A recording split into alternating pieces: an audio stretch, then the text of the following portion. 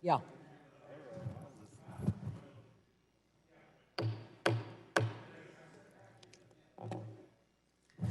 The Subcommittee on Health will now come to order.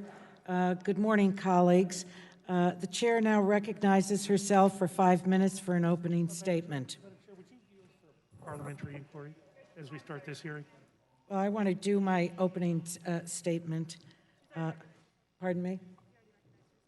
I already recognized myself, but I'll recognize you afterward. I never thought I'd be holding, or that we would be holding a hearing under these sad circumstances, but I think it's a necessary one. Our country is in pain. Americans are afraid, they're sick, they're hungry, and jobless, and over 80,000 souls have been lost. And the government that was supposed to protect them has failed. There are heroes, and they have risen. Extraordinary, ordinary Americans showing courage, compassion, and a sense of self-sacrifice and duty beyond what could have or should have been asked of them. Regular Americans have risen when their leaders have not. We are the greatest country on earth, and yet we have the most cases and the most deaths from COVID-19 of any nation in the world. Why?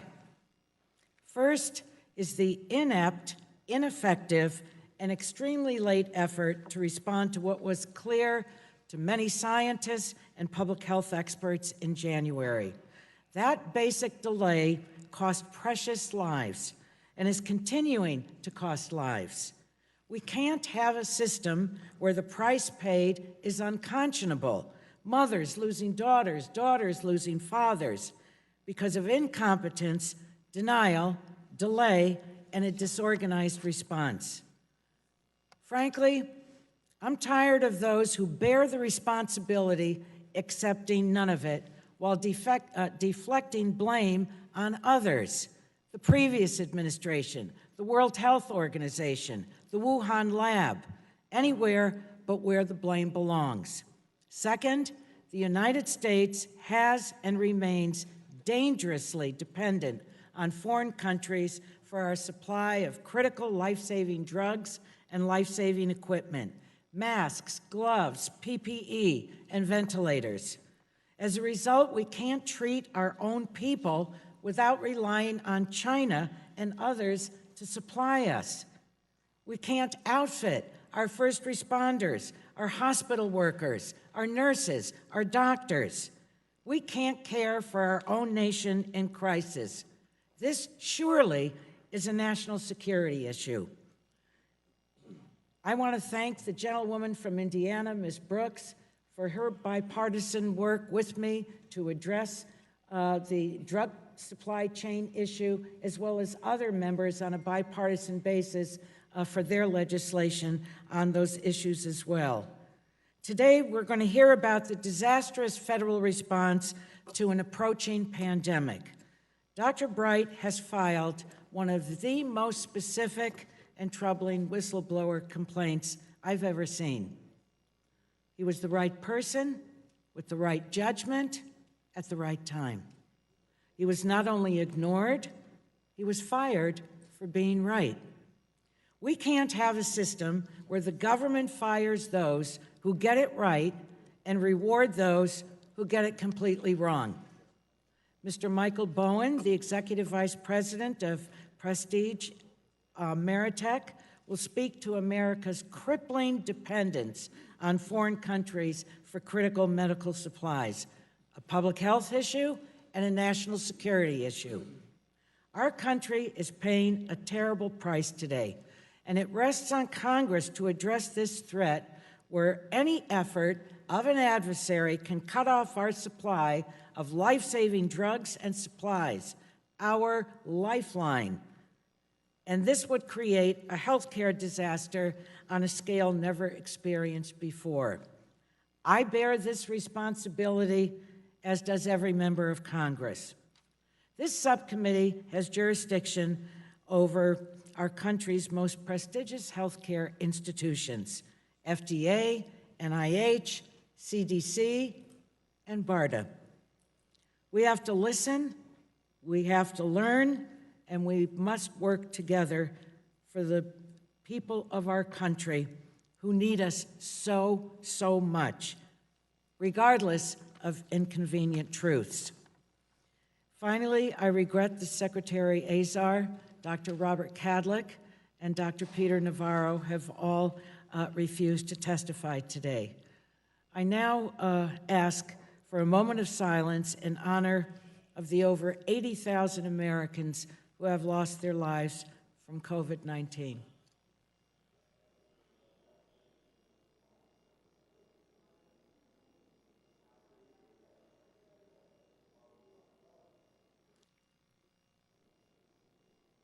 The chair now recognizes... Madam Chair, before I'm recognized for an opening statement, I wonder if I might be recognized for a parliamentary inquiry.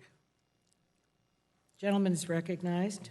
State his parliamentary inquiry. Madam Chair, the inquiry is, I would like clarification. The witness before us today, is this witness testifying as a government witness or as an individual? Dr. Bright is testifying as a federal employee, correct? And representing, he is a federal employee representing himself. I now recognize the ranking member of the subcommittee. Madam Chair, Yes. just a question. Normally we have nameplates identifying who's at the table. And I know Dr. Bright, of course, but I'm not sure who's next to him. You're correct. I don't know why we don't have nameplates. I didn't notice that when I came into the hearing room. Can the staff provide them? Is there any way the staff can provide them? I think we can. I also would like to inform the members that Dr. Bright's attorney, Deborah Katz, is at the table. She's requested a microphone. She is not here as a witness, so we will not be asking her questions. She is simply here to representing her client. I now would like to recognize the ranking member of the subcommittee, Dr. Burgess, for his 5 minutes for an opening statement. I thank the chair, and the Energy and Commerce, particularly the Subcommittee on Health, is the premier health subcommittee in the Congress. We have a broad jurisdiction, a longstanding tradition of tackling important healthcare issues in a bipartisan manner. I personally, like our witness today, have been very, very concerned and in fact sounding the alarm about this novel coronavirus since January. So I ask, why is this the first official hearing that we're having on this topic? To say this is a disappointment would be an understatement. But not only disappointment, but quite frankly, I'm concerned it took 5 months to have a hearing on this novel coronavirus. Instead of tackling any of the issues suggested in the letters that I've sent to you this week, we are examining a whistleblower complaint that is only 1 week old before a proper investigation. In these letters, I outlined the importance of addressing the strategic national stockpile, COVID-19's impact on mental health, testing, certainly we should have a hearing on testing, racial disparities, and provider relief. The lack of attention to these details is detrimental to our nation's overall response to this pandemic, and it is the responsibility of this House and the responsibility of this committee. We continue to stand on the sidelines instead of becoming fully engaged. Every whistleblower deserves to be heard. Dr. Bright has raised serious allegations, and they deserve investigation. Whistleblowers must have their rights protected and deserve to have their allegations investigated with policies and procedures that have been long established and upheld as independent and fair. Madam Chair, on April 23rd, CNN reported that you plan to call Dr. Bright to testify. Dr. Bright did not actually file his whistleblower complaint with the Office of Special Counsel until Tuesday, May 5th. That same day, it was announced on social media that you planned to hold a hearing, but it was not officially noticed until 2 days later. By Friday, May 8th, the Office of Special Counsel recommended that Dr. Bright be temporarily reinstated as director of BARDA so that it could thoroughly conduct its investigation and move forward with its usual processes of reviewing a whistleblower complaint. Despite the hearing memo, no final determination of a violation of a whistleblower statute actually has been made. Following a robust investigation process, the customary setting for a whistleblower hearing would be in our Energy and Commerce Committee under oath in the Oversight and Investigation Subcommittee. To say this hearing is premature and it is a disservice to the investigations of Dr. Bright's complaint, I think goes without saying. You trampled on minority rights. You would have never tolerated that when you were in the minority. You neglected the tradition of this committee, and in the manner this hearing was called. The number of procedural fouls committed in advance of this hearing would certainly have led the chair to foul out of multiple basketball games. Apparently, in a world without sports, this subcommittee has become political sport. More than 80,000 American lives have been lost to this pandemic. It continues to wreak havoc on our communities, not only in terms of physical health, but mental health and certainly financial health.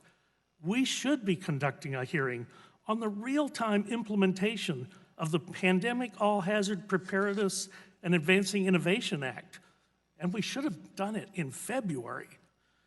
As a Democratic counterpart to the primary author, Dr. Susan Brooks, on this legislation, you, Madam Chair, should have a great interest in holding such a hearing. In my district, we've seen deaths amongst young African Americans from COVID-19. We're hearing about a new phenomenon of very young individuals who are dying from an intense inflammatory response apparently sparked by infection with this virus. Well, we should hear from some of these families and medical professionals to analyze why this virus has disproportionately affected some communities, particularly minority communities. So I've said it before, not all heroes wear capes. Hospitals, doctors, and other healthcare providers are on the front lines every single day battling this virus. They go to work so we can stay home, which we've done very successfully. The inability to conduct non-essential procedures and visits has led to financial harm to our hospitals and doctors. How are states and the country preparing to ease back into providing medical care? Is the distribution of the Provider Relief Fund in the CARES Act working? These are the questions we should be asking the experts today. I appreciate Chairman Pallone's willingness to hold telephone briefings since we all have our own questions. But let me just say, this pandemic is about the public health of our nation. I thank you for your commitment to hold future hearings on the Strategic National Stockpile, mental health and racial disparities. I'm happy to help you set the agenda for the rest of the year.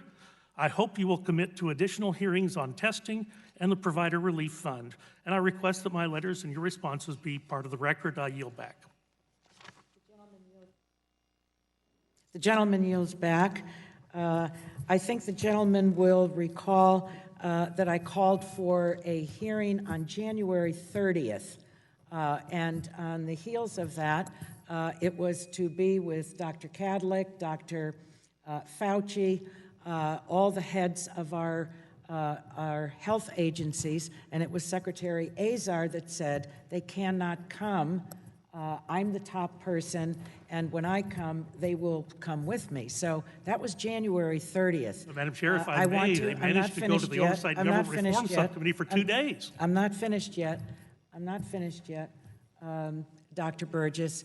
You've written several letters to me in the last week, and I've communicated to you. I'm happy to sit down with you to review and to come up with all the appropriate hearings that this subcommittee should hold. And we will work together on that. We have a lot of work to do. You're absolutely right. The stockpile, testing, the list is as long as Pennsylvania Avenue. So we will work together on that, rest assured. Now I'd like to recognize the chairman of the full committee, Mr. Pallone, for his 5 minutes for opening statement. Thank you, Madam Chair, and thank you, Ms. Eshu, for initiating this hearing and putting all your energy into it so that we're here today with Dr. Bright. We are here as part of the Energy and Commerce Committee's ongoing work to confront the largest public health and economic crisis of our lifetimes. As been mentioned, more than 80,000 Americans have lost their lives, while more than 36 million others have lost their jobs as of today. This is a national emergency that requires every aspect of government to work together to reduce the spread of this terrible virus so we can confidently begin to reopen our economy. And while this Congress and the President have worked together to enact 4 laws to combat the pandemic and provide economic assistance to the American people, new laws are simply not enough. President Trump and his administration have failed to provide the consistent and stable leadership that is necessary to guide our nation through this public health and economic crisis. For months, the President has delivered mixed messages and misinformation to the American people, creating confusion across the nation. Instead of showing leadership, competence, and vision in a time of crisis, the administration has abdicated its responsibility and forced states to fend for themselves and find their own way out of this pandemic. And while states and frontline healthcare workers were pleading for personal protective equipment, testing supplies, and other resources to protect them and their patients, President Trump's response was to let states fight it out on the open market. For months, the President has refused to develop and implement a national testing program. For months, we've been promised millions of tests were right around the corner. The promises have been hollow. Testing is getting better, but nowhere near what it needs to be. It doesn't help that the President proclaimed about testing earlier this week, and I quote, "We have met the moment and we have prevailed." That could not be further from the truth, Mr. President. Dr. Rick Bright, the former director of BARDA, has come forward as a whistleblower and made serious allegations, including a lack of urgency by administration officials to respond to the virus, mismanagement, and failure to procure necessary supplies, and disregard for public health and scientific integrity. His claims lie at the heart of this committee's concerns regarding the administration's response to the COVID-19 pandemic. We're here today to hear the perspective of Dr. Bright, who is positioned to discuss the administration's preparations and response to this pandemic. Now, the failures we've seen simply cannot persist. That's why the Energy and Commerce Committee continues to conduct robust oversight and to propose bold legislative solutions. We've been demanding answers and information from the administration on testing, contact tracing, the supply chain, food safety, and the safety of food production workers, and attempts to undermine science and public health. To date, we have yet to receive any sufficient responses from the Trump administration. And as for legislation, Congress has already passed 4 major coronavirus response packages that were improved by the work of this committee. And now, with the sense of urgency this moment requires, earlier this week, we proposed the HEROES Act, which is to be voted on tomorrow by the full House.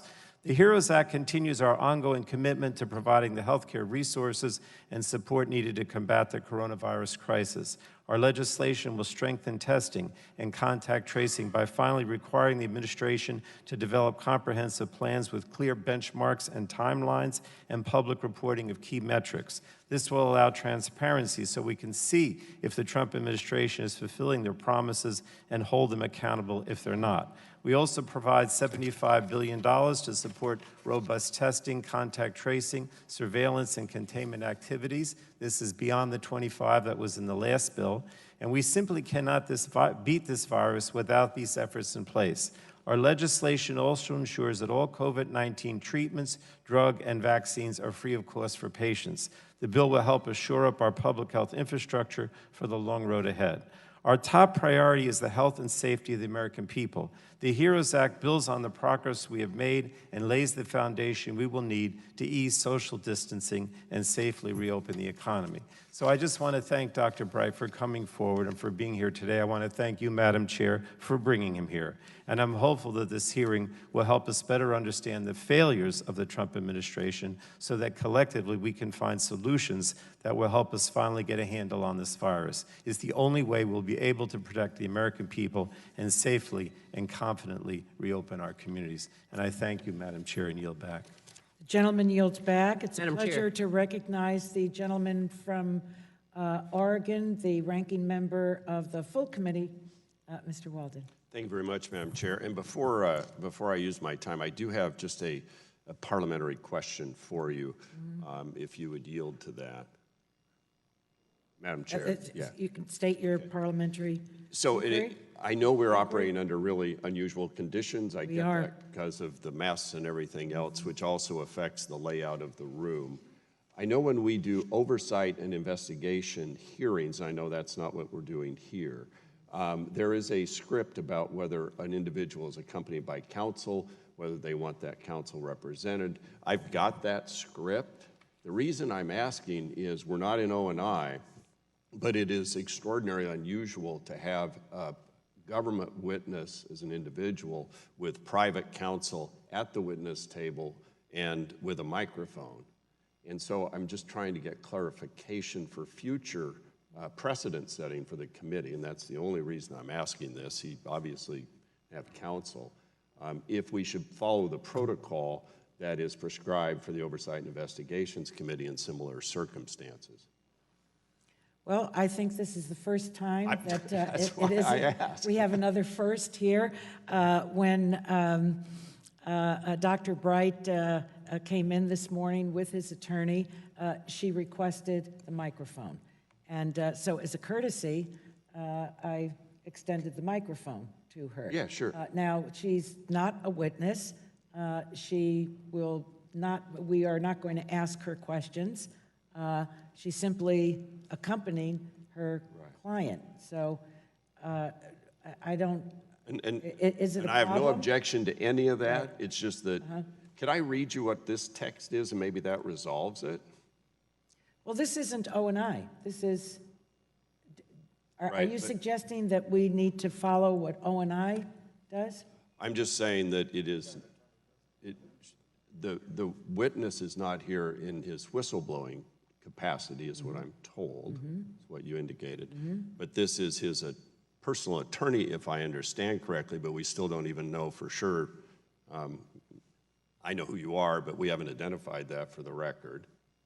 And all we do in O&I, as you know, is you ask if the witness wants to be accompanied by counsel, they respond, yes or no, and then counsel is allowed to move forward, sit at the table, and then the question is asked, will you give testimony or not? And if so, raise your hand, do all these things.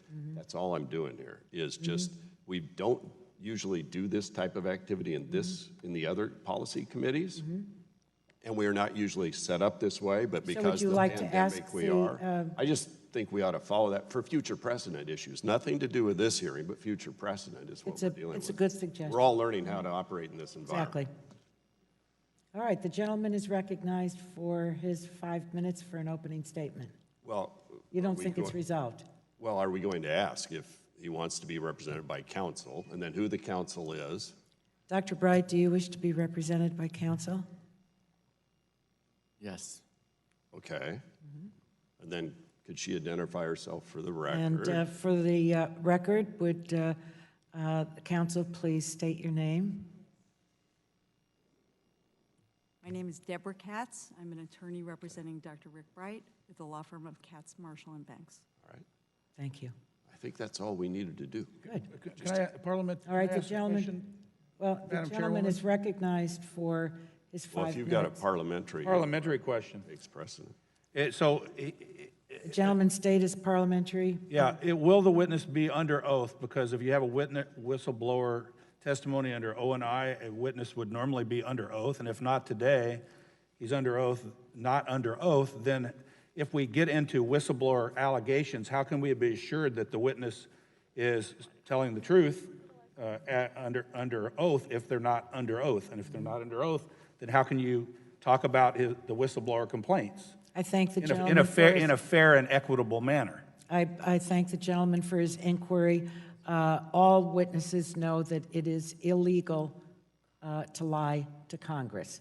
And in our subcommittee, unlike O&I, they are the only subcommittee that, I mean, it's a practice.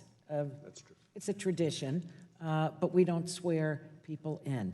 But witnesses know that it is illegal to lie to Congress. USC 1003 or something, I believe. So Thank you. I'm ready Most to welcome. proceed. Thank you. Gentleman is recognized for his 5 minutes. Well, thank you, for Madam opening. Chair. And I Certainly. know we're operating under unique circumstances. So the world is coping with an historic, deadly pandemic that we always knew was possible, but we prayed would not happen. In a bipartisan way, we did everything the experts said we needed to do to be prepared should a pandemic or other hazard strike. Madam Chair, the work you, Dr. Burgess, Representative Susan Brooks, and I and others did over 2 Congresses when each party has controlled the House resulted in one product, the Pandemic All Hazards Preparedness Act. Dr. Bright, I know you were part of our efforts in writing and reauthorizing that law, and we thank you for your work. In fact, given the role you once played at ASPR before going to BARDA, you had a big responsibility to make sure Congress provided the strategic national stockpile that it needed, or to inform us if there were shortcomings, especially as we were modernizing the Pandemic All Hazards Preparedness Act. I went back over 3 hearings we held in the Oversight and Investigation Subcommittee of this committee, where you testified regarding the Zika outbreak in May 23rd of 2017, the seasonal flu on March 8th, 2018, and the hearing on June 15th, 2018, entitled The State of U.S. Public Health Biopreparedness, Responding to Biological Attacks, Pandemics, and Emerging Infectious Disease Outbreaks. You see, I wanted to make sure we hadn't missed anything. Nothing jumped out at me as I reread the records. Congress dramatically increased funding to ASPR and BARDA. We granted new authorities. We followed your recommendations and those of others who played a key role in this combined effort. Unfortunately, some of the systems we put in place to prepare for a pandemic, systems designed without actually living through something like this, have not performed as expected. We've learned we didn't have enough of the basic supplies that we've always taken for granted. And while Chair Eshoo and I have warned about the potential vulnerabilities of our medical supply chains, especially from China, not enough was done to address the problem, and it still hasn't been fully addressed. I'm thankful that President Trump invoked the Defense Production Act to ramp up U.S. manufacturing of masks and ventilators. And the President's used the emergency powers and money Congress has provided to launch unprecedented efforts to search the globe for supplies, to rapidly advance development of treatments and vaccines. But we still have much bipartisan work to do to respond and adapt to the challenges presented by COVID-19 and the lessons we're learning. We have asked for, and this committee should hold hearings to find a path forward to reform the Strategic National Stockpile, to increase domestic manufacturing of critical supplies and disentangle our supply chains from China.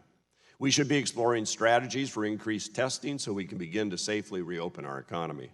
We need to find ways to improve access to mental health and provide relief both for our healthcare providers on the front lines treating COVID-19 cases and our healthcare workers who have been furloughed because their hospitals are closed.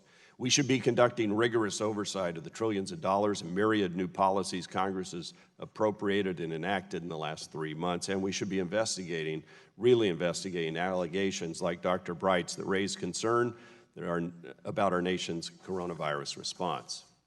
That does not appear to be why we're actually here today, and frankly, it saddens me. Dr. Bright, your allegations are serious. They deserve a real investigation. I know the Office of Special Counsel with whom you filed your complaint will do just that, and I know they take their work seriously and will hear you out, and importantly, will give those named in your complaint an opportunity to have their side heard as well. I must tell you that many of us on our committee were confused when we learned from a tweet this hearing was scheduled in the wake of your complaint. As you know, that's certainly not how we do things at the Energy and Commerce Committee. Not long after the notice of this being a whistleblower hearing, we were advised you were here as a government witness, not a whistleblower, but then we were told you were not representing the government, but yourself. The hearing title suggests the hearing's about protecting scientific integrity, yet the chair invited a witness who will not be speaking to that issue. So it's all pretty confusing and unusual to say the least. Here we are in the middle of a pandemic, and we aren't given time to secure our witnesses, conduct appropriate research, or require documents that could aid in our understanding of the situation you face and the country face. Our first discussion with the majority, unfortunately, just occurred 3 days ago. Look, this is really serious business, but in my opinion, this is not the way we should run an investigation. We need to get to the heart of the matter, and we need to look forward to see what haven't we done right as a Congress and a country, and what can we band together and fix before fall arrives.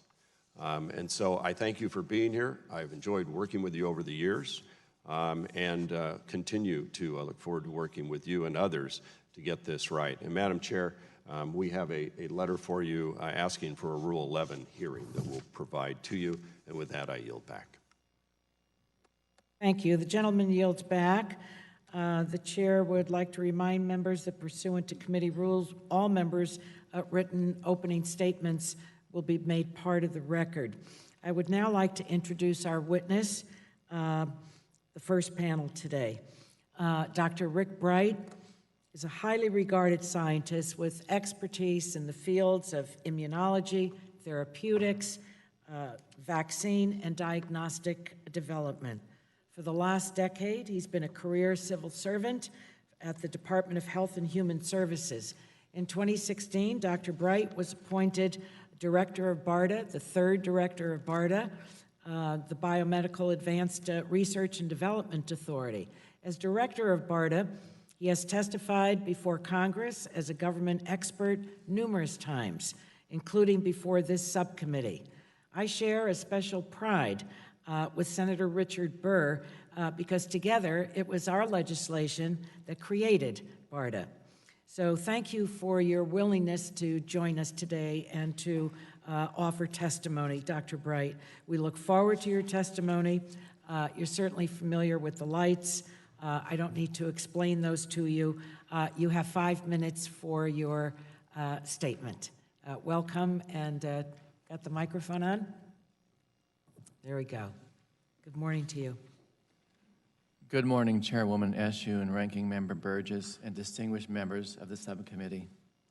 I am Dr. Rick Bright, a career public servant and a scientist who has spent 25 years of my career focused on addressing pandemic outbreaks. I have a bachelor's degree in biology and physical sciences and a PhD in immunology and molecular pathogenesis. I've led teams of scientists developing drugs, vaccines, and diagnostics in government, private industry, and for nonprofit organizations. I'm here today in my private capacity. The views are my own and not those of the Department of Health and Human Services. I joined BARDA in 2010, and for the last 3.5 years, until April 21st of this year, I had the privilege of serving as its director. BARDA partners with private industry and others in governments to address national health security threats. Today, the world is confronting a public health emergency unlike any we've seen in over a century.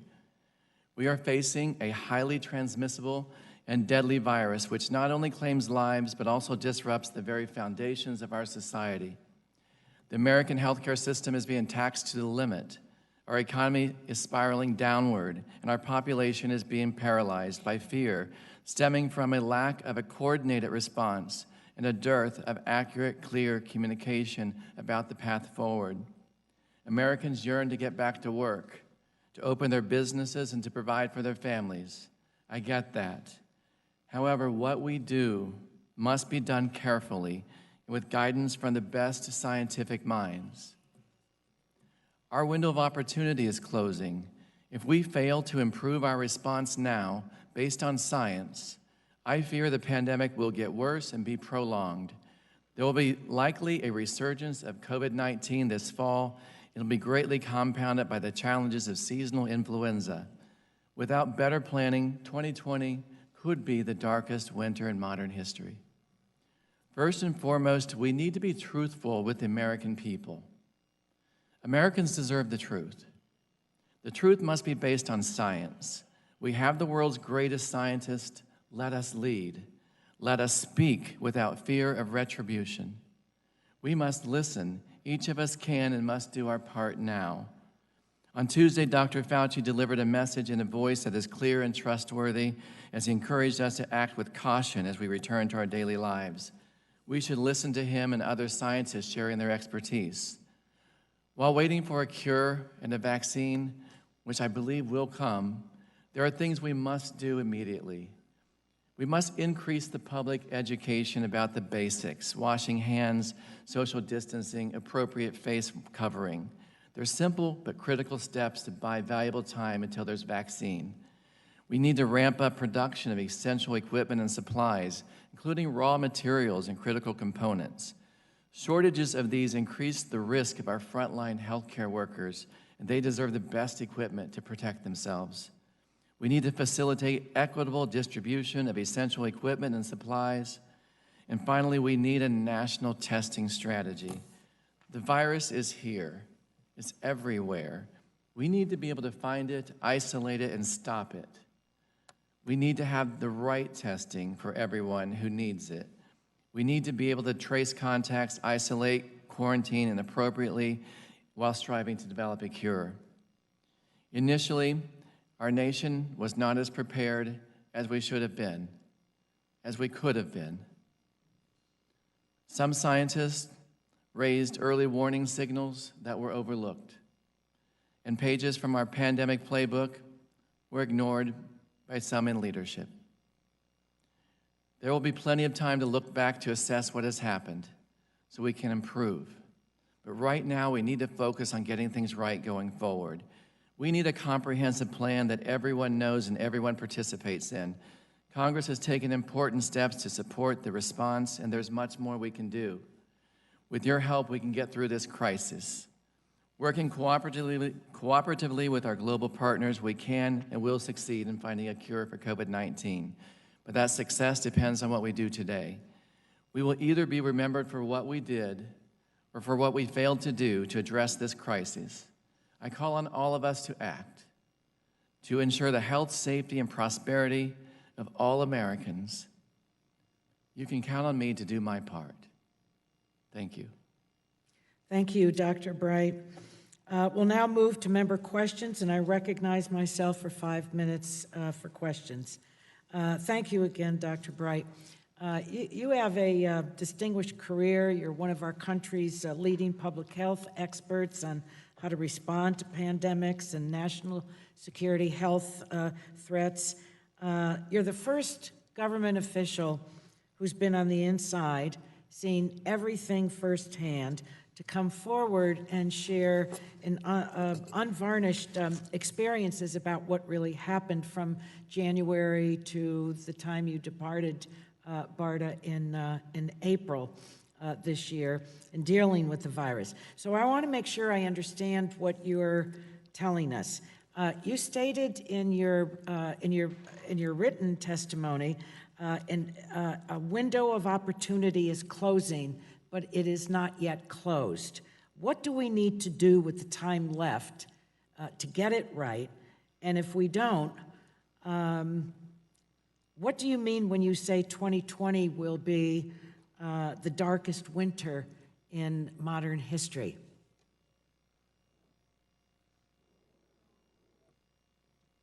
Chairwoman Eshoo, thank you for your question. The window is closing to address this pandemic because we still do not have a standard, centralized, coordinated plan to take our nation through this response. I believe with proper leadership and collaboration across government, with the best science leading the way, we can devise a comprehensive strategy. We can devise a plan that includes all of Americans and help us guide us through this pandemic. But time is running out because the virus is still spreading everywhere. People are getting restless to leave their homes, and we have to make critical decisions on how to balance the economy and science. My concern about this fall is compounded by my knowledge and preparation in response to many years of influenza outbreaks, pandemic influenza outbreaks, and seasonal influenza outbreaks. In our country in 2017, we had nearly 79,000 people die in the U.S. from influenza. That, coupled with a COVID-19 resurgence this fall, could be devastating for our healthcare systems and for Americans. We have a limited window of opportunity to get plans in place to address both of those. Thank you. When you look at the first 4 months of this year, would you describe the government's and the administration's response as a success or a failure? I believe we could have done better. I believe there are critical steps that we did not take in time. Was there a failure to respond when you correctly pushed a claim early virus samples from, or to obtain early virus samples from China so we could develop critical medical countermeasures? From my perspective in working with companies to develop drugs and vaccines and diagnostic, viral samples are critical. As soon as we were aware that this virus could pose a significant threat to human lives, I began pushing for those virus samples, and I met frustration and dismissal. And when did you do that? I did that in the office of the Secretary, Azar, in January. The push for the virus samples initially mentioned on January 23rd, and a strong push on January 27th for those virus samples. And was there a failure to respond with the needed urgency when you correctly pushed to ramp up production of masks, respirators, syringes, swabs? Congresswoman, we've known for quite some time that our stockpile is insufficient in having those critical personal protective equipment. So once this virus began spreading and became known to be a threat, I did feel quite concerned that we didn't have those supplies. I began pushing urgently in January, along with some industry colleagues as well. And those urges, those alarms were not responded to with action. Was there a failure to take immediate action when you correctly pushed to acquire additional doses of the drug remdesivir, which is the only drug so far that has appears to be at least mildly effective, thank God, for treating people with COVID-19? There was no action taken on the urgency to come up with a plan for acquisition of limited doses of remdesivir, nor to distribute those limited doses of remdesivir once we had the scientific data to support their use for people infected with this virus. And instead of acting on your recommendations, was the response of others to try and cut you out of key meetings, marginalize your participation? I was told that my urgings were causing a commotion, and I was removed from those meetings. My time has expired. I now recognize the gentleman, the ranking member of the subcommittee, Dr. Burgess. I thank the chair. And Dr. Bright, I hope, as it is clear to you, everyone on this dais on both sides appreciates you coming before us today, even if we are frustrated having this hearing without a full understanding of the facts. Again, just to clarify, you're testifying in your personal capacity and not on behalf of the agency or the administration. That's correct, sir. Great. Thank you for that. Let me ask you a question about hydrochloroquine, really even maybe a little bit more broadly, the disease-modifying antirheumatic drugs that have been looked at for therapy for this disease. I ask about hydroxychloroquine because it does seem to be central to whatever disagreement you had with Department of HHS and the administration, but hydroxychloroquine was initially identified as a potential therapeutic because, number one, of its anti-inflammatory effects and its ability to calm things in the immune system, and as we know, one of the features of this disease is the overwhelming cytokine response that overwhelms the host. There also may be an effect of blocking the virus at the point of contact with the cell. Certainly something that probably deserves a little investigation. But again, it's not the only one. There were some other drugs, and I think, if I'm correct, BARDA supported with investments. Adjournment and Kevzara, which are thought to have similar impacts on the ability to suppress the cytokine response as hydrochloroquine. Am I correct in that? There are a number of drugs that we were evaluating initially, Congressman, that we were considering to conduct clinical studies to get further information if they really had an impact and if they were safe to use in patients infected with this virus. Do you have available to you the dollar amounts that BARDA appropriated or authorized for each of those two drugs, Adjournment and Kevzara? I don't have those numbers available with me now. Would you be able to make them available to the committee? I believe HHS could make those available. BARDA could probably make those investments available. Were you concerned with hydroxychloroquine at the time you made those awards for Adjournment and Kevzara? Was the concern with hydroxychloroquine, which became then paramount in your disagreement with the administration, was it already established when you made these other investments in similar medications?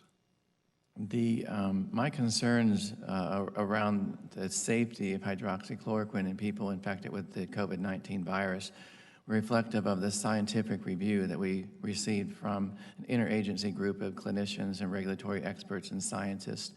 At the time that we learned about hydroxychloroquine and chloroquine, there was limited data available, and our proposal and actions were to see if we could identify a source of that drug so the NIH could conduct a randomized controlled clinical study. That's a similar action we took with remdesivir. Once we thought remdesivir had promise from data coming from China, NIH quickly established a clinical study, a randomized controlled study to evaluate remdesivir. And so with hydroxychloroquine, that was also our preferred plan of action. And you, of course, authored the letter to the FDA asking for the emergency use authorization for hydroxychloroquine. I was directed as a BARDA director from the Office of the HHS Secretary to put in place an expanded access IND program to make the chloroquine donation from Bayer available to Americans through a unique opportunity that would utilize an app and perhaps would make it available to Americans who were not under close supervision of a healthcare provider.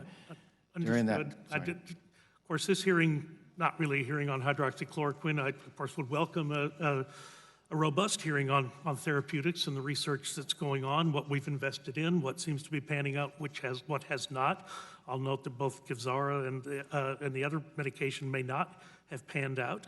And I think the manufacturing company for Kevzara announced that they'll discontinue part of the clinical study because it looked unlikely to help COVID patients. But I will tell you, since starting this, since you identified yourself and this hearing got noticed, I'm hearing from a lot of doctors, my state, around the country, who have experience using hydroxychloroquine and chloroquine coupled with erythromycin and zinc, and they're reporting significant benefit if it is used early enough in the course and may eliminate the need for hospitalization and ventilatory support. Gentleman's time I is don't know if that's expired. right, The but I think gentleman's it's time is important enough expired. that we should look into it, and would just be interested if you did that as part of your duties at BARDA. The gentleman's time is expired. The May chair the now gentleman answer the question? recognizes, Would the witness be able to answer the question? you may. So I believe it's important. I've heard those anecdotal stories as well, and they were not conducted in the context of a randomized controlled clinical study. It's very difficult to understand data from those types of observational studies or anecdotal stories. So the drug might have some benefit in some populations, but we won't know that until we have that information from a truly randomized controlled clinical study. Many of those studies are ongoing now. Some of those studies we're starting to see data from, and those studies in those populations tested haven't shown an overwhelming evidence of benefit from the use of hydroxychloroquine in those patients. But the different studies are devised to look at different angles of it, as you described. Yeah, most of those studies are at the end when someone is already Gentleman's critically time ill. has expired. You can't do those The studies chair without the drug, though, and you recognizes did need to the, acquire the drug for this, ranking- to the perform the gentleman's studies. time, please. We all want to be fair to each other. The gentleman's time has expired. The chair recognizes the chairman of the full committee, Mr. Pallone, for his 5 minutes of questions.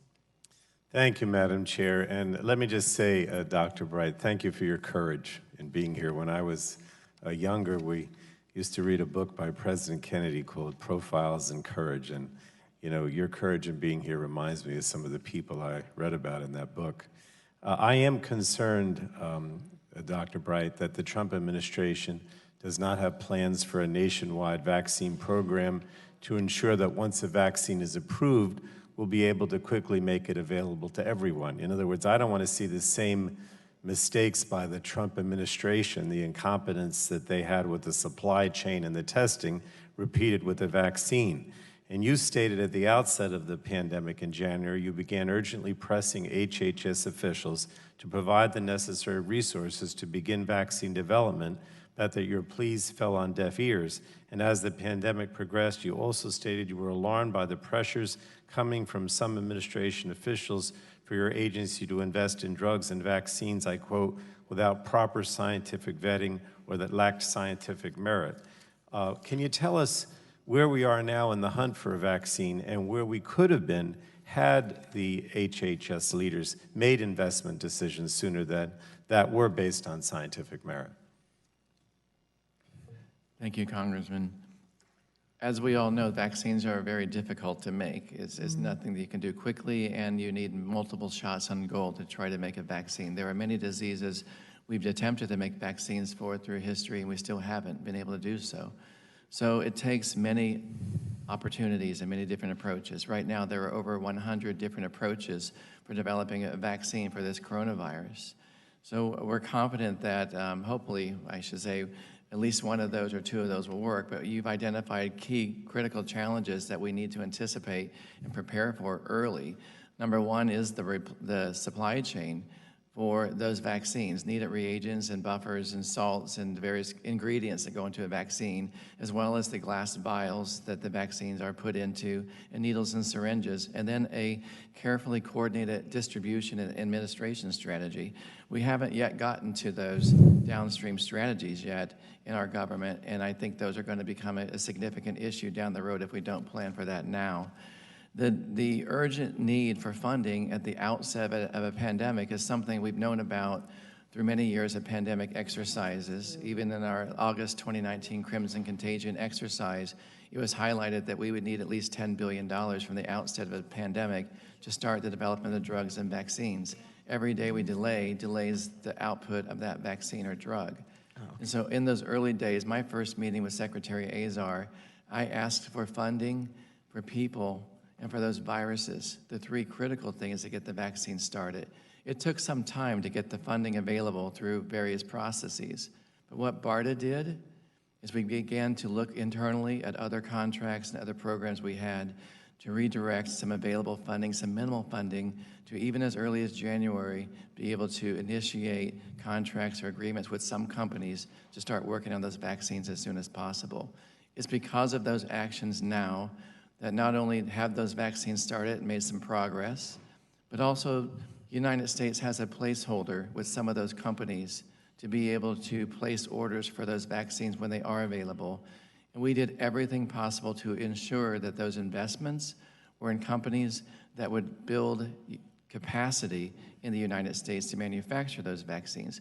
We had to get in line first, even when the money wasn't fully there to complete the development program. That's what we did. But I guess my concern is, I've been very critical of administration in terms of their, I call it incompetence with the supply chain, with lack of testing. I'm afraid the same thing's going to happen with vaccines and the distribution. I mean, should I be concerned based on your experience? Absolutely, sir. We're already seeing those challenges with limited doses of remdesivir, with data that we're getting that remdesivir has some benefit in people. And we have limited doses, and we haven't scaled up production, and we don't have a plan on how to fairly and equitably distribute that drug. If you can imagine the scenario this fall or winter, maybe even early next spring, when vaccine becomes available, there's no one company that can produce enough for our country or for the world. It's going to be limited supplies. We need to have a strategy and plan in place now to make sure that we can not only fill that vaccine, make it, distribute it, but administer it in a fair and equitable plan. And that's not the case at this point. We don't have that yet, and it is a significant concern. Thank you. Thank you, Madam Chair. The gentleman yields back. I now have the pleasure of recognizing the ranking member of the full committee, Mr. Walden, for his Thank you, Madam 5 minutes Chair. of questions. And again, I thank the witness for being here. I want to get some clarification here. So BARDA's job is to do the vaccines, right? That is one of BARDA's roles, Yeah. yes, to support industry to make the vaccines. Okay. Is it BARDA's responsibility to direct the personal protective equipment acquisition distribution, the PPE? Is that part of your responsibility at BARDA? BARDA plays a role in pandemic preparedness for our nation, and we prepare and align and exercise with our other federal agencies. We also are familiar with the critical gaps in the supply chain. Okay. So while BARDA isn't responsible for procuring those items for the Strategic National Stockpile, we are aware of those shortages and those needs. What I was doing in my capacity as BARDA director was raising those concerns and needs with the appropriate group within ASPR, the Strategic National But Stockpile. ASPR basically has the responsibility to go do that, right? That's not your direct responsibility. You're obviously in this discussion, but that's not housed right in BARDA, correct? It's my responsibility to raise a significant concern about a limited supply or a shortage that I think will affect the lives of Americans. Did you raise that concern with people up here on Capitol Hill? And if so, who and when? I raised that concern with my leadership, sir. I raised it with the appropriate folks in the Strategic National Stockpile and our Critical Infrastructure Protection Program. Not up here? My role was to raise it to my supervisor, Dr. Cadillac.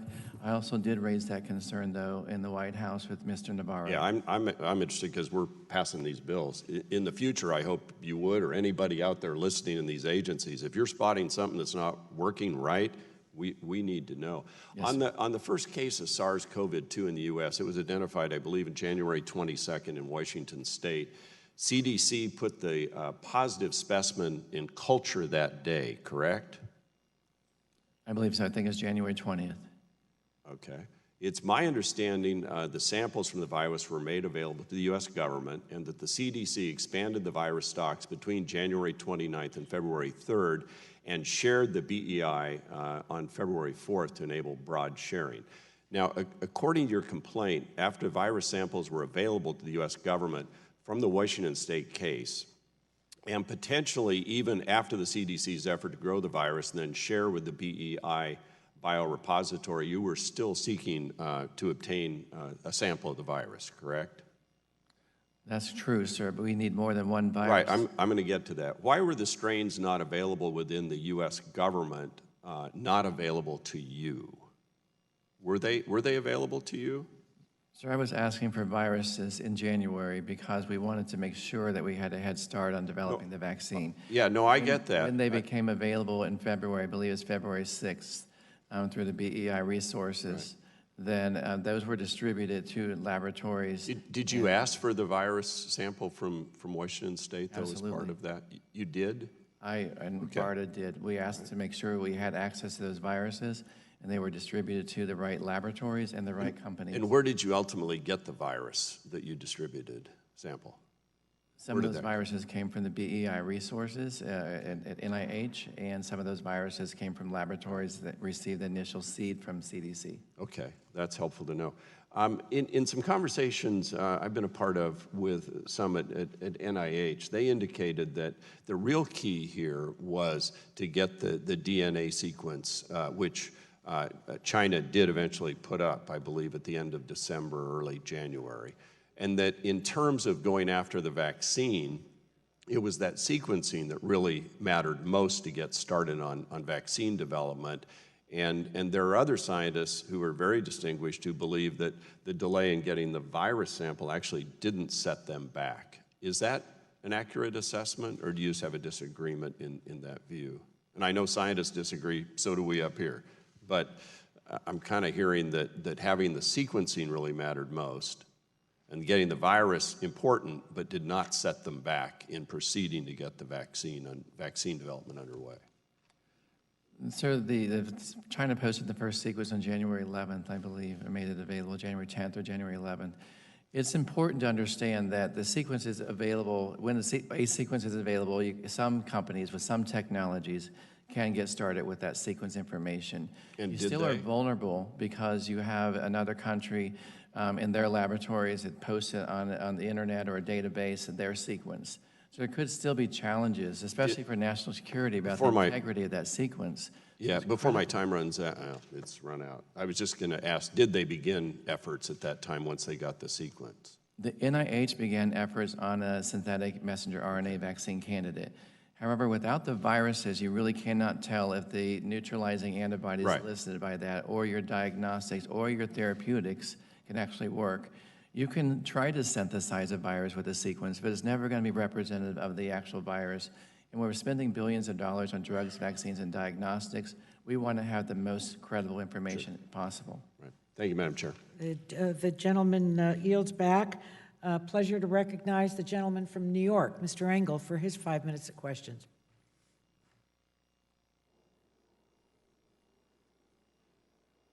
Thank you, Madam Chair, for holding today's hearing. Doctor, if you were a betting man, oh, sorry.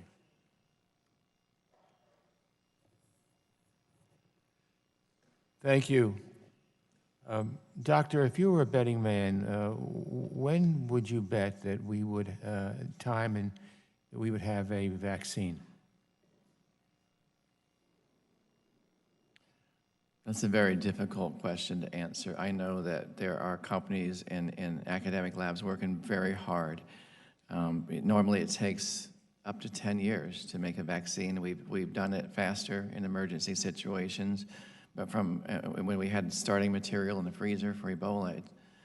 But for a novel virus, it's actually haven't been done yet that quickly. So a lot of optimism is swirling around a 12 to 18 month time frame. If everything goes perfectly, we've never seen everything go perfectly. My concern is if we rush too quickly and consider cutting out critical steps, we may not have a full assessment of the safety of that vaccine. So it's still going to take some time. I still think 12 to 18 months is an aggressive schedule, and I think it's going to take longer than that to do so. 12 to 18 months from now, or 12 to 18 months from when this all started, the beginning of the year? It would be 12 to 18 months from when the particular manufacturers first received the material or information that they needed to start developing that vaccine. It's critical to note when we say 12 to 18 months, that doesn't mean for an FDA-approved vaccine. That means to have sufficient data and information on the safety and immunogenicity, if not efficacy, to be able to use on an emergency basis. And that is the consideration that we have in mind when we talk about an accelerated timeline. Thank you. I represent in New York, Bronx County and Westchester County, which are at the epicenter of the U.S. Coronavirus outbreak, New Rochelle, New York. While New Yorkers have really rallied together in support of their neighbors, the administration has failed at every turn. The President has sidelined our best scientists, pushed baseless conspiracy theories, and more recently prescribed unproven remedies like Lysol to suffering Americans. Since the early days of the outbreak, the President encouraged doctors to prescribe chloroquine to suffering Americans despite a lack of evidence supporting its use. On April 24th, the President's hand-picked FDA commissioner even came out against the use of chloroquine for COVID-19 cases. Doctor, what are the dangers of chloroquine if prescribed incorrectly, and what happened when you raised the issue of chloroquine use in coronavirus patients with HHS leadership? Congressman, our concerns centered around the potential use of chloroquine in people who were infected with this coronavirus. There are data of the effective use and safe use of chloroquine in malaria patients and other patients and other indications. We also knew that there were potential safety risks with chloroquine to cause irregular heart rhythms and even in some cases death. So our concern was with limited information and knowledge, especially of its use in COVID-19 infected patients and the potential for those risks, then we should make sure that any studies with that drug were done in a carefully controlled clinical study under close watchful eye of a physician so they could respond to a patient if they did experience one of those adverse events. There wasn't sufficient data at that time to support use of this drug in patients with COVID-19 without close physician supervision. And when you raised that issue of chloroquine use in coronavirus patients with HHS leadership, what happened to you? You were removed as a director of BARDA. Is that not true? I believe part of the removal process for me was initiated because of a push back that I gave when they asked me to put in place an expanded access protocol that would make chloroquine more freely available to Americans that were not under the close supervision of a physician and may not even be confirmed to be infected with the coronavirus. The scientists at FDA, BARDA, and NIH and CDC worked hard to switch that to an emergency use authorization with strict guardrails that the patients would be in a hospital confirmed to be infected with this virus under close supervision of a doctor and who could not otherwise participate in a randomized controlled study. My concerns were alleviated somewhat by being able to lock that in the stockpile with those conditions. However, my concerns were escalated when I learned that leadership in the Department of Health and Human Services were pushing to make that drug available outside of this emergency use authorization to flood New York and New Jersey with this drug, regardless of the EUA. And when I spoke outside of our government and shared my concerns for the American public, that I believe was a straw that broke the camel's back and escalated my removal. Thank you, Madam Chair. Gentleman's time has expired. Pleasure to recognize the gentleman from Kentucky, Mr. Guthrie, for his 5 minutes of questions. Thank you very much. Thank you, Dr. Bright, for being here. We appreciate it very much. Reading through your complaint, I just kind of want to point out, I think the chairman said earlier, talked about the lack of urgency and implies the president's lack of urgency. I think most of my constituents want to know that things are getting done and where is the president on this. And you're having issues with the leadership at Health and Human Services, and you're giving them recommendations. So if they're not accepting your recommendation to them, I think fairly surmise they're not passing that on to the White House. So the president's probably unaware of what you're putting forth, because it says, and reading from your complaint on page 23, fortunately, White House trade advisor Peter Navarro shared Dr. Bright's sense of urgency. So that's in your sense of urgency. So talking about the urgency in the White House, so you have a meeting with him on Saturday. He calls you back in on Sunday, where you prepare your recommendations in a memo for Mick Mulvaney, Chief of Staff, so essentially the president.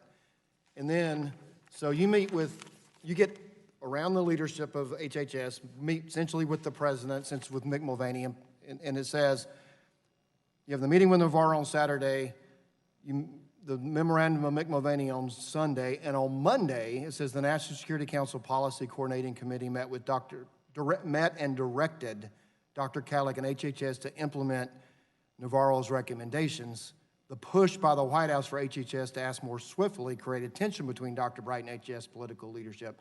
So it seems I don't know how you could be more urgent in government than having a meeting on Saturday, a memorandum on Sunday, and actions on Monday once it got to the president's attention, the president's level. So we appreciate the president moving forward on that.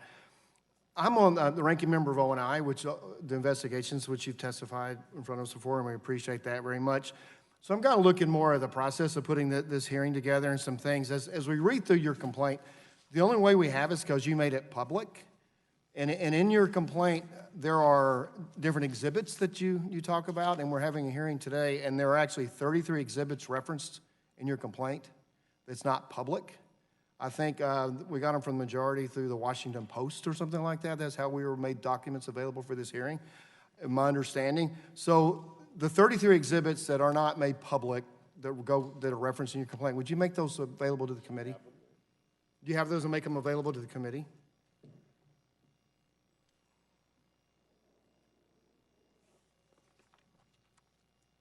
I mean, if we're using your complaint for this hearing, we need to have the documentation. May I address that? With the chair, I don't have a problem with you addressing.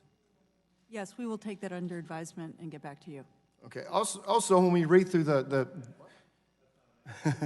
There may be privacy considerations in some of the documents, so we do need to look at these documents carefully. So also, if you read through the email chains that are made available, some appear complete, but some truly aren't. They're apparently not full email chains. And so you will wonder if the context of the email would relate to the inferences taken from the emails. Would you make all the complete email chains available to us?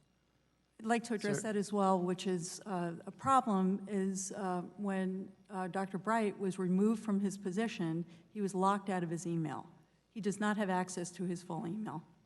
So the email chain, so the email chains that you have available, we have. That's correct. I can He does address not have a this. full set of his email. I can address this too, and that's exactly right. So I was immediately locked out of my email on April 20th of this year. And so I didn't have full records available to me on that. However, I believe I've laid a solid foundation in my complaint, as detailed as I could be, for the Office of Special Counsel to be able to conduct an investigation. I believe as part of their investigation, they'll be able to access those emails and individuals to get a full story and get the full information so they can get to the bottom of it. It would have been helpful for us as well. Have you shared any of these exhibits with the majority that's not been shared with us in the minority side? Sir, I believe you have probably what's available in the public domain, and I believe the rest has been submitted to the Office of the Special Counsel, and I haven't made it available to anyone directly. To the gentleman, the minority and majority members all received the same packet of information. Which is available to the Emails, public. yeah, that was available, that was in the public domain. So just one more, are there any other documents in your possession or accessible to you that are not included as exhibits in the complaint, but are nonetheless relevant to your allegations? If so, will you provide those to the committee? I believe I've provided the information I have available to me at this point. If I had access to my email from HHS, there might be additional supporting information in that email. I do not know the status if that's been deleted or wiped, or I just haven't had access to it since April 20th. Okay, what you have access to. I appreciate your answers. Thank you very much. I yield back. The gentleman yields back. Pleasure to recognize the gentleman from North Carolina, Mr. Butterfield, for his 5 minutes of questions. Thank you, Chairwoman, and to you, Dr. Bright, thank you, sir, for coming today, and thank you, most importantly, for your 25 years of public service.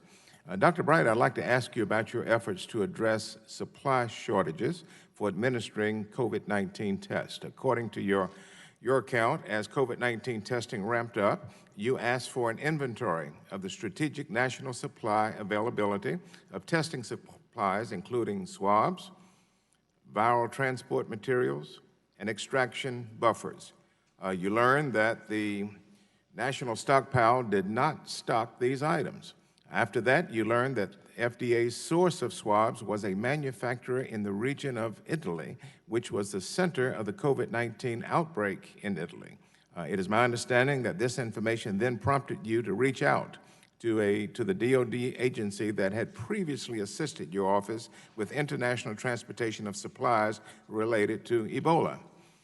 My question is, why, sir, did your office contact DoD at this point?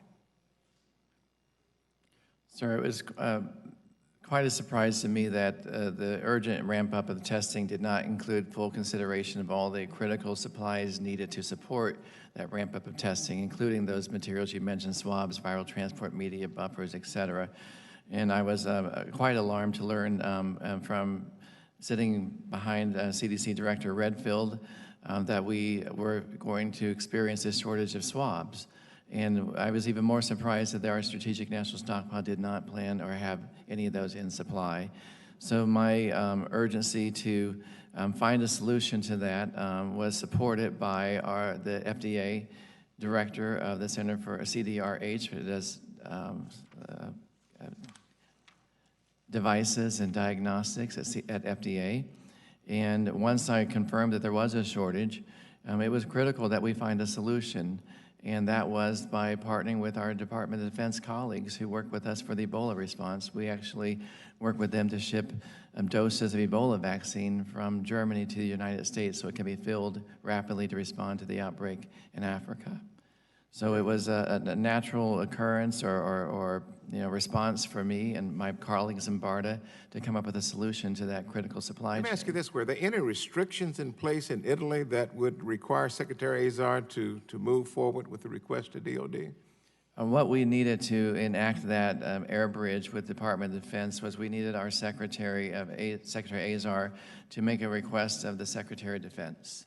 And I and my colleague, Dr. Gary Disbrow, raised this issue at our senior leadership meeting with Dr. Kadlec, who chairs that meeting, the ASPR. And it clearly was not a topic that he wanted to discuss on that day. And actually, we were rebuffed by him saying that he did not really want to talk about swabs right now. And both Dr. Dispro and I raised this concern repeatedly in that call.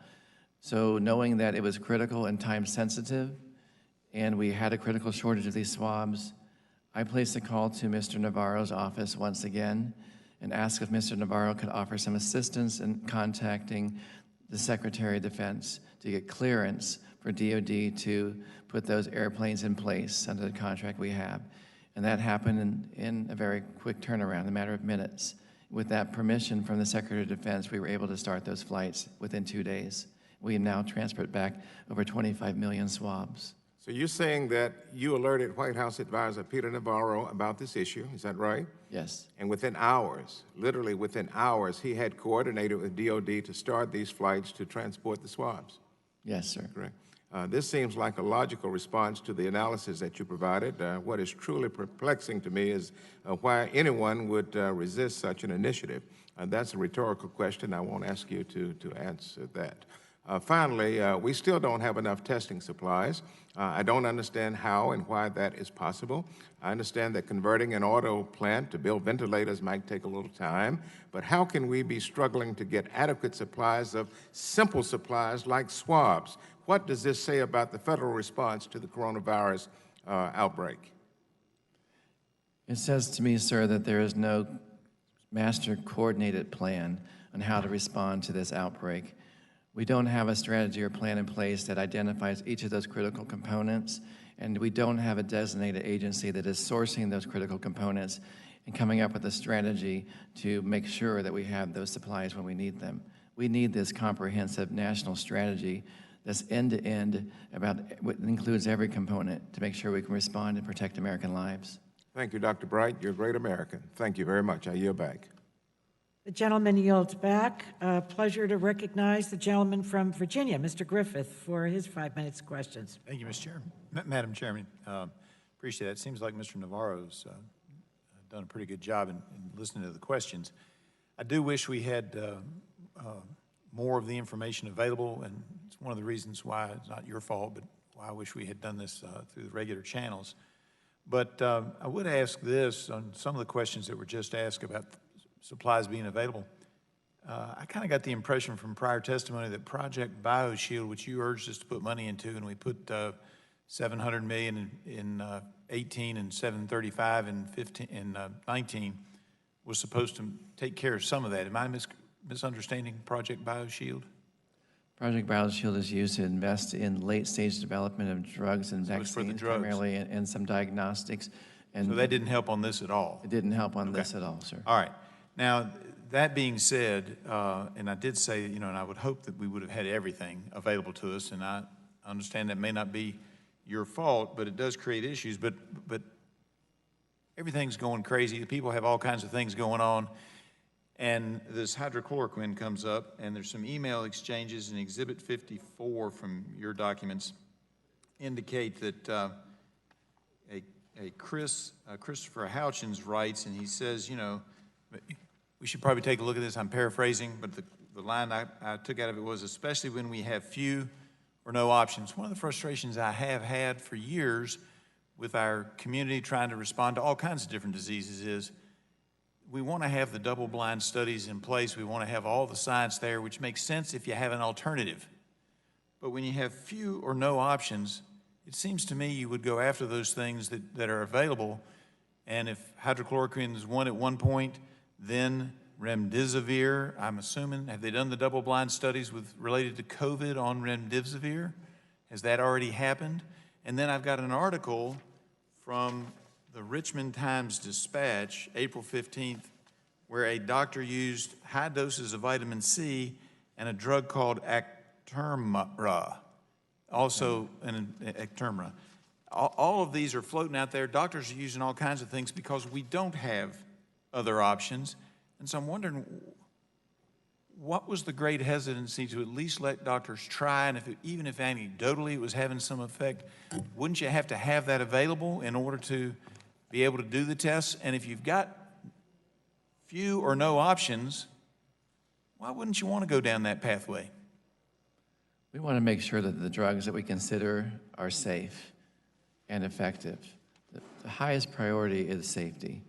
So many of these studies that we had, or anecdotal evidence or reports we had, did not include a thorough safety vetting of those drugs. There are some known side effects with some of the drugs. Many of these drugs were repurposed, so they weren't built de novo. So we knew about some of those potential safety concerns. And we didn't have any evidence of how those safety concerns would appear in people infected with this virus. This virus takes over a lot of your body and actually infects multiple organs in your body and causes significant inflammation and multi-organ shutdown in some cases before death. And acute respiratory distress syndrome, it really turns your lungs into a brick. It's scary stuff. And you said, though, on hydroxychloroquine that, one of the problems was you might have a irregular heartbeat. If you're worried about not having a heartbeat at all, that's really not, you're not worried about irregular if you don't have one at all. Am I not correct about that? I mean, that's the concern. People were dying out there, and here was the first one that showed some promise. Why wouldn't we want to accept, an offer from a manufacturer to give us a lot of this and have it out there for widespread use if the doctors chose, just like the doctor in Richmond? That didn't work in that case. They actually used it in that case, and it didn't work. So he tried something else. I mean, I think that's really what we're going to have to do in an emergency situation. Am I not correct? We need to do it carefully, sir. We have to make sure that when we have that information available with those potential drugs available, we are thinking outside the box. Can't we be so careful that we actually accidentally kill people? We need to move swiftly, sir. And we've actually to show that we could put up a clinical study in the matter of less than a week. Okay. It's important to use the available clinical data. And if we know there are potential risks, we need to make sure that we're cognizant of those risks and make sure those drugs are used in a very safe and controlled manner. Yes, sir. And I appreciate that. And let me just say this.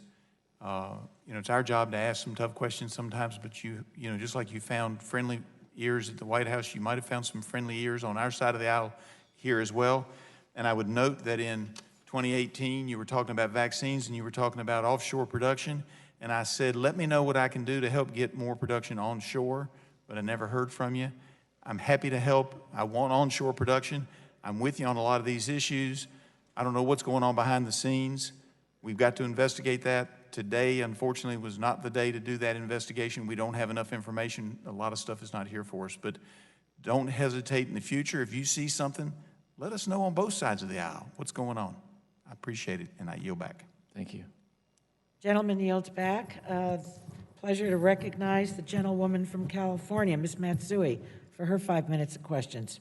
Thank you very much, Madam Chair, and thank you, Dr. Bright, for appearing before us today, and thank you for your public service. Dr. Bright, you described a series of missed opportunities that have left our country woefully unprepared for the pandemic's impact. Many Americans are eager to return to normalcy, as we can all understand. But to even begin safely reopening, we need widespread testing capacity, an organized contract tracing workforce, and a healthcare system that can handle further surge. And ultimately, a vaccine or therapeutic cure is required. I'd like to ask you a series of questions about your warnings to the administration while at BARDA.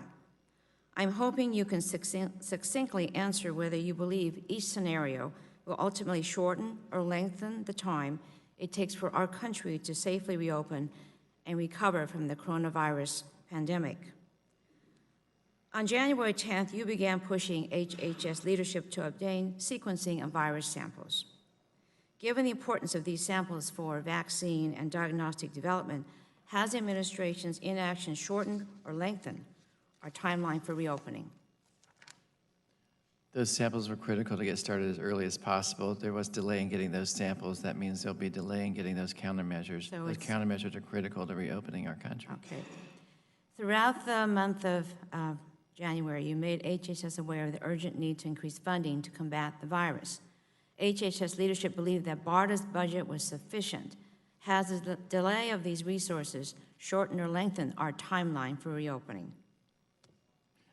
The delay of those resources have extended the timeline to make drugs available and vaccines. Sure. Therefore, it's extended our ability to respond to this pandemic. On January 18th, you pushed Dr. Cadillac to coordinate COVID-19 planning activities across the government. Dr. Cadillac initially rejected your request, suggesting it was not time sensitive. Did this delay in coordination shorten or lengthen our timeline for reopening? That lengthened the timeline for our reopening. We needed those early policy discussions to happen as soon as possible. From January through March, you pushed for HHS to ramp up production of the N95 masks, swabs, and syringes. HHS failed to act quickly. Has this inaction shortened or lengthened our timeline to reopening? That inaction has put a lot of lives at risk, and our frontline healthcare workers, in no time to reopen our country, will bring those people back to us. Certainly. Thank you, Dr. Bright. Of course, there are many decisions made outside of these scenarios that influence when we can safely reopen. But from what I'm hearing today, HHS, if they heeded your warnings early, we could have proactively limited the toll this pandemic is taking on our country. It appears clear from the whistleblower report that the Trump administration prioritized political calculations above public health with regard to chloroquine and hydrochloroquine. Despite the lack of data supporting the clinical benefits for the treatment and prevention of COVID-19, the Trump administration promoted the drug's use to the American people because it was seen as a big, immediate win. Dr. Bright, do you believe there are other instances where the administration relied on politics rather than science to make coronavirus response decisions? And what consequences might those decisions have had on public health? We have a very rigorous scientific review process for all of the investments that we make for the drugs, vaccines, and diagnostics through BARDA and through our department, actually. And so there were some attempts to bypass that rigorous vetting process that caused me great concern and actually increased the tension between me and Dr. Cadillac. Without that scientific vetting, that does increase the risk of a drug being evaluated or supported that could have safety concerns. And we really needed to have the best scientists in our country weigh in on whether or not that drug should be evaluated and how it should be evaluated to address those safety concerns. Certainly. The Trump administration waited until April to invoke the Defense Production Act to increase the production of life-saving medical supplies like masks, months after doctors began experiencing shortages, and 3 months after your initial January warnings. Should HHS have invoked the Defense Act earlier to increase the domestic production of critical medical supplies like masks and swabs? I'm not an expert on the Defense Production Act and how it's used most effectively. I do believe that we should have been doing everything possible, placing orders early, ramping up supply, ramping up production of those critical medical equipment as quickly as possible, whether or not that's through the Defense Production Act or other mechanisms. It should have been a high priority. Okay, well, thank you very much, Dr. Bright. I run out of time, and thank you very much for appearing before us today. The gentlewoman yields back. A pleasure to recognize the gentleman from Florida, Mr. Bilirakis, for his 5 minutes. I appreciate it very much, and I want to thank Dr. Bright as well for your service to our country. I have a few questions, and I'm focusing on the hydroxychloroquine. When was the potential use of chloroquine and hydroxychloroquine as treatment for the COVID-19 first brought to your attention, sir?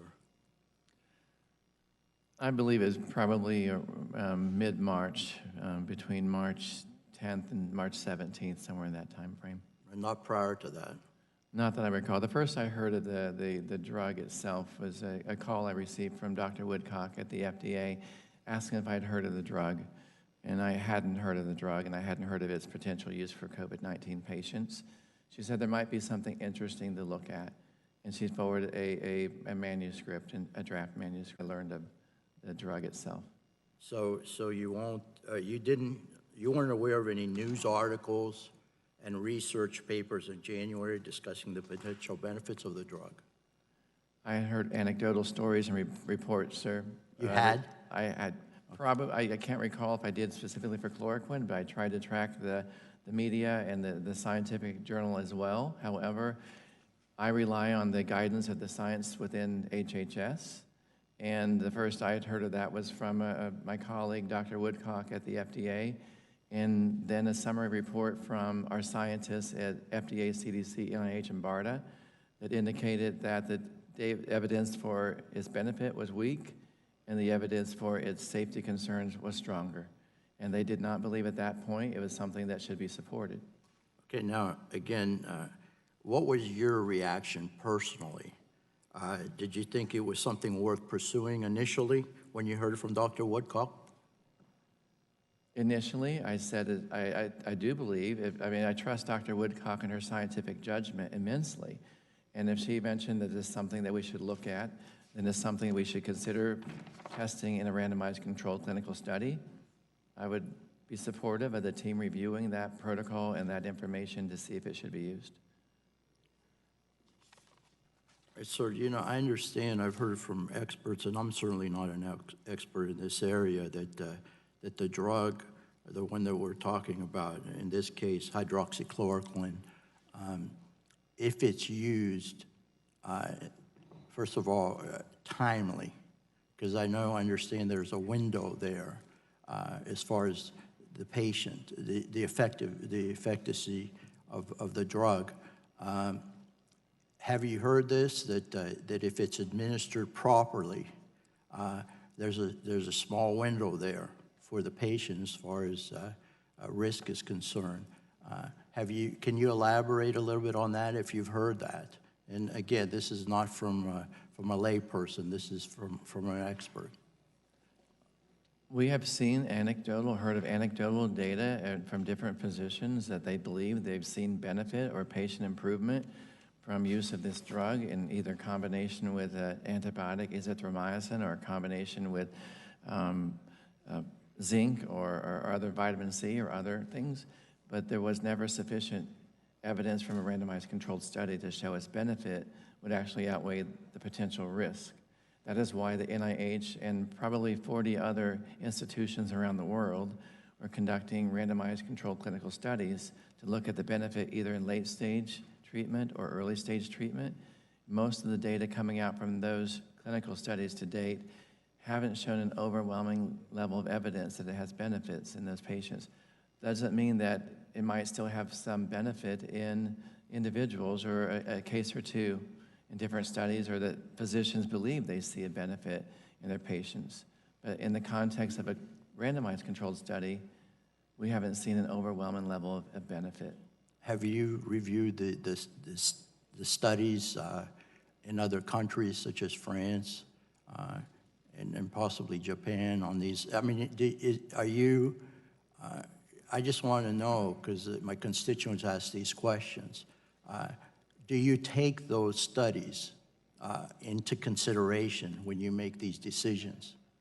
We absolutely do. We look at the quality of those studies. We look to see if they were done with the right controls in place and the right sample size. Was it statistically relevant, or was it just a few people, or was it 20 people, or was it 2,000 people? All of that adds to the power of the data itself. Many of the studies that we saw early only included a few number of patients, and so it was unclear, even from the description of some of those studies that were not in peer-reviewed journals, whether all the patients were treated the same, whether they had full participation throughout the clinical study itself. And looking at the statistical power of many of those studies, they were very small. So it's really difficult to understand the impact, the benefit. We also saw a study that the VA hospital conducted with hydroxychloroquine that showed people who were treated with hydroxychloroquine appeared to have a higher rate of death than people who are not treated with hydroxychloroquine. So that study too has weaknesses. No study is actually perfect. You take all of that evidence into account when you make a decision on how to further study the drug or how to use that drug. It's my understanding that not my constituent, but a U.S. citizen a veteran, was cured. Again, this is just from what I've heard from the drug. And that was a late stage case, but I've also heard of early stage cases as well. So I wanted to get that on record. Thank you, Madam Chair. He yields back. Pleasure to recognize the gentlewoman from Florida, Ms. Castor, for her 5 minutes of questions. Thank you, Madam Chair. Dr. Bright, thank you for speaking out to save lives. I read your whistleblower filing, and I want to ask you about the N95 respirators. These respirators are essential personal protective equipment. They're not the cloth mask or surgical mask that everyday Americans are encouraged to wear by the CDC. Dr. Bright, are N95 respirators necessary to protect the lives of nurses, doctors, EMTs, and those on the front lines? Yes, they're required essential personal protective equipment to protect those frontline healthcare workers from getting infected. And this is not a hypothetical concern. Just last week, the LA Times reported a tragic story about a heroic nurse, Celia Marcos, who appears to have died because she lacked an N95 respirator when she rushed into a hospital room to try to save a COVID-19 patient who had stopped breathing. And this brave nurse is not the only one. According to another report, over 700 staff at just one Detroit area health system have tested positive for COVID-19, and the CDC reported over a month ago that over 9,000 healthcare workers had already contracted COVID and dozens have died. And I checked with my Tampa Bay area health providers, and one Tampa hospital said N95s are still very difficult to procure. She said there's a dire need for N95s. One of my community health centers says we continue to struggle to get N95s. And there's so many folks trying to sell knockoffs. And then a large Tampa Bay area health system said the supply chain remains inconsistent and irregular, and Baycare remains concerned as we head into the fall for N95 masks. The demand will continue to increase due to the flu season and the continued presence of COVID-19. Dr. Bright, you understood that America would face a shortage of respirators in January. Is that right? We understood America would face a shortage of N95 respirators for a pandemic response in 2007. And we have exercised and known and evaluated that number almost every year since 2007. It was exercised even as late as early as 2019, August, in Crimson Contagion, that we would need 3.5 billion N95 respirators in our stockpile to protect our healthcare workers from a pandemic response. And you sounded the alarm repeatedly, but were ignored by the senior leadership at the Department of Health and Human Services. Please explain what steps that you took and the response you received. We knew going into this pandemic that critical medical equipment would be in short supply. I began getting alerts from industry colleagues in mid and late January, telling me that from an outside view, from the industry view, that the supply chain was diminishing rapidly, telling me that other countries that we relied on to supply many of these masks were blocking export and stopping transfer of those masks to the United States. I learned that China was trying to buy the equipment from the United States producers to have it shipped to China so they could make more. In each of these alerts, and there were dozens of these alerts, I pushed those forward to our leadership in ASPR, to Dr. Cadillac and his senior leadership team. I pushed those warnings to our critical infrastructure protection team. I pushed those warnings to our strategic national stockpile team, who has the responsibility of procuring those medical supplies for our stockpile. In each of those, I was met with indifference, saying they were either too busy, they didn't have a plan, they didn't know who was responsible for procuring those. In some cases, they had a sick child and would get back to it later in the week. A number of excuses, but never any action. It was weeks after my pushing that finally a survey was sent out to manufacturers or producers of those masks, a 5-page survey asking producers or companies if they actually made those masks. In your whistleblower filing, you discuss a February 7th meeting of the department leadership group at which you urged the department to focus on securing N95 masks. Can you describe what happened at that meeting? They informed me that they did not believe there was a critical urgency to procure masks. They conducted some surveys, talked to a few hospitals and some companies, and they didn't yet see a critical shortage. And I indicated that we know there will be a critical shortage of these supplies. We need to do something to ramp up production. They indicated if we notice there is a shortage that we will simply change the CDC guidelines to better inform people who should not be wearing those masks, so that would save those masks for our healthcare workers. My response was, I cannot believe you can sit and say that with a straight face. That was absurd. In fact, it took 3 months from your initial warnings until mid-April for the federal government to invoke its authority under the Defense Production Act to require the production of millions of more N95 masks. And even then, the administration required the production of only 39 million masks, which is far fewer than you and other experts said that we would need. What was the consequence of this 3-month delay and inadequate response? Were lives endangered? Lives were endangered, and I believe lives were lost. And not only that, we were forced to procure these supplies from other countries without the right quality standards. So even our doctors and nurses in the hospitals today are wearing N95 marked masks from other countries that are not providing the sufficient protection that a U.S. standard N95 mask would provide them. Some of those masks are only 30% effective. Therefore, nurses are rushing in the hospitals thinking they're protected, and they're not. Thank you for your courageous effort. Gentlewoman's time has expired.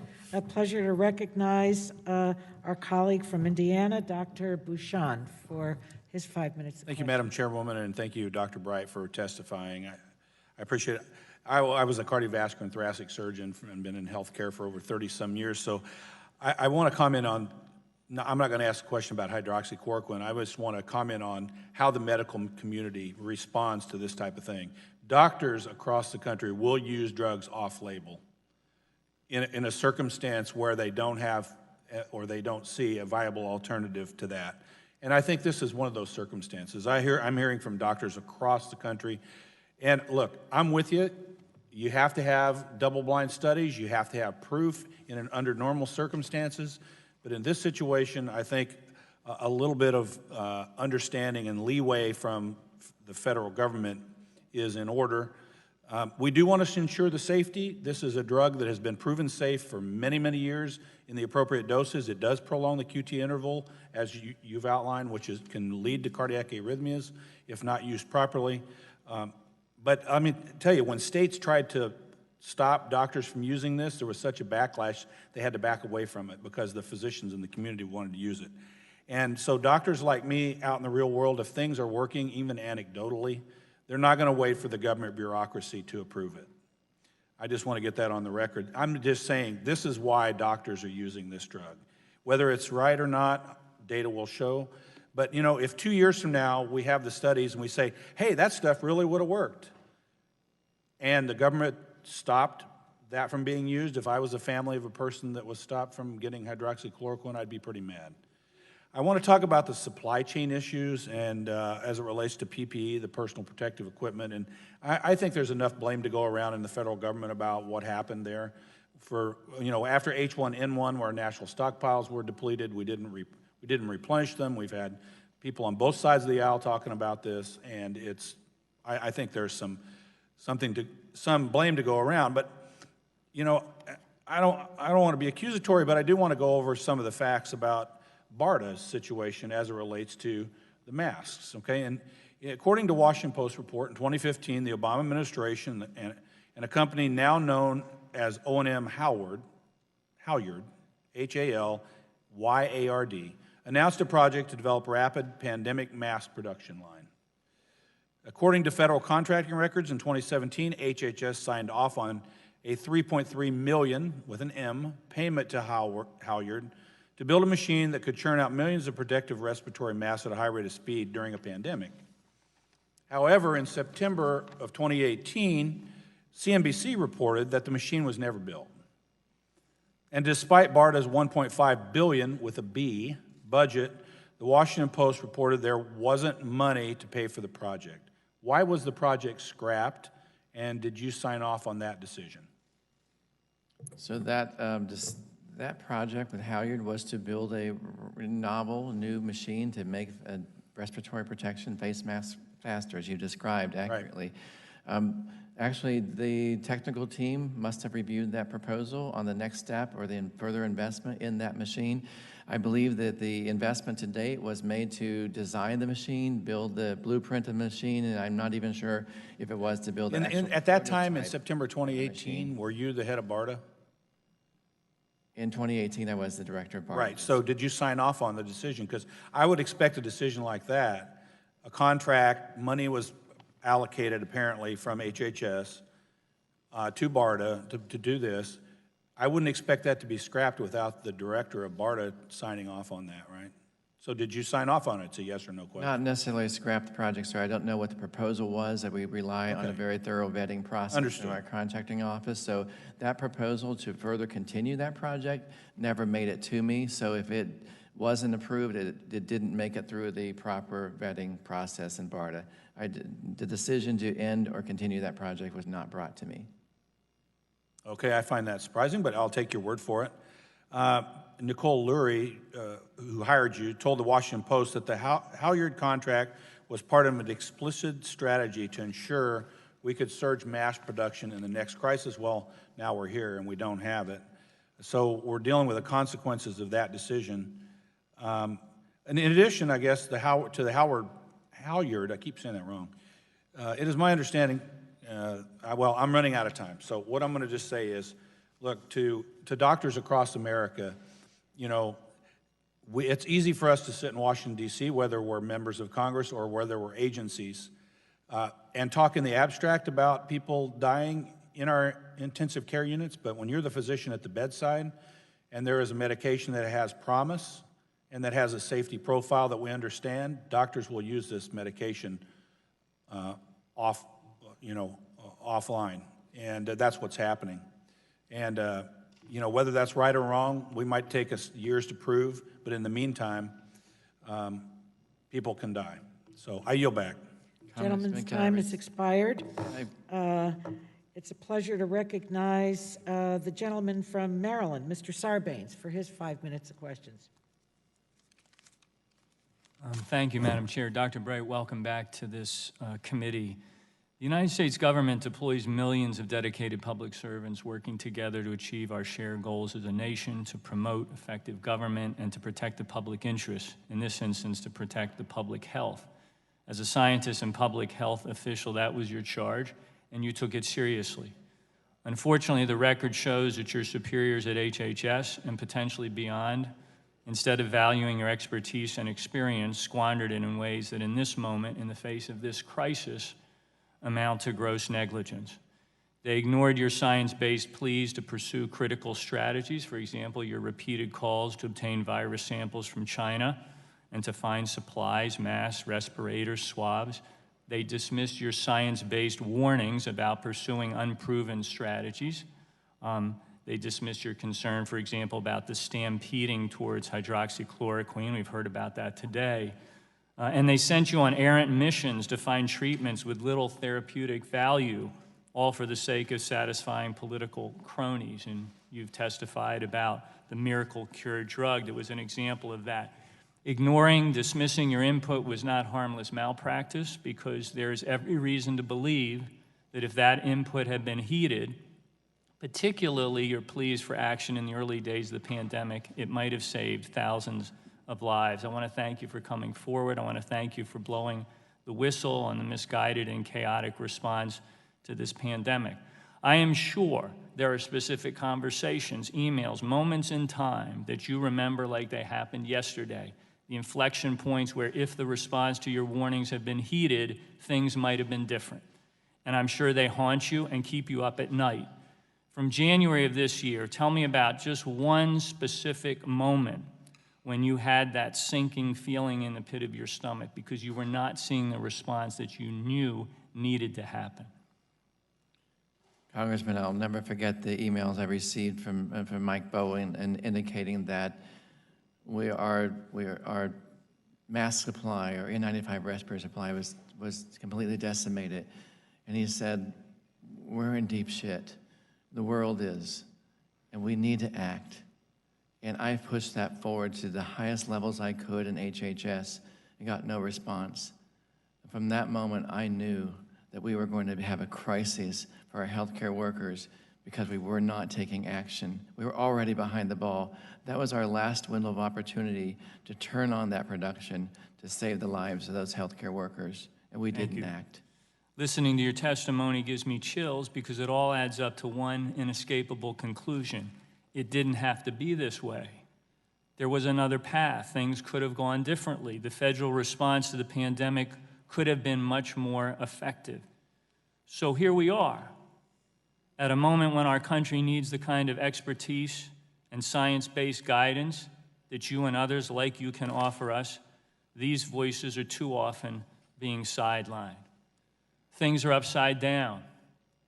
In you, we have someone who made the right call in the early days and has been removed from your position, while so many people who made the wrong call still have their jobs. Dr. Bright, when the counsel that you and others offer is cast aside, and I know you know this, it means that science and reason are also being cast aside. That's a dangerous impulse. It's an attitude that deprives our country in this critical moment of any real chance of getting ahead of this pandemic. But hopefully we can learn from this. There's still time to put science and reason back into the national strategy for fighting COVID-19. We need people like you to help lead us through this. The federal response has got to get smarter. It has to put science ahead of politics and cronyism and wishful thinking.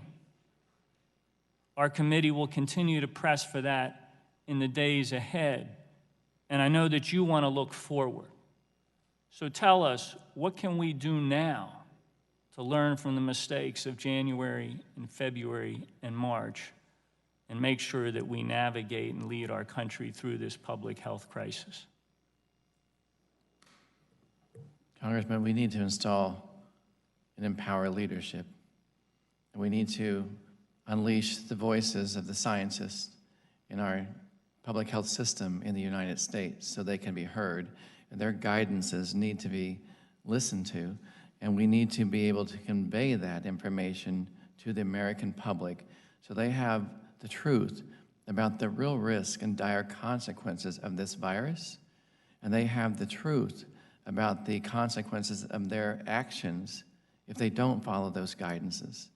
And we don't have a single point of leadership right now for this response, and we don't have a master plan for this response. So those two things are absolutely critical. I would also encourage Congress to ensure there is oversight in this response. Large sums of funding have become available to help us as scientists and others respond to this outbreak. And without proper oversight of those dollars, I'm concerned that they could be misdirected and lost and not put to the right fight. So I would urge Congress to continue and increase their oversight in how those funds are being spent and making sure they're prioritized and used appropriately to end this pandemic. Thanks for that caution. I yield back. The gentleman's time has expired, and he yields back. Pleasure to recognize the gentlewoman from Indiana, Ms. Brooks, for 5 minutes for her questions. Thank you, Madam Chairwoman. Dr. Bright, with all due respect, the Vice President was named the head of the Coronavirus White House Task Force, which was actually a recommendation from a bipartisan blue ribbon study panel that issued recommendations years ago and thought the office of the Vice President ought to be in charge of the response. And so, with all due respect, I believe there is that coordination. And part of what I'm very, very concerned relative to this hearing is that there's the impression being made that there's been no plan. And in fact, that's part of what the reauthorization of PAPA that I worked closely with you, Dr. Kadlik, that Congresswoman Eshoo, Dr. Burgess, so many of us relied on you all to share with us what we needed to do to reauthorize PAPA, which most members of Congress really didn't know what that was, Pandemic All Hazard Preparedness Act.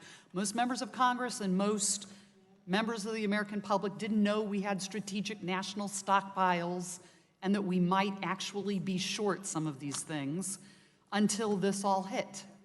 But we did get that reauthorized, and it was signed into law in June of 19. Do you recall that? Yes.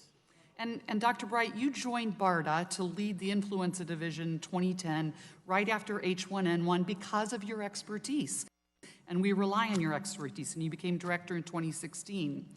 After, and you mentioned it in 2007, but after the 2009 H1N1 pandemic, the supply of masks in the Strategic National Stockpile was not resupplied. You've mentioned that actually we've had a problem since 2007. So, but I have to share with you, members like Congresswoman Eshoo and I who've had discussions about this, many of us really didn't know that. We, as members of this committee, did not know and were not told of these shortages of masks as we worked through reauthorization of this important law. Were you aware of this issue, and did you push HHS to maintain mass production for purposes of replenishing the Strategic National Stockpile before this happened in January? Before 2017, we actually held an annual review of the Strategic National Stockpile that was chaired by Dr. Laurie at the previous ASPR.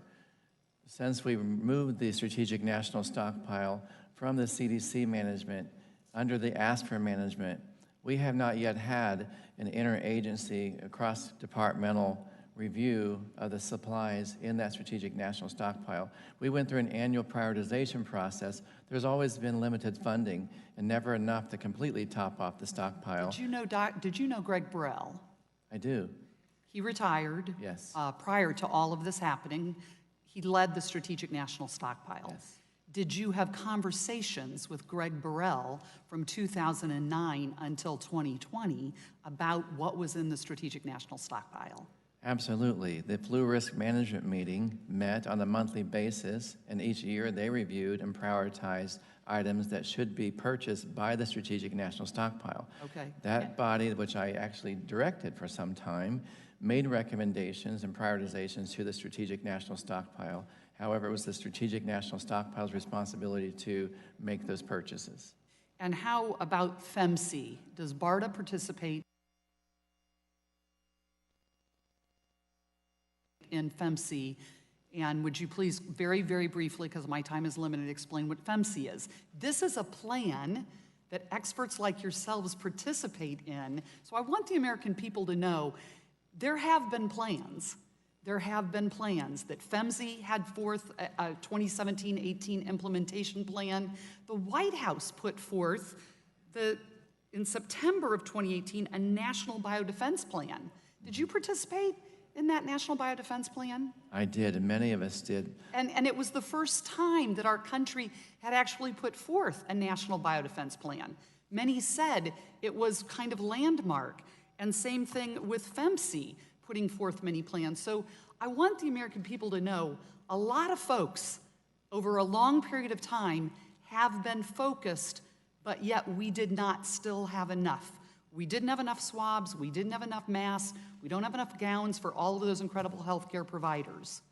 So I don't want everyone to be given the impression that you raised the flag just in January, okay, when you saw it was short, because you hadn't gotten the job done prior to January, and you were at those tables, as were so many others. This happened over a very, very long period of time. And those of us have been very disappointed to learn what was and was not in the Strategic National Stockpile. I thank you for your service. I thank you for your expertise. But across the board, over many administrations, we did not do enough, and I yield back. Do you want to respond, Doctor? I could say that those plans have been in place, and it's disappointing they were not pulled out in January of this year and followed. They were not put on the table with a strong leader indicating these are our plans, everyone fall in line and follow through with this plan. I think it's important to emphasize the FEMC is the Public Health Emergency Medical Countermeasure Enterprise, which is comprised of many great scientists from across our government to put these plans in place. But since 2017, we have largely dismantled that FEMC organization. We have not had those interagency discussions for a number of years. The Executive Enterprise Committee and Executive Leadership Committee, we may have had 1 or 2 meetings at most in a new restructured or reorganized FEMC organization. So the partners and colleagues across government haven't had those venues to even talk or coordinate for a number of years to understand what that plan looked like and how they would work together to implement that plan when the day came to need it. Okay, the gentlewoman's time has expired, and she's yielded back. Pleasure to recognize the gentleman from New Mexico, Mr. Lujan, for your 5 minutes of questions. Thank you, Madam Chair.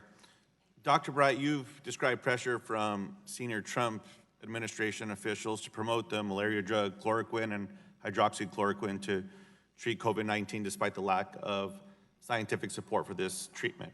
According to your account, when Bayer offered to donate chloroquine pills to the Strategic National Stockpile on March 17, your team of experts at HHS determined that, quote, there are safety liabilities associated with the drug, close quote, and that, quote, accepting the donation could lead to widespread use that is not supported by any clinical data, close quote. Further, one of the public health experts advising you said, quote, no data available to support that chloroquine provides clinical benefit to the treatment or prevention of COVID-19, close quote. Yes or no, Dr. Bright, are there safety liabilities associated with chloroquine? There are, yes. According to your whistleblower complaint at the time of the Bayer offer, the consensus from BARDA and FDA scientists was that it was advisable to wait for additional clinical data before making any recommendations on the use of chloroquine to treat COVID-19. Is that correct, yes or no? That is correct.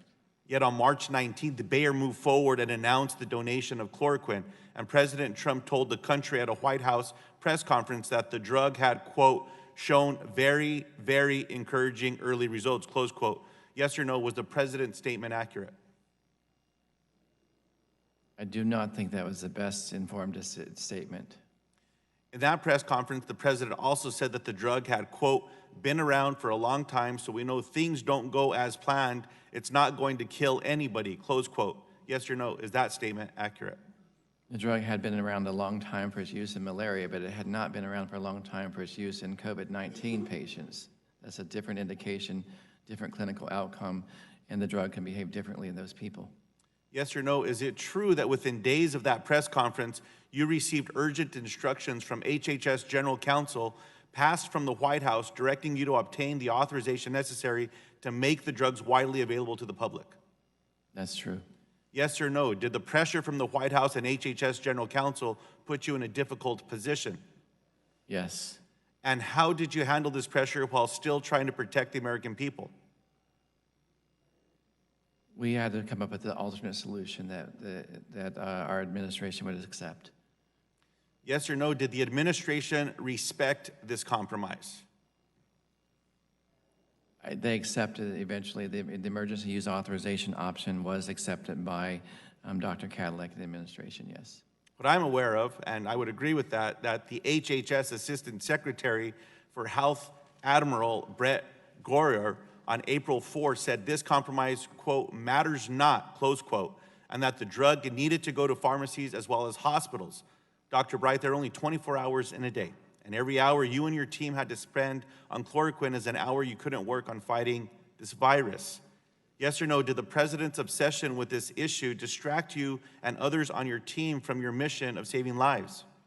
The directive we received to prioritize and put an expanded access protocol in place within 48 hours was extremely distracting to dozens of federal scientists who were focused on the coronavirus outbreak. They had to set aside all other work to try to put together this protocol in the 48-hour directive time period. Yes or no, did it distract from efforts to prepare for this crisis, including securing PPE and ramping up testing and the production of other essential supplies? It distracted from their efforts in developing other vaccines and drugs and that they were focused on at that time. It was a different group of individuals who were focused on procuring PPE. Dr. Bright, just yesterday, the president questioned the testimony of Dr. Fauci when discussing children and schools. The president insisted that, quote, it has very, very little impact on young people. Dr. Bright, yes or no, do we know that the president's statement is accurate? There's a lot we don't yet know about this virus, and it's really concerning over the last few weeks that we're getting more and more data out of New York and other places where they've had high numbers of infections of the impact of this virus in children. Is very different presentation and outcome in children that we see in adults, and it's very concerning, and we don't yet have an answer for that, but we should proceed very cautiously and not have any hope or knowledge that we know everything about this virus. Dr. Bright, I want to end by quoting your testimony, quote, "Without clear planning and implementation of the steps that I and other experts have outlined, 2020 will be the darkest winter in modern history." The darkest winter in modern history. Yes or no, do you believe this administration is doing everything it can to prevent the darkest winter, and what more should they be doing? I believe there's a lot of work that we still need to do. And I think we need still, I know, we need still a comprehensive plan, and everyone across the government and everyone in America needs to know what that plan is and what role they play. There are critical steps that we need to do to prepare for that fall, for that winter coming. We do not still have enough personal protective equipment to manage our healthcare workers and protect them from influenza and COVID-19. We still do not have the supply chains ramped up for the drugs and vaccines, and we still don't have plans in place on how we distribute those drugs and vaccines, and we still do not have a comprehensive testing strategy so Americans know which tests do what to do with that information, and we know how to find this virus and trap it and kill it. There's a lot of work we still have to do. Gentleman yields back. A pleasure to recognize the gentleman from Oklahoma, Mr. Mullen, for his 5 minutes of questions. Thank you, Madam Chair, and I'd be remiss not to thank you for your continued prayers for my son. That's very kind of you, and I really appreciate it. Dr. Bright, you're here on your own time as an individual, is that correct? Yes. Where are you currently employed? I'm currently an employee of the Department of Health and Human Services, and I'm in the middle of transition, I guess you would say, between BARDA and the NIH. So you've accepted the reassigned position to NIH?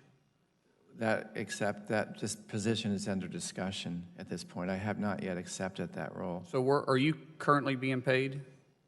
I'm currently being paid. Where are you being paid from, out of BARDA or from NIH? It's not completely clear to me, but I believe it's out of NIH. So are you getting a paycheck since you've been over there since mid-April, right? Is that correct? I've received one paycheck, sir. What, from NIH? I think it was still part BARDA and part NIH. I've had discussions about my onboarding process at NIH. Are you, at BARDA, you made $285,000, is that correct? That's true. So how much are you currently making at NIH? I don't think my salary has changed. It's still the same? So have you've been over there for approximately 4 weeks, a month? It has been about 3 weeks since I was removed from my office at BARDA. So have you reported to NIH yet? I've checked in with the NIH director's office, and we've discussed the onboarding process, the fingerprinting process, and we had a call just last evening to discuss a framework of my responsibilities that they have envisioned for me at NIH. So you haven't actually reported to work, but you're still getting paid, correct? I've been on sick leave since I was pushed out of my position at BARDA. Sick leave for what? For very high blood pressure, and I've been under treatment for my position. For hypertension? For hypertension, sir, yes. So you're on medical leave? I've been on medical leave. This week, however, I transitioned from that medical leave to annual leave so I can manage this. What is annual leave? What do you mean? It's vacation time. So you're on vacation time right now? I'm on vacation time. Did you inform your supervisors about you coming here today, or did you need to do that? I have informed them about my leave status, and I've had a conversation with them last night. So you transferred from medical leave to vacation this week, or does it start next week? I had a conversation with my physician about my hypertension and how we've been managing it over the last 3 weeks, because this has been very stressful to be removed suddenly without explanation from my role and position. It's a life change for me. And my physician has been working very closely with me to manage my hypertension and stress. And the conversation I had with him last night indicated I guess I'm kind of confused there, because you say you have hypertension, but yet you were able to do these interviews, you're able to make the report, and you're able to prepare for this hearing, yet you're too sick to go into work, but you're well enough to come here, while you're still getting paid from the United States government. Is that correct? Sir, I've been under medical leave until I get just that, but if you've been yesterday. underneath medical leave, too sick to do that, but yet you can prepare for a 2-hour hearing, I just having a hard time tracking that. I have a hard time understanding that. And if you have hypertension and you're too sick to go to NIH, but you didn't ever experience that in BARDA, right? You never had issues in BARDA with hypertension? I didn't have the level of stress of being removed from my position while I was in BARDA, so this has been very stressful. And my position I get it. People handle pressure. People handle pressure quite different. But as a director of BARDA, I'd feel like you're in quite a bit of stressful position when you're trying to manage a pandemic, but you can't manage that, or you could manage that, but you can't manage your own hypertension when it comes because you got removed from the office. But yet you can still receive pay from NIH, but you can't show up for work. And then all of a sudden you can prepare for this, but you can't do that. I just have a hard time understanding it. I know you're a bright individual and very smart, but you are an employee of the federal government, and I just want to make sure you're not doing something to deceive the American people at the same time getting paid from the United States government. With that, I'm going to yield to our ranking member, Walden. I thank the gentleman. Dr. Bright, your lawyer appears to have a pretty substantial binder there, and I know Mr. Guthrie asked about the documents that are on the table. Are those the exhibits to your complaint to the Office of Special Counsel? I don't know what these are. I'll direct it to the council then, since she's answered other questions. Are those the exhibits to the complaint to the Office of Special Counsel? Some are, and some are my work product, and some are my notes, and they're not appropriate to turn over to Congress. So is it appropriate to turn over the documents that are referenced in the complaint, not your work product, I respect that, to this committee? And would you do that?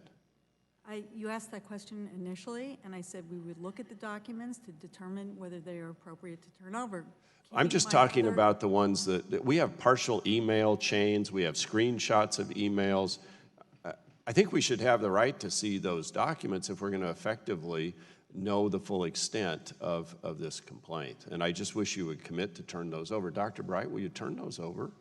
I think I addressed that Dr. Bright, I'm asking Dr. Bright now.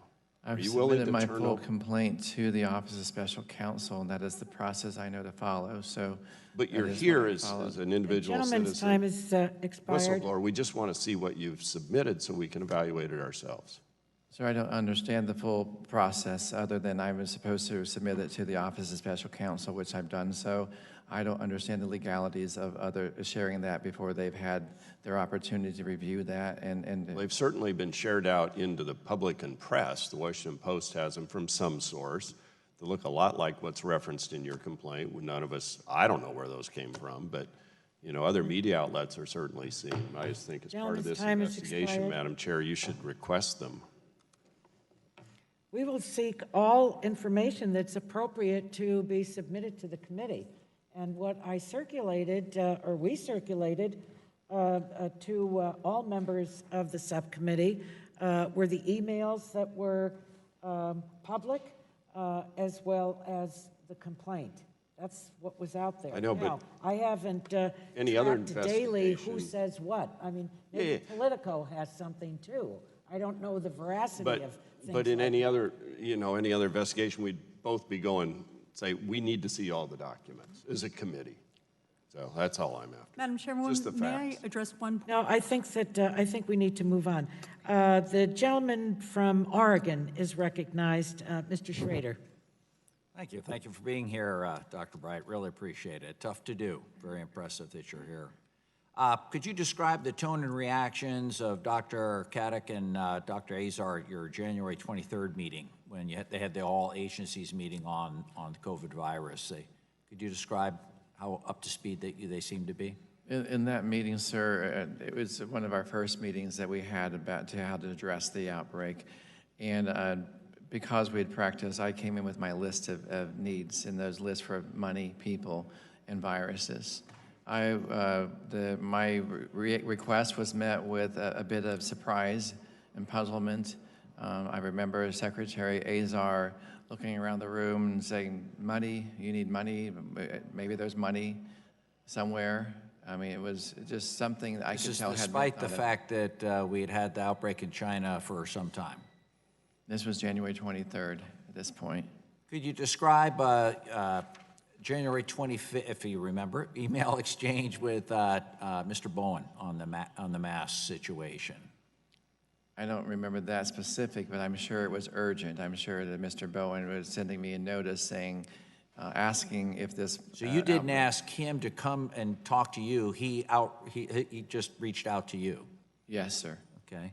How about an email exchange with Dr. Kerr on January 27th?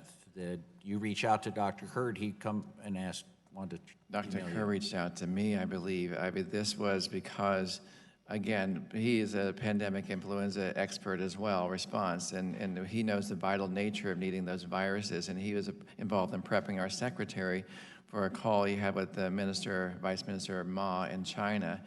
And we knew a high priority was for our secretary to ask for those viruses. We've had challenges in the past in getting viruses from China from avian influenza strains and viruses. So this was a high priority because we needed that to get started. And he was alarmed when he wrote to me that morning indicating that the CDC director had reprioritized and actually indicated we did not need, or he did not need to, the secretary did not need to ask China for viruses. And it was alarming to us because we knew how critical it was. Now that sounds incredible in light of what has transpired since then. So I guess my major point here is that we have a brave individual coming forward as a whistleblower, but he is not alone. There are many other experts, scientists, and manufacturers that realized we were in, if I may say, deep shit not a long time ago, long before the administration and the White House began to wake up. What do you think would have happened if Mr. Navarro had not reached out to you and actually responded to you? Where would we be now if you hadn't been able at least to get one person in the White House's attention? It's difficult to speculate where we were. So even when Mr. Navarro reached out and strongly suggested that action be taken on February 10th, and February 9th is in the email, February 10th, it was conveyed to Dr. Cadillac that we needed to ramp up production of N95 masks. That order did not go out, that solicitation did not close till March 18th. So even with the pressure of Mr. Navarro, who I believe shared a sense of urgency about this outbreak, that pressure alone still did not spur Dr. Cadillac and our strategic national stockpile into that urgently needed action. Well, that's very disconcerting, and the reason we're here today, perhaps. Last question, if I may, and switching gears and going to the other side of the spectrum, while it's been hard to get folks' attention here in Washington, D.C. and the administration on the seriousness of this, I think most people now are convinced this is a very serious issue. And I'm a little concerned we're going too much the other way in terms of information. You alluded to it here on the vaccines. I think some people are under the impression there's a vaccine going to be developed in a couple of months and everything's going to be fine, I can go back to work. And we unfortunately have to juxtapose economic issues. They have to have realistic expectations at home. And you, I think, accurately indicated, well, it can take up to 10 years. And, the quickest we did, I guess, was Ebola, and that was, I believe, 5 years. So, is it tough question to ask? I suppose you don't have to answer. But I mean, I don't want America to think they can just not get back to some semblance of a new post-COVID life until a vaccine comes out, because that could take years. And there's a chance the vaccine will maybe not be as effective, much like our flu vaccines that, with the flu mutating year to year sometimes. So I just want to make sure that ask you if you would agree that we can't wait to open up America entirely until a vaccine is there. We have to use some of the other parameters you've already suggested.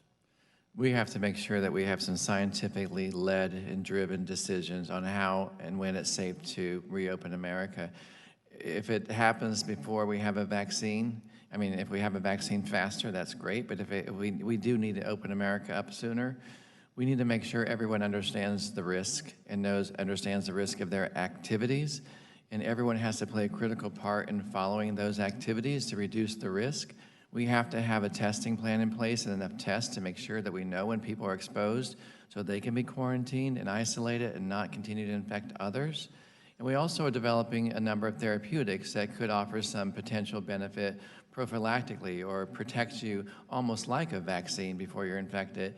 And those are being developed and maybe even faster than a vaccine. And if healthcare workers and frontline workers can use those therapeutics, then that might offer them some protection as well until there is a vaccine. So there's a number of steps in between now and a vaccine. I believe if we let science lead the discussion and we inform America of the risk and the clear guidance on what needs to happen and people follow that guidance, then there is a stepwise process to getting back to work and back out of our homes. Great, Gentleman's thank you very time much. has expired, and he yields back. Pleasure to recognize the gentleman from North Carolina, Mr. Hudson, for his 5 minutes of questions. Thank you, Madam Chair. First, let me say I believe any whistleblower should be respected and allowed to be heard. That is a core component of keeping our government accountable and running smoothly. But this hearing is not about a whistleblower complaint. It's about undermining the administration during a national and global crisis. That's evidenced by the fact this hearing is being held in the wrong subcommittee and well before the Office of Special Counsel finishes its work. To disregard the minority so spectacularly in the organization of this hearing only highlights the partisan and political nature of this hearing. I hope today will be held up in the future as a lesson of what not to do and the respect and gravity that should be given to whistleblower complaints so that they're not abused for political expediency. More importantly, though, we have vital work we should be doing. My constituents want Congress to get back to work. So I'm glad to be here to highlight the important work that needs to be done. I heard from an ophthalmologist in my district this week about the need for relief. She says she'll consider this year a success if her practice group even breaks even. Long story short, we should be examining the $175 billion authorized and appropriated in a bipartisan manner for providers and what providers still need and recommendations for moving forward. We should also be examining why there are gaps in outcomes and access for minority communities. Fayetteville, North Carolina, in my district, has a large and diverse community, and understandably, the folks back home are scared because coronavirus hits them hardest. Why are we not spending our time today examining this crisis within a crisis more closely? I hear from providers and hospitals about issues with PPE. I know this administration has done extraordinary things to secure more PPE. I want to thank President Donald Trump for his strong leadership. Not only did his administration move quickly to coordinate a response, but his travel ban on January 30th was a bold move, though it was panned by his critics as an overreaction at the time. The administration has gone to great lengths to overcome an inadequate system they inherited. And as you testified earlier, moved quickly to start programs like Project Airbridge to expedite more PPE coming in. But questions remain about why there is a global shortage and what more Congress can do to support the administration's efforts to secure sufficient PPE. This committee should be working on that question. We have multiple pieces of bipartisan legislation waiting to be considered to improve the operations of the Strategic National Stockpile. We should be examining why our stockpile was allowed to dwindle under previous administrations. The answers to these questions and solutions to these problems are timely and critical to helping this administration combat this virus and the deadly disease it causes. I hear from constituents every day who are suffering under these stay-at-home orders.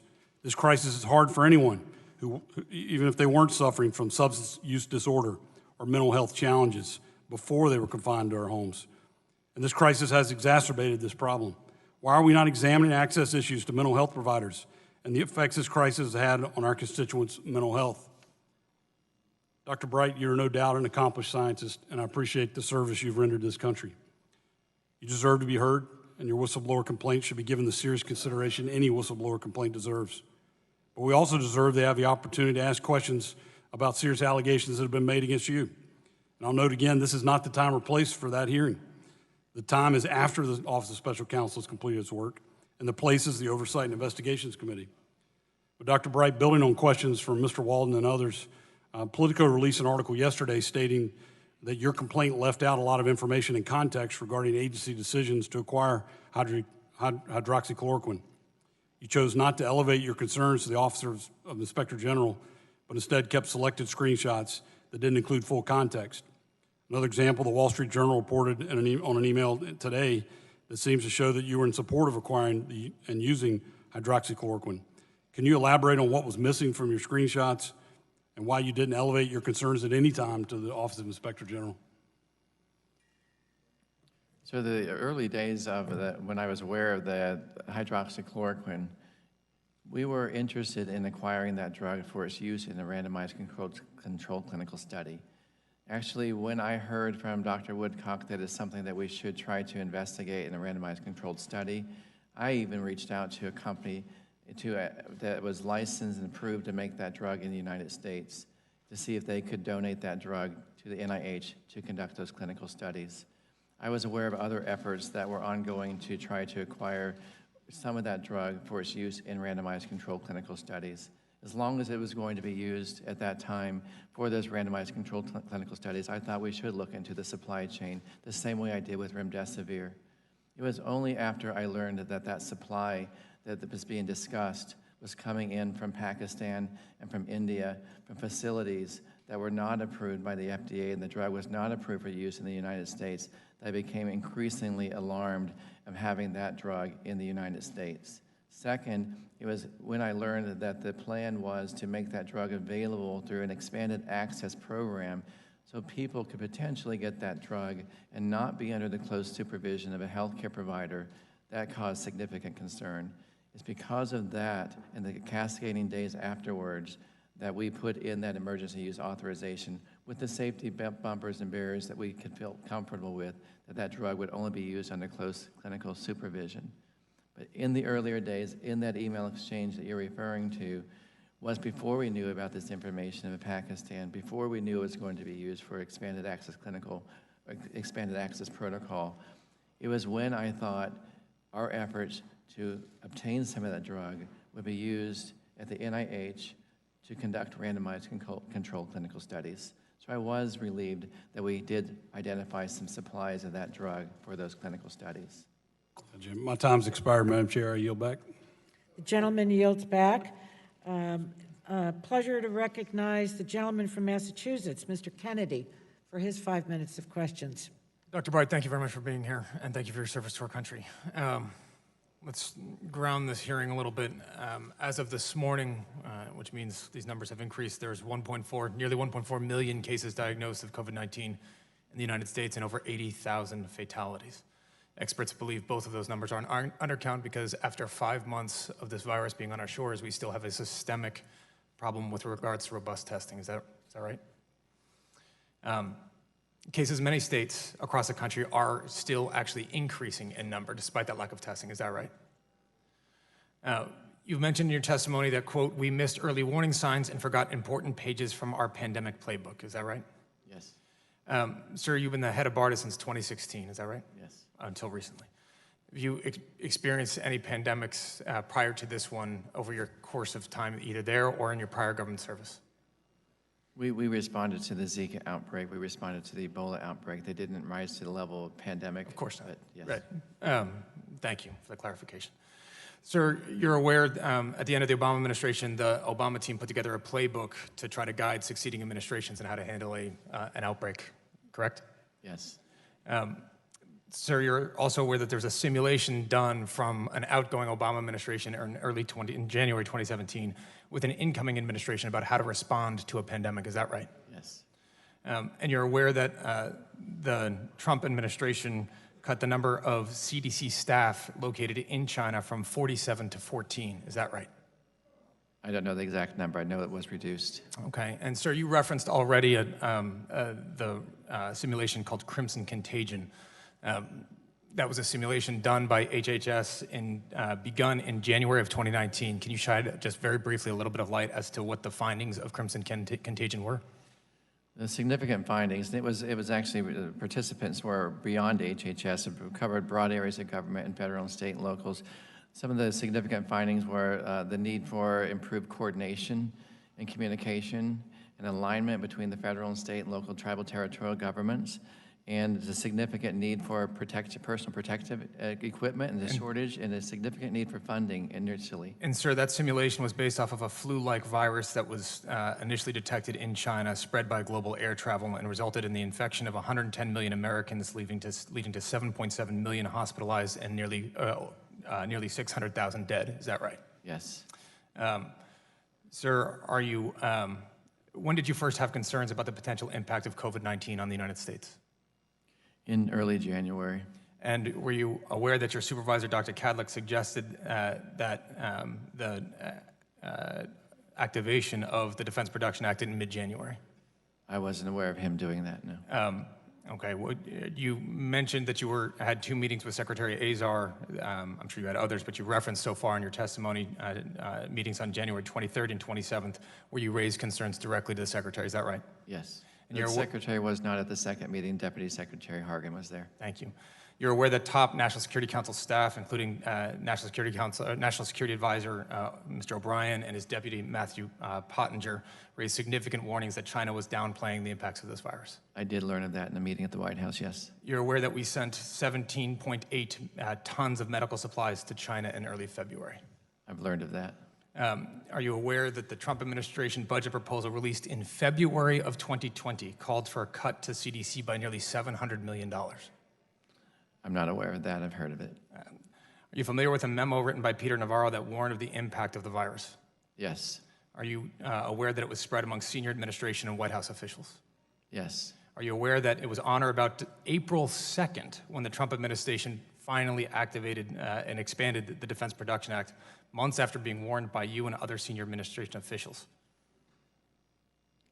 I've learned of that.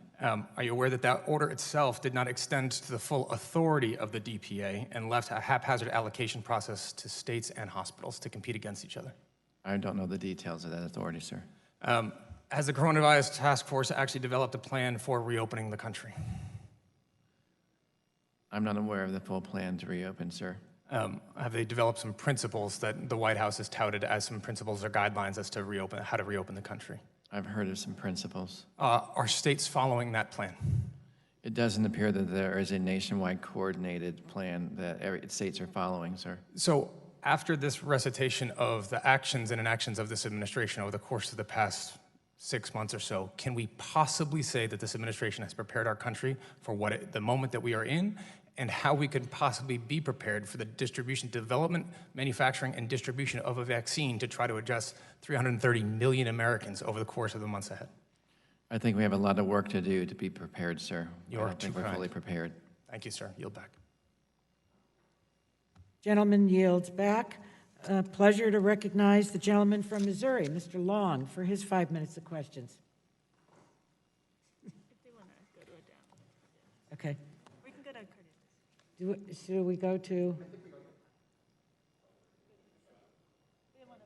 You want to pass? I think we're going to reserve, yeah. Okay, you can reserve, and we'll go to the gentleman from California, Mr. Cardenas, for his 5 minutes of questions.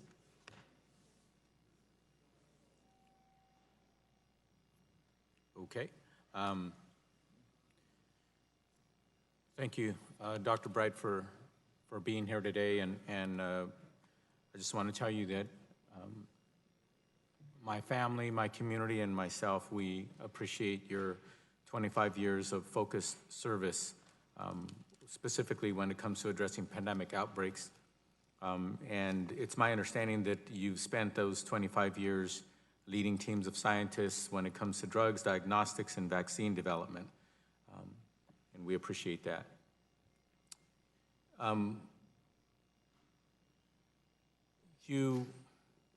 When an administration or decision makers prioritize politics over science, does that tend to increase or decrease the likely results of the loss of life in the middle of a pandemic?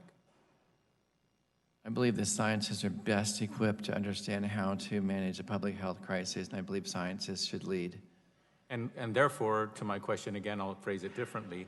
If the scientists are not leading and the politicians are leading with the final decisions when trying to address the issues of pandemics that are taking people's lives, that way of handling it, does that likely increase the loss of life, or is it likely to decrease the loss of life? I believe the scientists leading will actually increase the likelihood that we can survive this pandemic and move through it. So if scientists are not allowed to lead and speak up, I believe it could increase the loss of lives.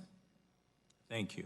How many times in your career have you personally, actively said, I need to enact my right to be a whistleblower?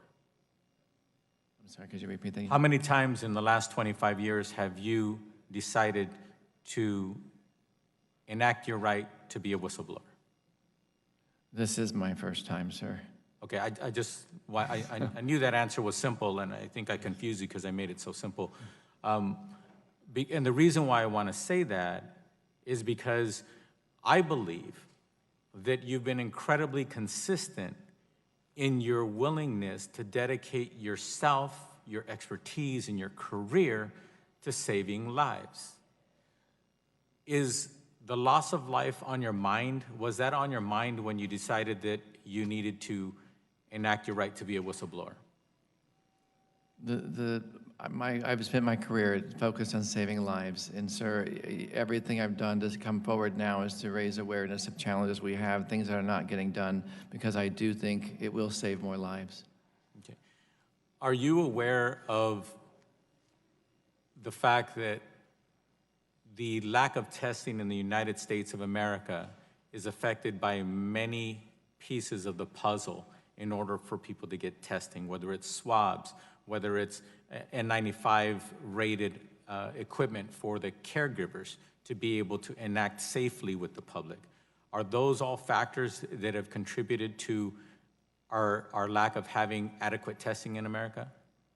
They are factors, sir. I don't think anyone has thought through the entire plan completely to understand those critical components for testing. I think there's a lot of confusion about the different types of tests, and I think our national narrative is focused on a number of tests, and it's not about the number so much as the right types of tests, and Americans know how to use them and what they do with that information. And no one has really thought through the raw material supply chain to make sure we can sustain the need to test. Okay, that sounds a little confusing from somebody who actually has been working at a high level of the United States government in this space that we're discussing at this moment. So my question is, if we are not implementing in this pandemic to the degree or ability that the United States should or could, what's contributed the most to that? Was it the lack of scientists recommending up the chain of command, or was it the people at the top of the chain of command deciding to do things differently than the scientists are strongly recommending? There's evidence of scientists raising concerns about shortages and other actions that are important to take that were not being taken. Is a different level. In my personal situation as the leadership at HHS, and I asked for Dr. Cadillac, that I believe was dismissive of the early warnings that I was raising. Okay, and you said early warnings, and despite the early warnings, have there been other examples where warnings and strong recommendations were either being ignored or set aside and other actions were taken? So I believe that I've learned of others. I mean, the CDC's written several guidelines for reopening America and getting people out of their homes and back to work, and I'm not sure if all of those guidelines have been reviewed or being publicly considered at this point. So there's another example of, I think, really hardworking career scientists and their information and their hard work not probably getting the proper vetting and proper exposure to the American public. Well, one of the things, I have no idea how much time I have because the clock's been flipping back and forth, but hopefully I have a little bit of time.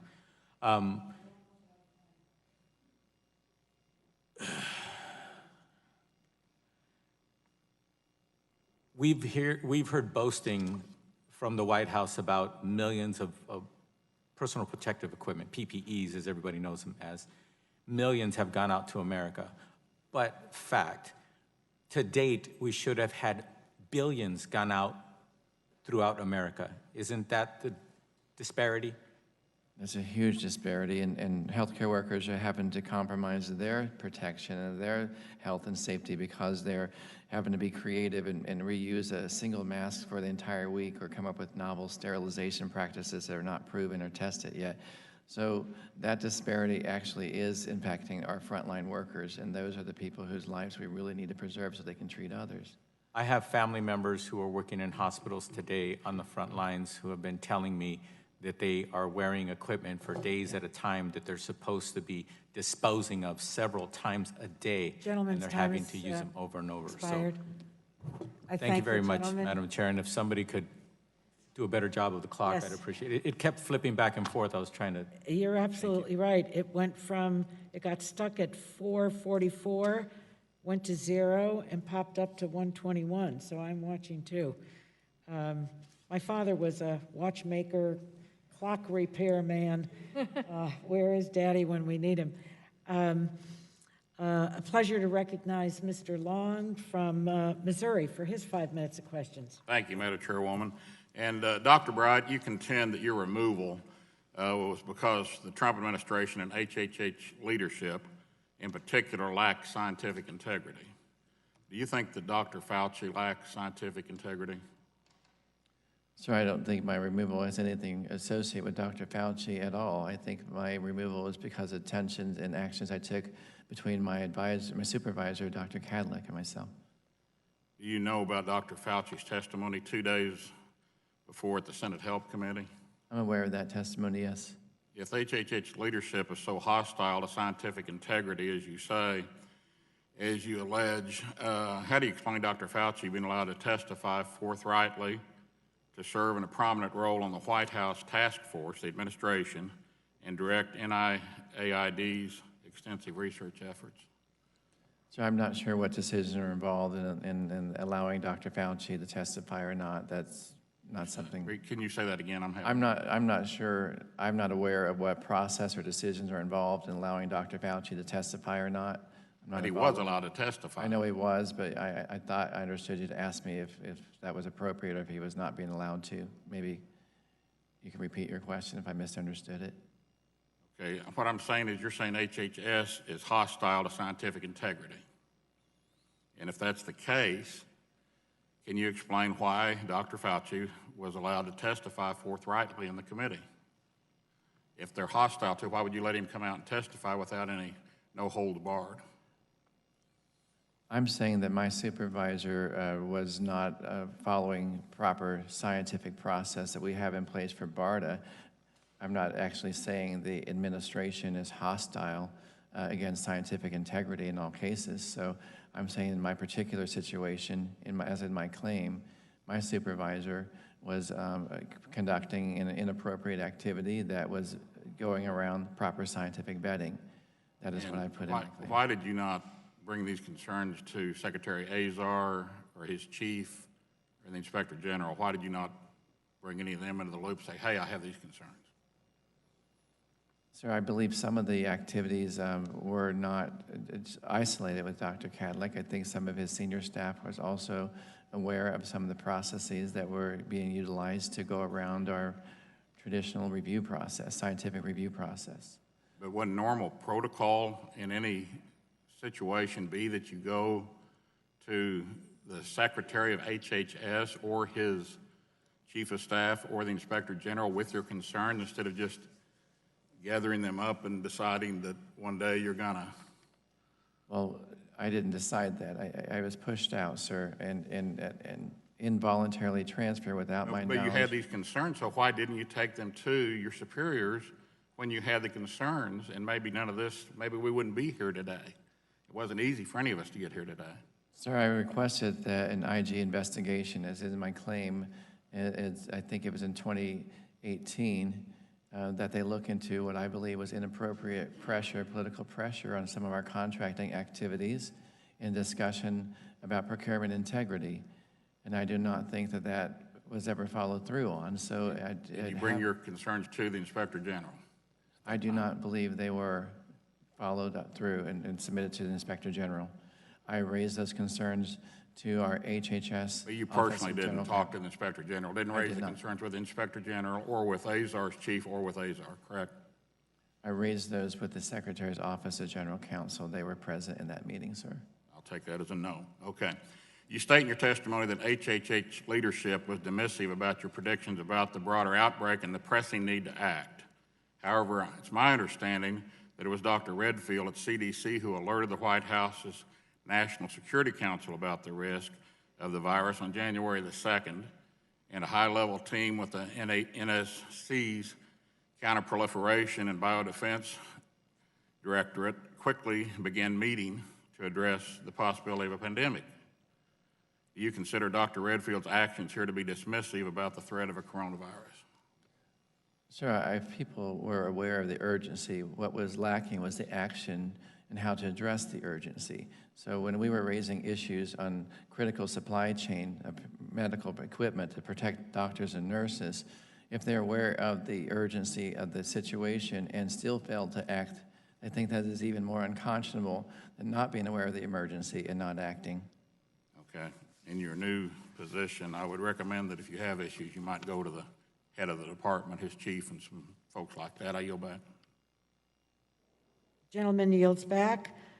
Pleasure to yield to the gentleman from Vermont, Mr. Welch. Thank you very much. Your job, our job, is to protect the American people. And this fierce virus can be managed if done correctly, correct?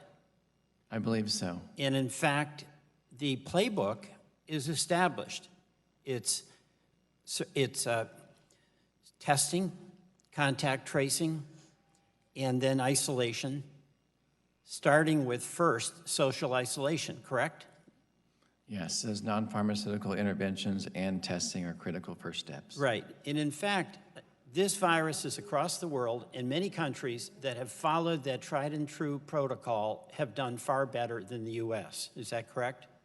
We have seen differences in the response and the outcomes of that response around the world. I'll go through some of those. And, you know, the Johns Hopkins study that said that the U.S. had the best preparedness, it turned out we have the worst response, correct? With the most cases and the most deaths. We have the most cases and the most deaths. And I did some calculations. You know, on January 19th, South Korea determined its first case. On January 19th, the U.S. determined its first case, correct? January 20th was the U.S., yes. All right. And if we had the same response as South Korea, by population, they had 33,000 deaths. We would have saved 50,000 lives. In Taiwan, they had the same virus, 22,000 deaths. And again, adjusting for population, that's 60,000 more deaths we've had here. Singapore, 82,000 more deaths. New Zealand, 65,000. The question for us here and for the American people is why? When we had the best plan, we had the worst execution. So let me go through a few things that you've established. One, beginning in January, before that first case here, FDA Chief Hahn asked the HHS if he could start contacting companies about possible shortage of protective equipment, and he got blown off by HHS, correct? But I understand. And on January 18th, before our first case, you pushed Dr. Kaldek to convene high-level meetings about the virus, but that was initially rejected, correct? True. And then on January 23rd, you demanded urgent access to funding personnel and clinical specimens to develop life-saving medicines, but you were told that the spread was under control, correct? There wasn't a shared sense of urgency. On January 25th, you warned others in the administration there's a critical need for procuring surgical masks. That was ignored, correct? True.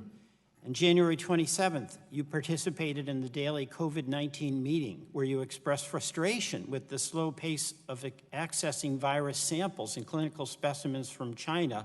You were reprimanded and you're no longer part of those meetings. Is that right? That's true. So you and others actually were seeing over the horizon what was coming to our shores, even before our first case was confirmed, correct? We had spent many years preparing for a pandemic, sir, and we understood the threat, we understood what we needed to do. Exactly. It's knowable and it's manageable. It's fierce and fearsome, but what you have to do is established. Is that more or less correct? Yes, sir. We just didn't do it.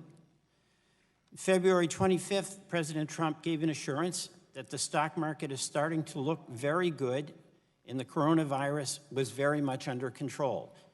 Were you aware of any medically involved people who had the view that the virus at that time was very much under control? No, sir, I don't think the virus was under control. I don't think many people would agree with me in the scientific realm.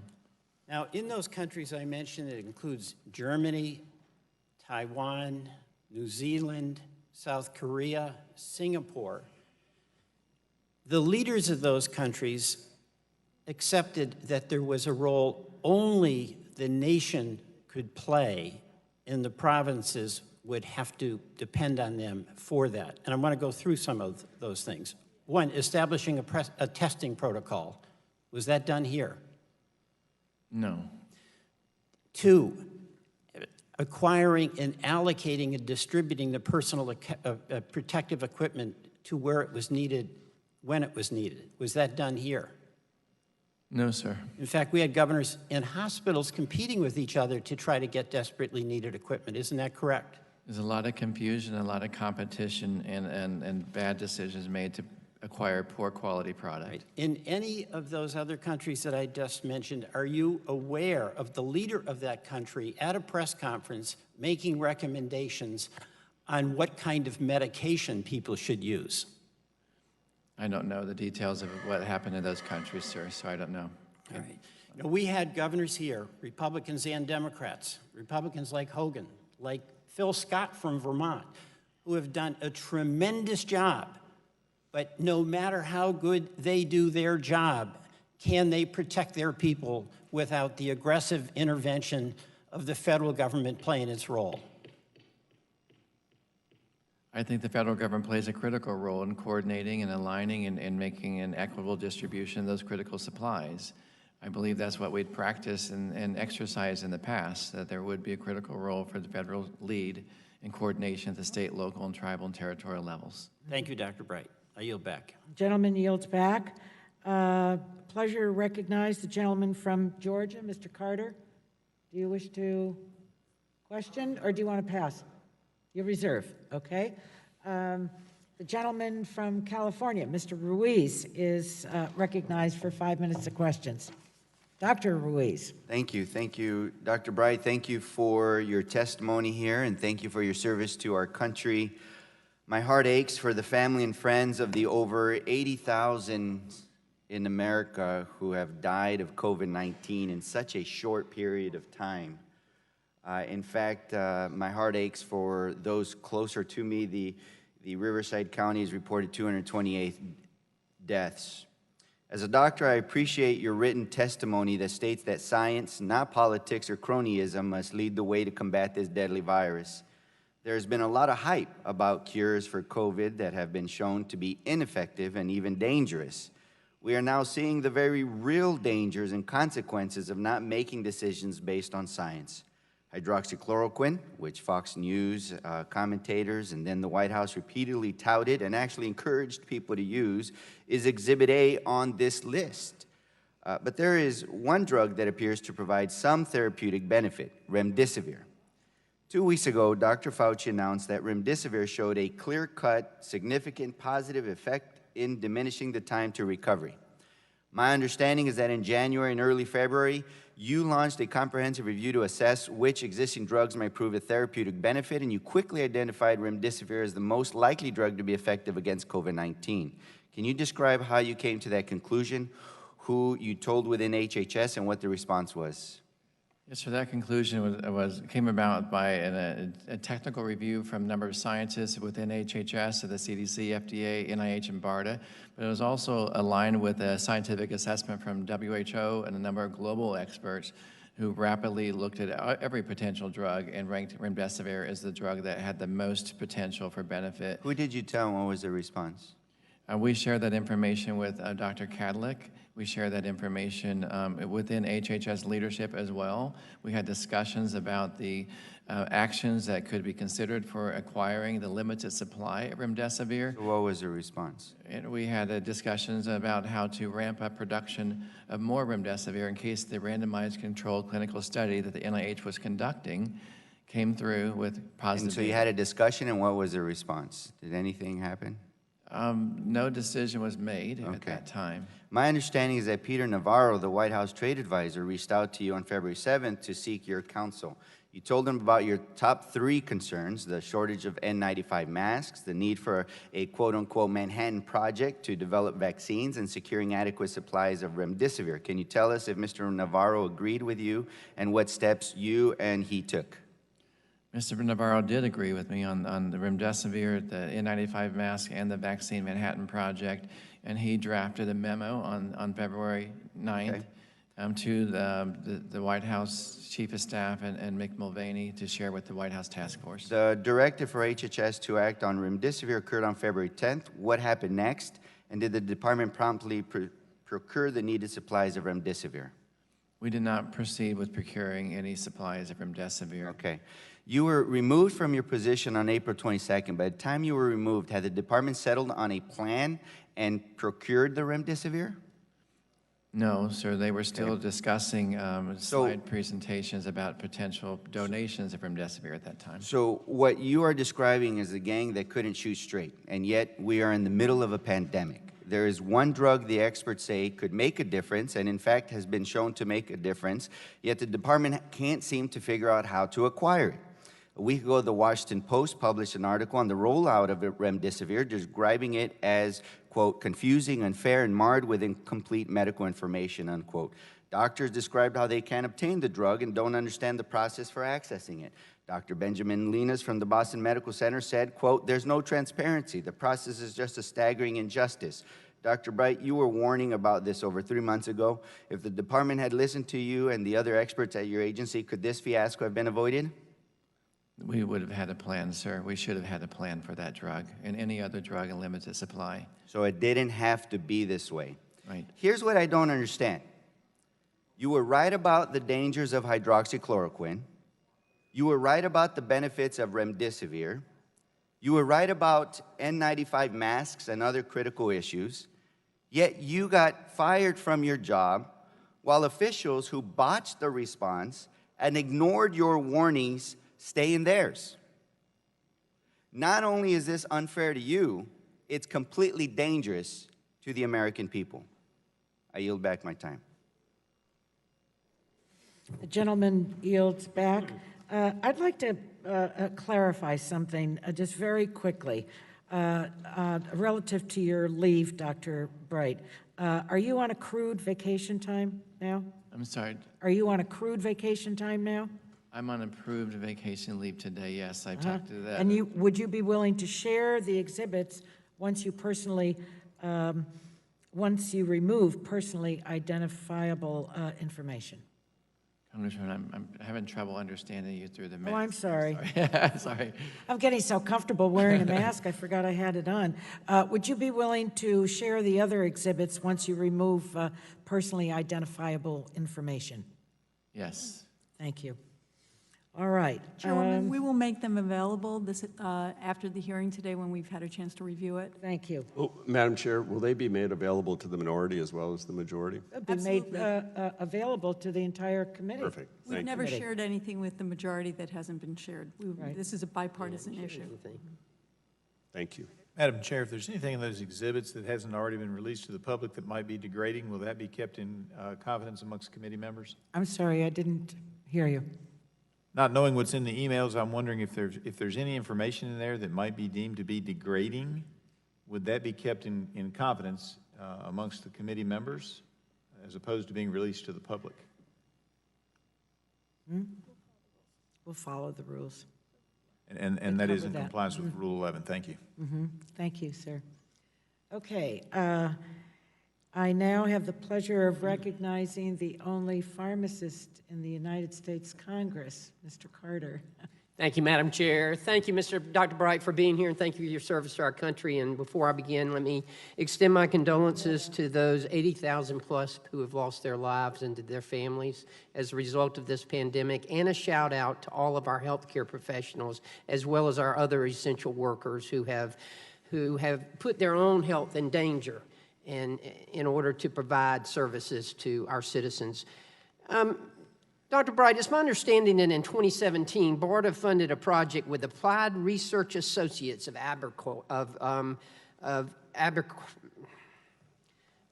Albuquerque to develop respirators that could be sanitized and reused during public health emergencies such as what we're going through today.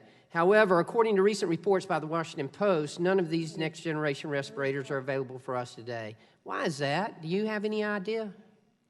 I'm not aware of that. So you're talking about the ventilators, sir, that we developed? Or- That's correct. I'm talking about those that were developed, the respirators that were developed and could be sanitized and reused during public health emergencies. It's my understanding that that was contracted and that that project was scrapped. Sir, I'm not familiar with that project, re-sanitize the respirators. You're not familiar with that project, and you didn't sign off on that project to your knowledge? I'm not familiar with that project, re-sanitize respirators. Okay, fair enough if you're not familiar with it. Let me ask you this.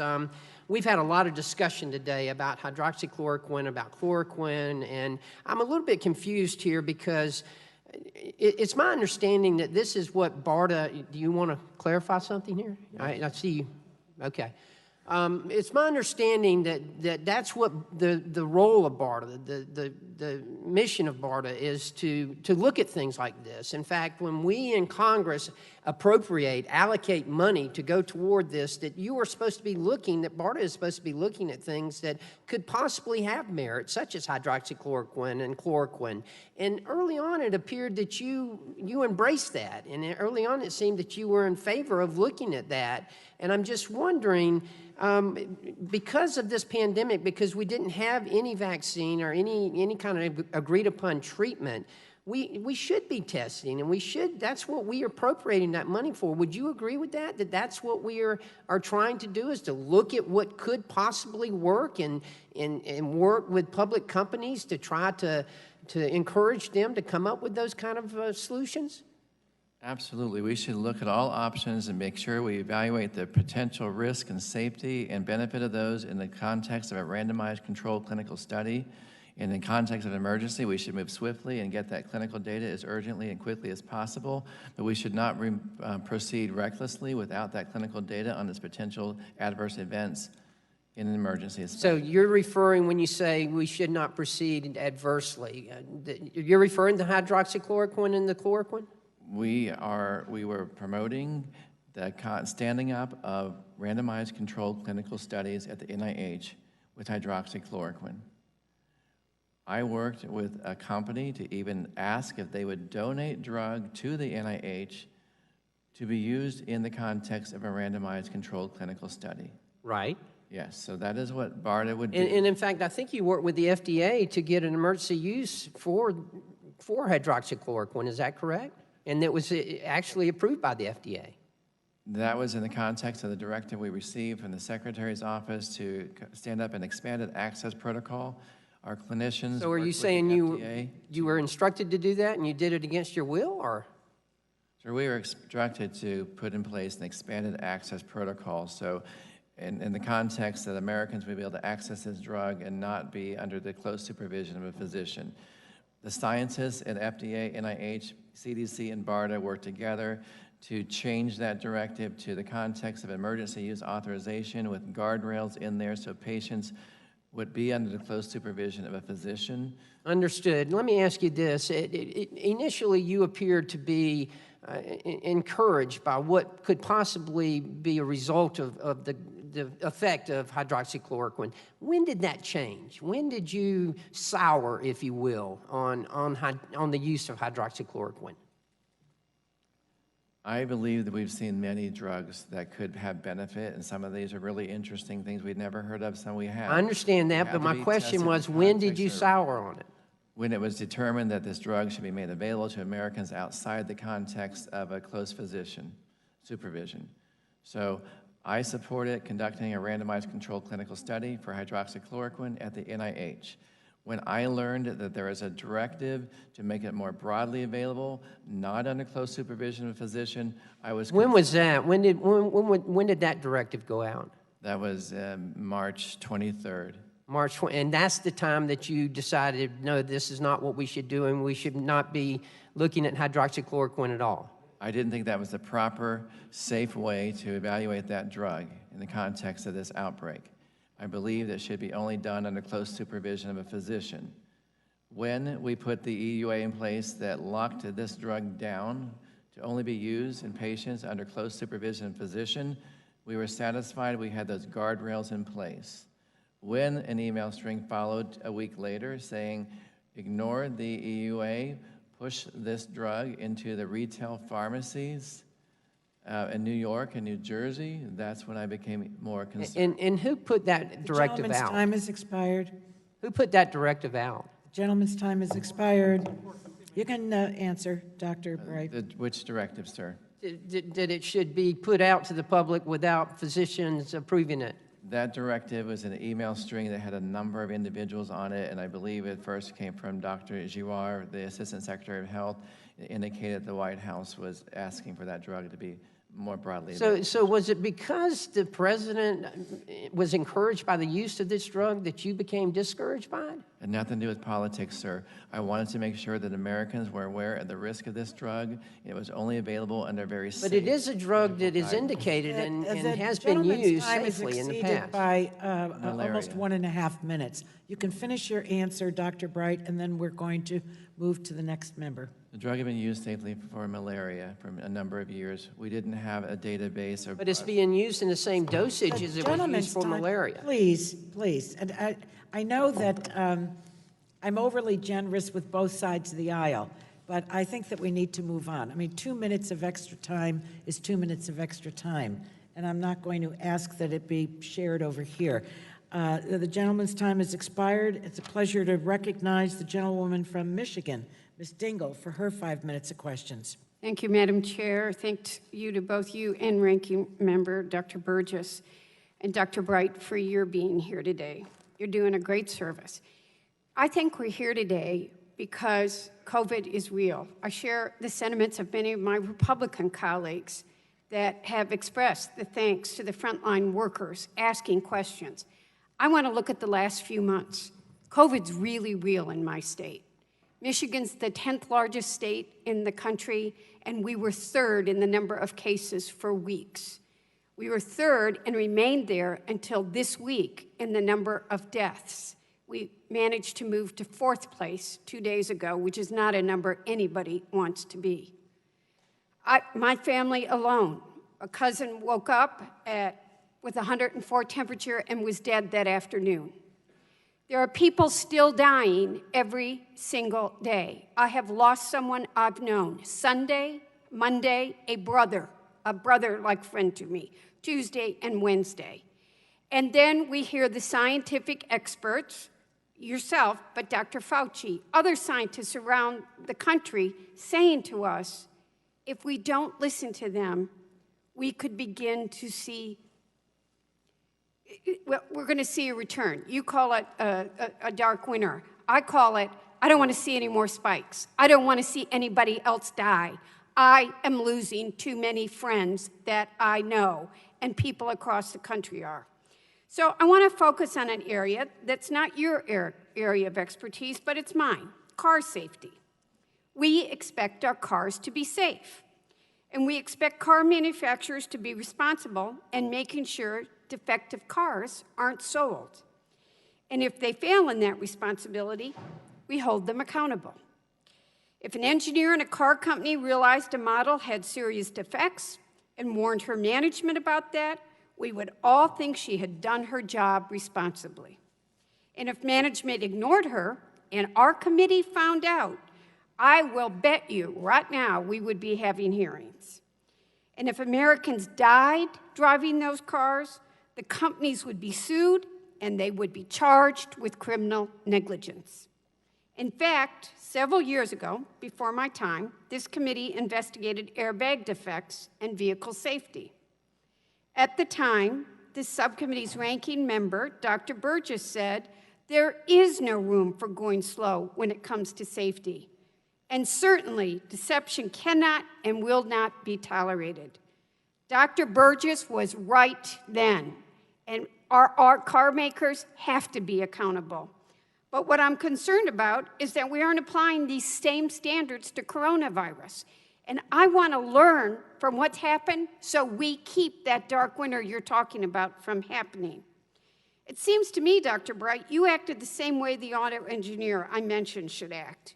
You identified serious problems and then suggested fixes when it came to diagnostics, N95 masks, other equipment, and medicines. Is that right? That's true. And Congressman, we still have those challenges. Do you believe if your suggestions were implemented, lives would have been saved and the severity of the pandemic might have been lessened? I believe lives would have been saved if we had proper medical protective equipment for our healthcare workers. Yes. So people died because you weren't listened to. People died because they didn't have appropriate protective equipment to save their lives and protect them from getting infected. The problems aren't limited to just ignoring your advice. The American people are confused, given mixed signals, and quite frankly, some days just simply deceived. Let me give you an example. There was a visit to the CDC on March 6th, and at that visit, the administration said, anybody who wants a test will get a test. Was that true then? There still are not enough tests. So even this week, as we're being told, anybody who wants a test can have a test. Is that true in the United States of America? No. In fact, all the experts say we are doing is only a small fraction of the tests we need to do to reopen safely. I'm running out of time, so let me ask you about vaccines. We keep being told by the White House that we've heard very soon, quick numbers, a matter of months for that vaccine to be developed. This is your area of expertise. You are a top immunologist in the world. Was there any scientific basis to suggest in March that we'll have a vaccine in the next few months? There's a lot of optimism. There's a lot of hope, but that doesn't make a vaccine. There's a lot of work that needs to be done to make a vaccine. Will we be able to vaccinate people in the next few months? It's very unlikely. Thank you, Doctor. Gentlewoman yields back. It's my understanding the minority is passing, reserving. With pleasure, I recognize the gentlewoman from New Hampshire, Ms. Custer. Today, I want to thank you for your courage, for helping us to do our job to protect the American people. I want to start today by restating what I said at a hearing February 26th with Secretary Azar, right here, right at that table. The key to a public health crisis is trust and credibility. On that day, I urged Secretary Azar to provide clear, credible updates from this administration to the American public. However, your whistleblower complaint and testimony today unveil unheeded warnings about personal protective equipment, testing supplies, and vaccine supplies. Over the past several months, I have held countless conversations with doctors and nurses and hospitals and community health centers and our Republican governor and every other person in New Hampshire trying to get access to personal protective equipment, to protect our frontline workers, to protect our grocery clerks. We've been trying to get testing supplies, and we were told that because we were not a hot spot, we were on our own. And we literally had to turn to entrepreneurs, thank God they exist, and thank you to them for flying to China and bringing us the equipment we need that should and could have been distributed had we planned ahead. These conversations have informed my roadmap to recovery on how to safely reopen our economy. And key to those efforts is adequate testing, contact tracing, supported isolation, and vaccine development, your specialty. So I want to focus on your role as Director of BARDA in vaccine development and distribution. On page 28 and 29 of your addendum to your complaint, it states that BARDA estimated that between 650 million and 850 million needles and syringes would be needed for a vaccine to be administered here in the United States, for everyone to be safe. Your team at BARDA also estimates it could take up to 2 years to manufacture these vaccine delivery supplies. To your knowledge, Dr. Bright, at this time, has the administration placed any orders to prepare for how a vaccine will be delivered when one becomes available to every American? I learned that they placed an order, the first order for needles and syringes on May 1st, and another order is placed today. And were the amounts adequate? I believe that it's for 320 million needles and syringes. And could you please describe the situation if every American does not have access to the vaccine due to a supply shortage?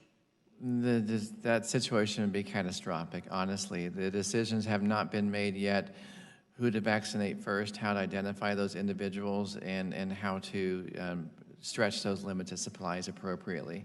And Let me it's ask you a important to simple remember question. that it's not just the United States. So there's limited supplies. When I said it would take 2 to 2.5 years to make those, that was assuming there wouldn't be global competition for those limited supplies. Those are not made in the United States, some of them. So Does a lack of preparation in vaccine supplies make us more vulnerable to future spikes in COVID-19? Absolutely.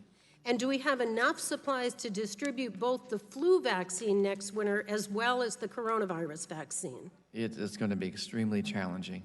Do we know yet of the interactions of the full-fledged flu season in combination with COVID-19? We haven't seen that yet. Luckily, in this spring, flu was winding down when COVID-19 was emerging.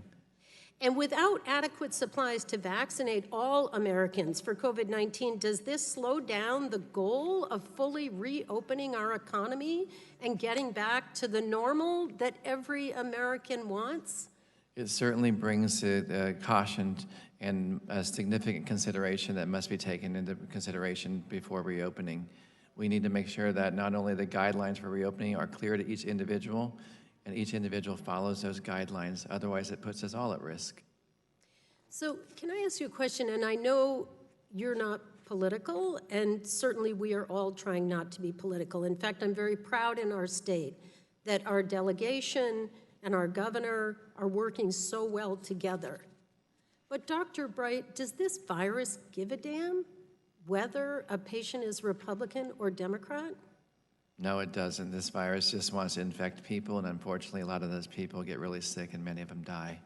Thank you. I'm so grateful, not just for your knowledge, for your humility, and for your service to our country. Thank you, and I yield back. Thank you. Gentlewoman yields back. Minority reserves. Pleasure to call on the gentlewoman from Illinois, Ms. Kelly, for her 5 minutes of question. Thank you so much, and thank you for being here and your patience. As chair of the Congressional Black Caucus Health Brain Trust, I'm deeply concerned by the disparities that this pandemic has brought to light due to our nation's history of discriminatory policy leading to differences in health outcomes for people of color. Time and time again, when resources are scarce, some communities are forced to do without the goods and services they need. You identify multiple situations in which the United States would face a shortage of supplies needed to respond to COVID-19, from masks to swabs and other testing materials, and potentially the supplies that deliver a vaccine when one is ready. During COVID-19, we've seen some states forced to pay significantly more because they're on their own to procure those medical supplies. Not every state or locality can afford to do this. Knowing what we do know about how scarce resources are procured and distributed, what impact will shortages have on lower income communities? The shortages will impact across all of America, and unfortunately, it actually increases the concern in communities that aren't part of the mainstream or might have lower socioeconomic status. So I think it has a significant chance of increasing the risk in those communities. How have you seen this impact the devastation of the disease in these communities? These communities have, the data are showing that they're hit very hard, and we don't actually have the information yet to understand fully what's behind that or why. And it has health status or access to health care or other immunization status or health care status. So we're still learning a lot about that.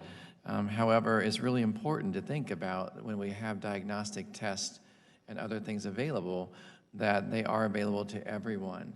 And many of these tests that we're developing today are very expensive or in very rare supply. So we need to make sure that we're developing and making available tests that are not just rapid and accurate, but low cost, and so everyone who needs a test can access those tests.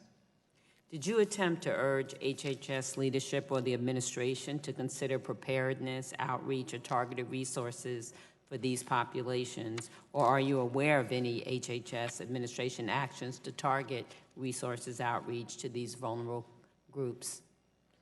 I've I've had some conversation, there have been some conversations, I should say, focusing on groups that are harder to reach in a different socioeconomic status. I'm not sure that there is a solidified plan in place just yet to make sure that it's more than a conversation.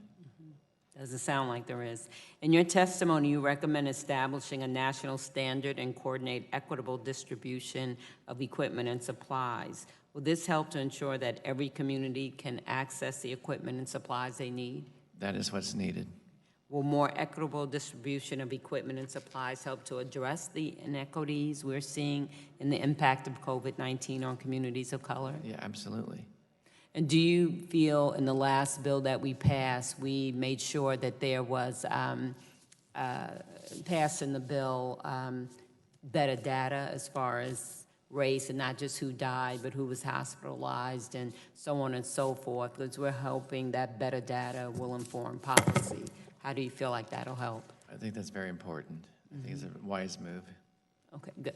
And we're supposed to get a report 21 days from when the president signed the bill, then 30 days, and then 180 days. I'm not aware of those guidelines. It comes in a different area, but I think reporting and oversight of that is important. And then lastly, you've been sitting in that seat for a while, but is there anything that we haven't asked you that you want to say? It was a really important question, and I've thought a lot about that. I think to highlight the things I talked about in my opening statement is we need transparency in the science, and America needs to know the truth. This is a devastating pandemic, and not just for health, but also society, our economy, our jobs, our livelihood. And if we do not take seriously the call for action to put specific things in place, a coordinated national plan for testing and response, and equitable distribution of these limited supplies, and ramp up and prepare for what will be a very devastating fall if we don't have the right supplies in place and raw materials, then this virus will overcome us in significant ways still. So we have limited time. My message is we have limited time. We have the ability to do it. We have the greatest scientific minds in our country to do it. We need to listen to them, put the plan in place, and everyone get busy stopping this virus. Right. I know it's very, I've had 3 people in my family with it, and I lost my uncle maybe like 10 days ago now from the virus. So it does definitely touch everybody. Thank you, and thank you for your patience. Thank you. The gentlewoman yields back. Minority Reserve. All right, then we'll go to the gentlewoman from California, Ms. Barragan, for her 5 minutes of questions. Thank you, Madam Chairwoman. Dr. Bright, one striking aspect of your account in your complaint to the Office of Special Counsel is the contrast between the public updates by the President and Secretary Azar on COVID-19 versus the analysis you and other experts were providing behind the scenes.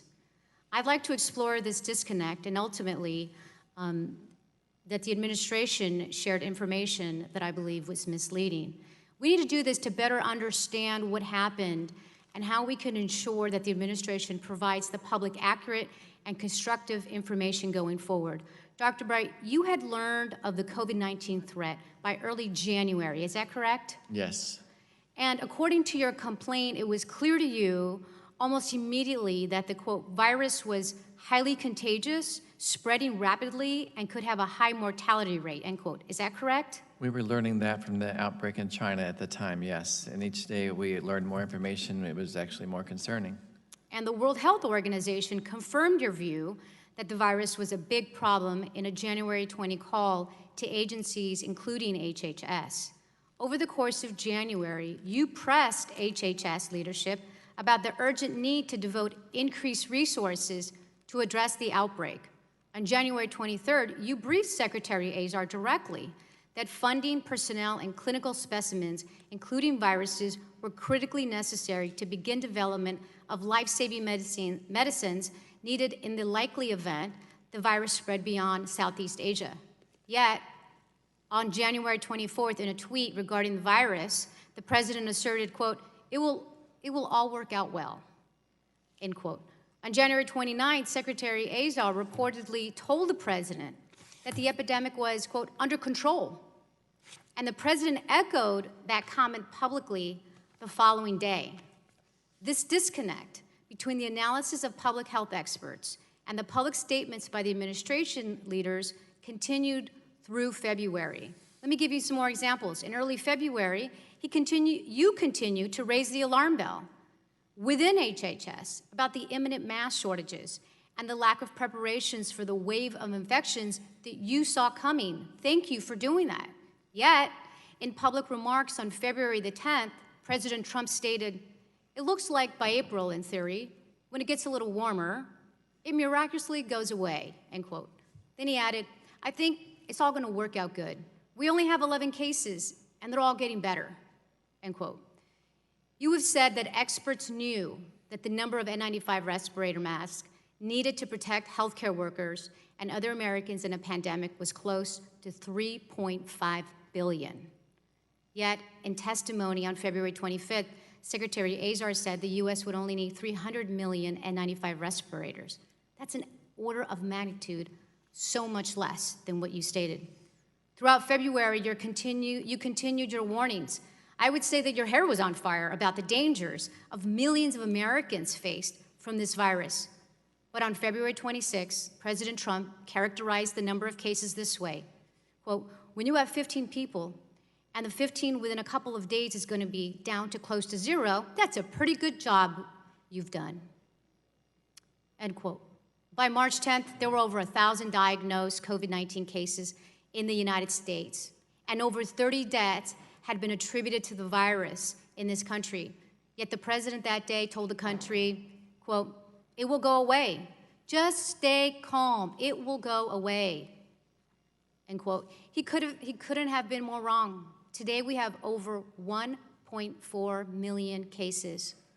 Dr. Bright, what impact do you believe that statements by the administration leaders downplaying the COVID-19 crisis throughout February had on the ability of our public health system to mount an effective response to the COVID-19 virus?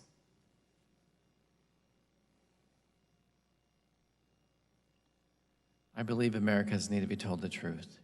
I believe that the best scientific guidance and advice was not being conveyed to the American public during that time. I believe by not telling America the truth or being fully transparent, regardless of where the information was coming from, people were not as prepared as they could have been and should have been. We did not forewarn people. We did not train people. We did not educate them on social distancing and wearing a mask as we should have in January and February. All of those forewarnings and all those educational opportunities for the American public could have had an impact on further slowing this outbreak and saving more lives. Well, thank you, Dr. Bright. I want to thank you for sharing your perspective with us today. I hope that over the course, I hope that your courage in coming forward helps our country forge a better path than the disastrous course chartered by this administration to date. I yield back. Gentlewoman yields back. Minority reserves. Pleasure to recognize the gentlewoman from Delaware, Ms. Lisa Blunt-Rochester. 5 minutes for questions. Thank you, Madam Chairwoman, and thank you, Dr. Bright, so much for your testimony, but also for your courage here today. As you can hear from our colleagues, there is not a person in this room or in this country who hasn't been personally touched by COVID-19. And your statement that we need to be told the truth is probably the most important statement we've heard all day, because we know that if we don't face it, we can't fix it. So I want to personally thank you on behalf of all Americans for your courage to testify before us today. And I want to say that my focus for this hearing is really on 3 things. Number 1, what have we learned? Number 2, what do we need to do now?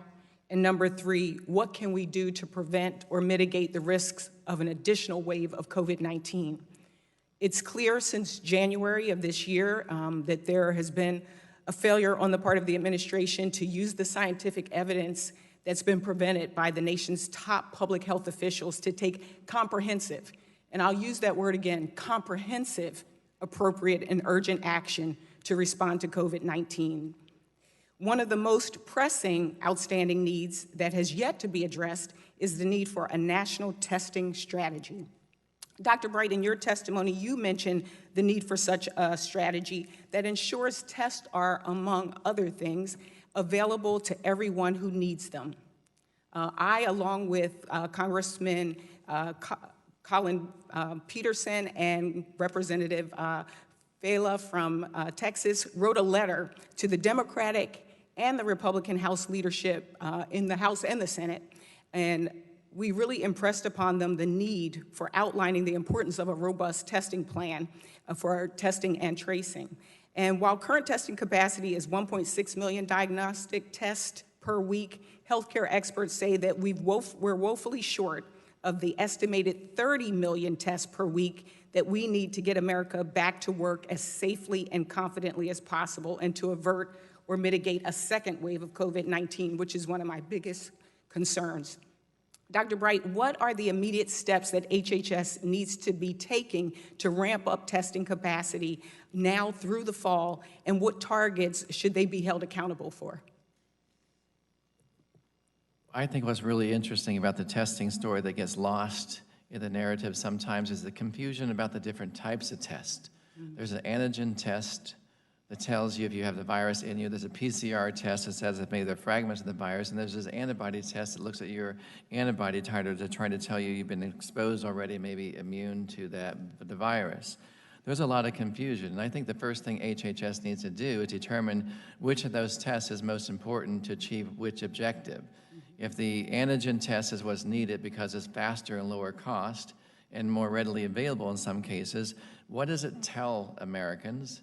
What does it tell employers? What does it tell schools about the potential for an individual who has a positive or negative on that test and their potential to have a different result the next day or later that day? There's a lot of confusion about these tests. So I think the first thing that HHS should do is determine the type of test and how that test would be used effectively. And then make sure that we have enough of those types of tests and they're in the right place, and the people using them know what the data tells them and how to use it effectively. I think there's a lot of confusion there, and they need leadership in HHS to distinguish those challenges and clarify that for the American public. It's not just a test. There are many different tests, they tell you different things.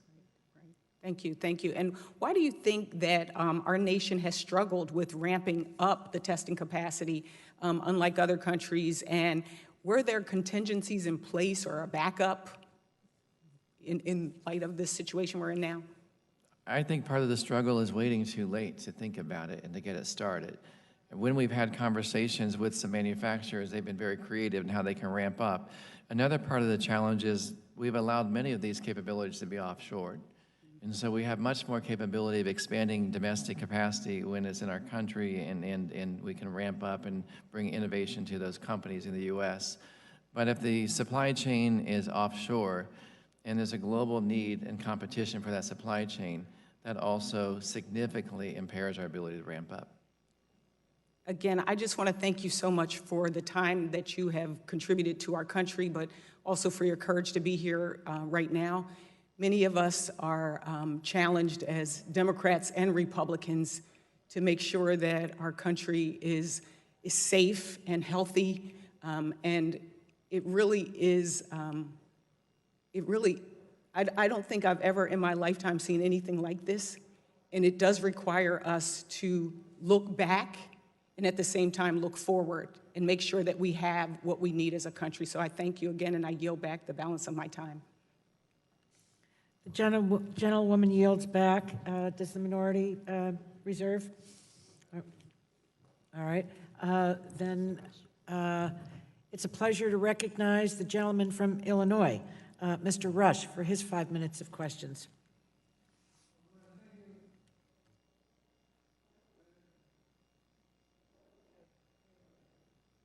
Do you have your microphone on? Yeah, I have it on now. Good. Now I can hear you. Okay. I want to thank you, Madam Chairman. Dr. Bright, it's so good to see you. I've been watching you this morning, and it just amazes me about your courage and your insight and your commitment. And I'm just so delighted to be in the same room with you. Your contributions are impressive, and your reports of how the scientific process was pushed aside for short-term political points are extremely troublesome to me and to the American people, I'm sure. I'm absolutely convinced that both you and the Chinese Dr. Li, the doctor who first raised the alarm over the coronavirus in Wuhan, China, you two will be remembered as two titans of this pandemic. You took the path that was right rather than the path that was easy. And I commend you for it. And that said, Dr. Bright, it's been widely reported that President Obama's White House National Security Council left the administration a detailed, very thorough document on how to proceed to a pandemic. And did you have any input in that playbook? Yes, sir, we did. A number of our agencies across the government had input in that playbook. And as far as you know, has any of those recommendations been enacted upon in this administration? I believe some of those principles have been reviewed and considered, but I think the playbook has changed in this outbreak. I don't think they followed that playbook. Like you, I think it's critically important that we focus on the path forward. While we must learn from the past and correct injustices as they occur, our response has to be forward-thinking, forward-moving. And I'm the sponsor of a bipartisan COVID-19 Trace Act. I have been working on developing a comprehensive $100 billion strategy for mobile testing and door-to-door tracing. And my legislation, my bipartisan legislation, empower community groups to hire and train and pay workers to engage in testing and contract tracing. It prioritizes hotspots in medically underserved areas, as well as entities who hire locally. And as such, I was very interested in your views on a national testing and tracing strategy. In your testimony, you said, the virus is out there. It's everywhere. We need to be able to find it, to isolate it, and to stop it from affecting more people. And with that, I could not agree with you more. While my question may be outside of the scope of the NIH or BARDA, I believe that it's a question that is relevant to today. And I'd like to hear more about what you, as an expert on pandemic outbreaks, believes should be our national strategy for testing and tracing. So I think it's important. You're spot on that we need to have a strategy that everyone follows the same strategy to test for where the virus is, who's infected with this virus. And then we have to appropriately isolate that person and quarantine them so they don't infect others. We rapidly need to trace their contacts to understand who they may have been exposed to and be able to test those individuals. And if they've been infected as well, we need to be able to isolate those. Through a concerted, coordinated effort across the country, we can be able to identify where that virus is, who's been exposed, give those people proper treatment and isolation, and can slow the spread of this virus significantly. But that has to be in a coordinated way. We have to have the right tests and enough of those tests. It's not something we do once and we're done. It's something we have to continually do in a community. So it's not just that we need one test for every person in America. We need multiple tests and the right types of tests. We need the right types of individuals and professionals who know how to use those tests to trace the individual contacts and to isolate that virus and stop it from spreading. Well, I certainly thank you so very much, and thank you again for being here and letting the American people know what really is going on in our nation with this pandemic. I thank you, and Madam Chair, I yield back the balance of my time. Thank you. Gentleman yields back.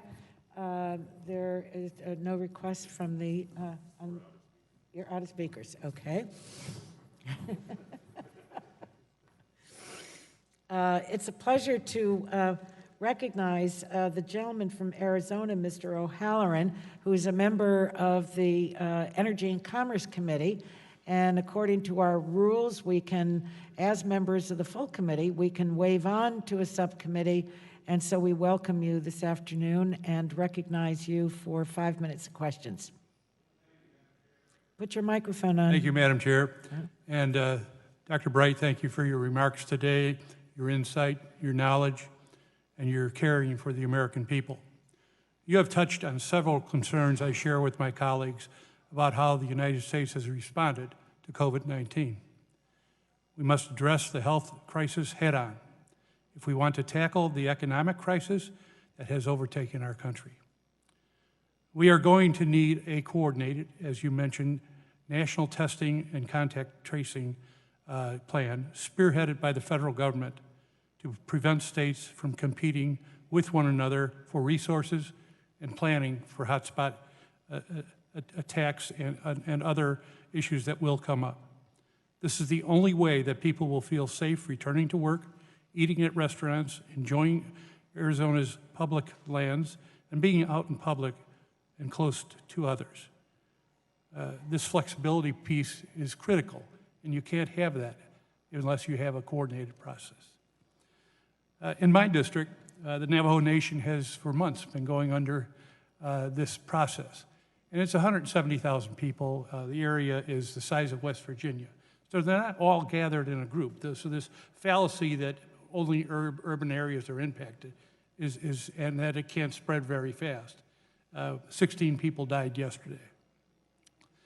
And in fact, this on a per capita basis, this currently has more cases than any state in the country. And yet this hotspot is still not being addressed in the appropriate way. More resources are needed, and they're needed now, and they were needed more than a month ago when we started trying to get this done. They continue to struggle to see the federal government's promised payments each in a timely manner. It came through finally, but it has to be timely in order to respond. This will bolster the health system and provide people with water, food, and supplies during this time of great crisis. Dr. Bright, as an infectious disease expert, what is the one thing that the federal government must do to ensure that hotspots like Navajo Nation or anywhere else in our country are successfully mitigated in a timely way, that this virus does not continue to spread throughout communities, and to bring back the faith of the citizens of our country to be able to understand that we will respond quickly with the necessary supplies? Congressman, that's an excellent question. I believe that there's a need to recognize that it is a hot spot and understand the per capita outbreak of a number of infections in different areas and not treat every area in the United States the same. The rural areas, the less dense areas are not the same as a dense city such as New York City. However, you could have just as significant of challenge in a rural area or a less dense area as you described in Arizona. So I think the first recognition is to get the data across the country into the federal government so they can make the right prioritization decisions and allocation, equitable allocation of those limited supplies and resources to areas such as yours with a hotspot area. I don't think there's a full recognition yet of how to define necessarily the hotspots in a standardized way across the country. So we need to have the scientists review this challenge and come up with an equitable distribution and recognition of those areas. Thank you, Doctor. I want to point out that this enemy goes much faster than one of our jet planes. Our fighters go fast, but this goes microseconds. One person to another, and it passes on and on and on. So I appreciate your comment. But statistics have to be relevant and timely in order to be able to do that, and it needs a central database. Dr. Bright, we are currently seeing the number of COVID-19 tests that are being administered increase nationwide. What major hurdles stand in our way from increasing our testing capacity quickly, moving forward, And how can the federal government address these now or within a quick period of time? It's taken, White Mountain Apache are going through a hot spot right now in my district. They cannot get tests. And they've had 400 cases out of 14,000 people. I mean, this is a critical issue, please. I still think we need to recognize the importance of the different types of tests. And when we identify those different types of tests are essential for what we need to do to isolate the virus or identify people infected with the virus, then we need to put all efforts in the ramping up production of all supplies for those tests. We've found many times that we've ramped up now test production, but we have not thought about the critical reagents that accompany those tests. We haven't thought about the swabs. We're asking equipment, diagnostic equipment that might normally run 100 tests a day to run 10,000 tests a day in a 24-hour period. So there hasn't been a real thought-through plan about how to maintain that equipment, and that equipment now is failing in many places. So as we ramp up capacity to test, and we haven't thought all the way through the raw materials and maintenance of that equipment, those supplies, then we can find ourselves in a few days down the road not having the tests we thought we had, not having the supply we thought we needed. So again, this is where a coordinated strategy and plan for testing comes into place. Not just how to use the test, but how to make sure we're sustaining that supply. How to make sure that we've thought of every component, if it's a swab, if it's a buffer, if it's a lubricant for the instrument itself. Making sure that all of those things are considered and in that national strategy so we don't ramp up in one area and crash in another. We have to ramp up in all areas at once. Thank you, Doctor, and Madam Chair, I yield.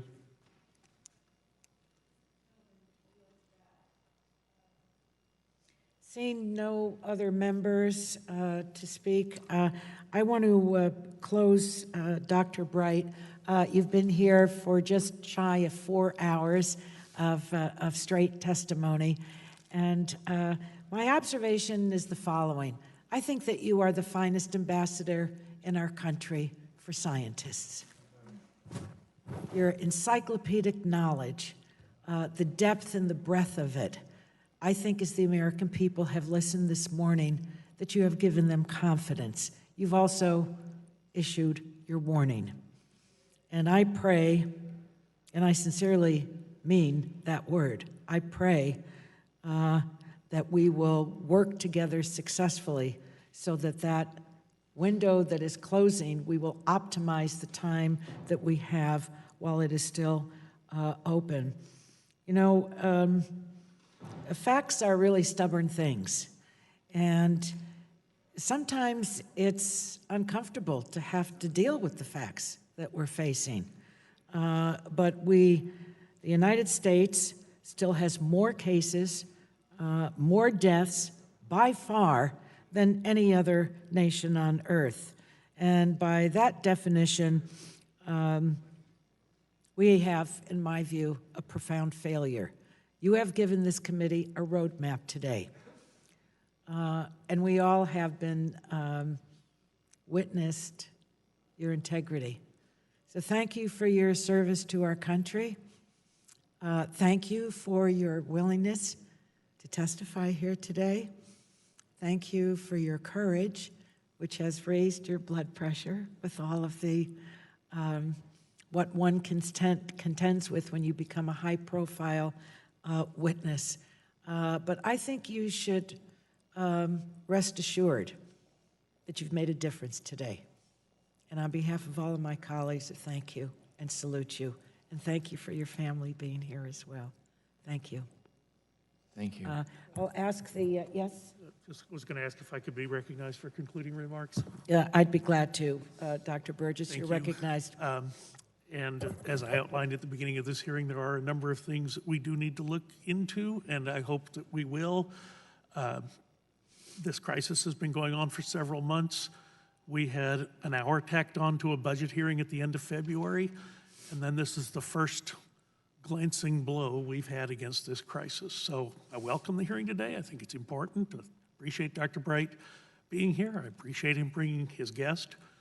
I do think we need to look into the issue of testing. I simply do not understand how the CDC got so far behind the curve at the beginning, and I would like to know that.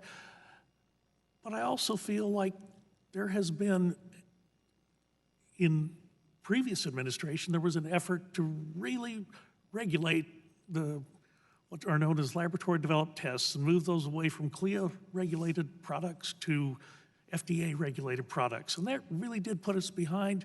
The innovators have now stepped up. I'm thankful that they have, but we shouldn't have excluded them in the first place.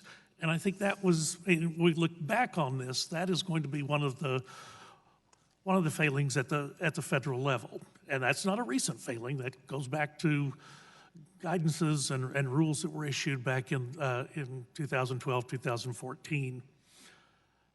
As far as testing is concerned and the ancillary supplies, there are tests that might just involve taking a salivary sample. That'd be great. Spit into a cup, not have to deal with one of those obnoxious swabs going halfway down your throat. I suspect those cups are probably in greater supply and more readily available. And then, Dr. Bright, you'll remember I had an interaction with you in March.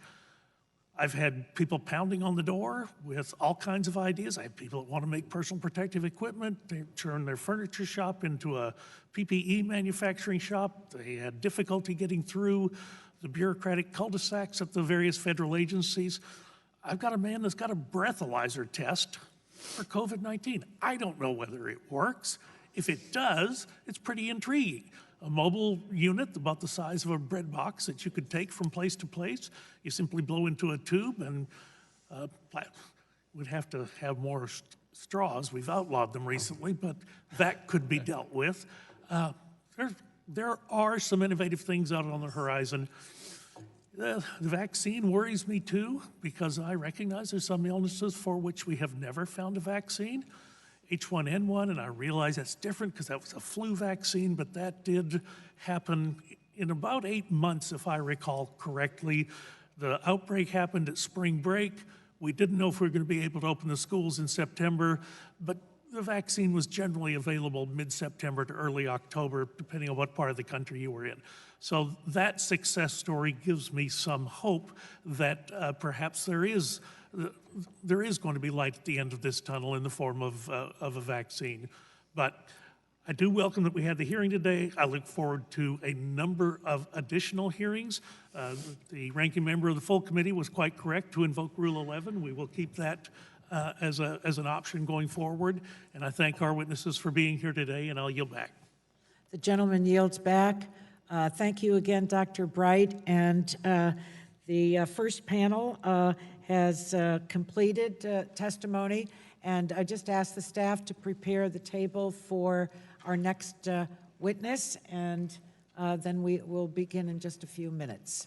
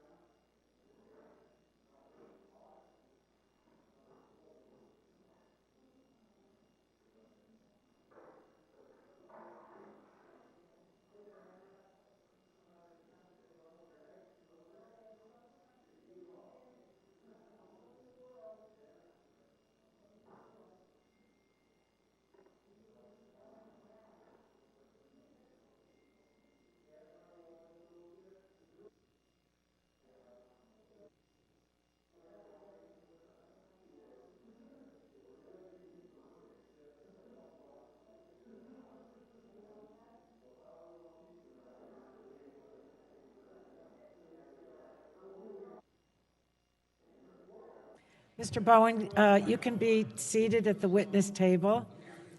Good afternoon and welcome to you.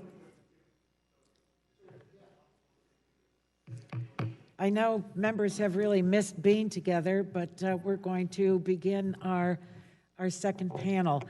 I want to introduce Mr. Mike Bowen. Mr. Bowen is the Executive Vice President of Prestige Ameritech, which is America's largest domestic surgical mask maker. I want to thank you, Mr. Bowen, for flying from Texas to be with us today. Your story is a very powerful one. And to my colleagues, Mr. Bowen has been, I think really, he wins an award for tenacity because over 3 presidential administrations, he's been banging on the door, warning, asking for, pointing out that America has a dangerous dependence on foreign countries for products that we need here at home. So this is very important testimony, and we welcome you. We thank you for traveling to be with us today with all the extenuating circumstances to travel, and we're very grateful to you. So you are now recognized for your statement, and then we will, and then you will hear from the members, and I'm sure both your statement will provoke questions, and that you'll get good ones from both sides of the aisle. I should add something here, and that is this issue of our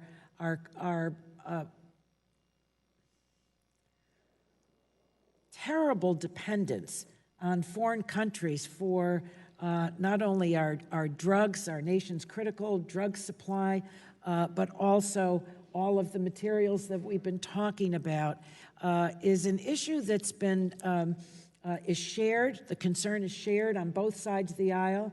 As I said previously today, I think it was this morning and not this afternoon, that we've had bipartisan legislation on it.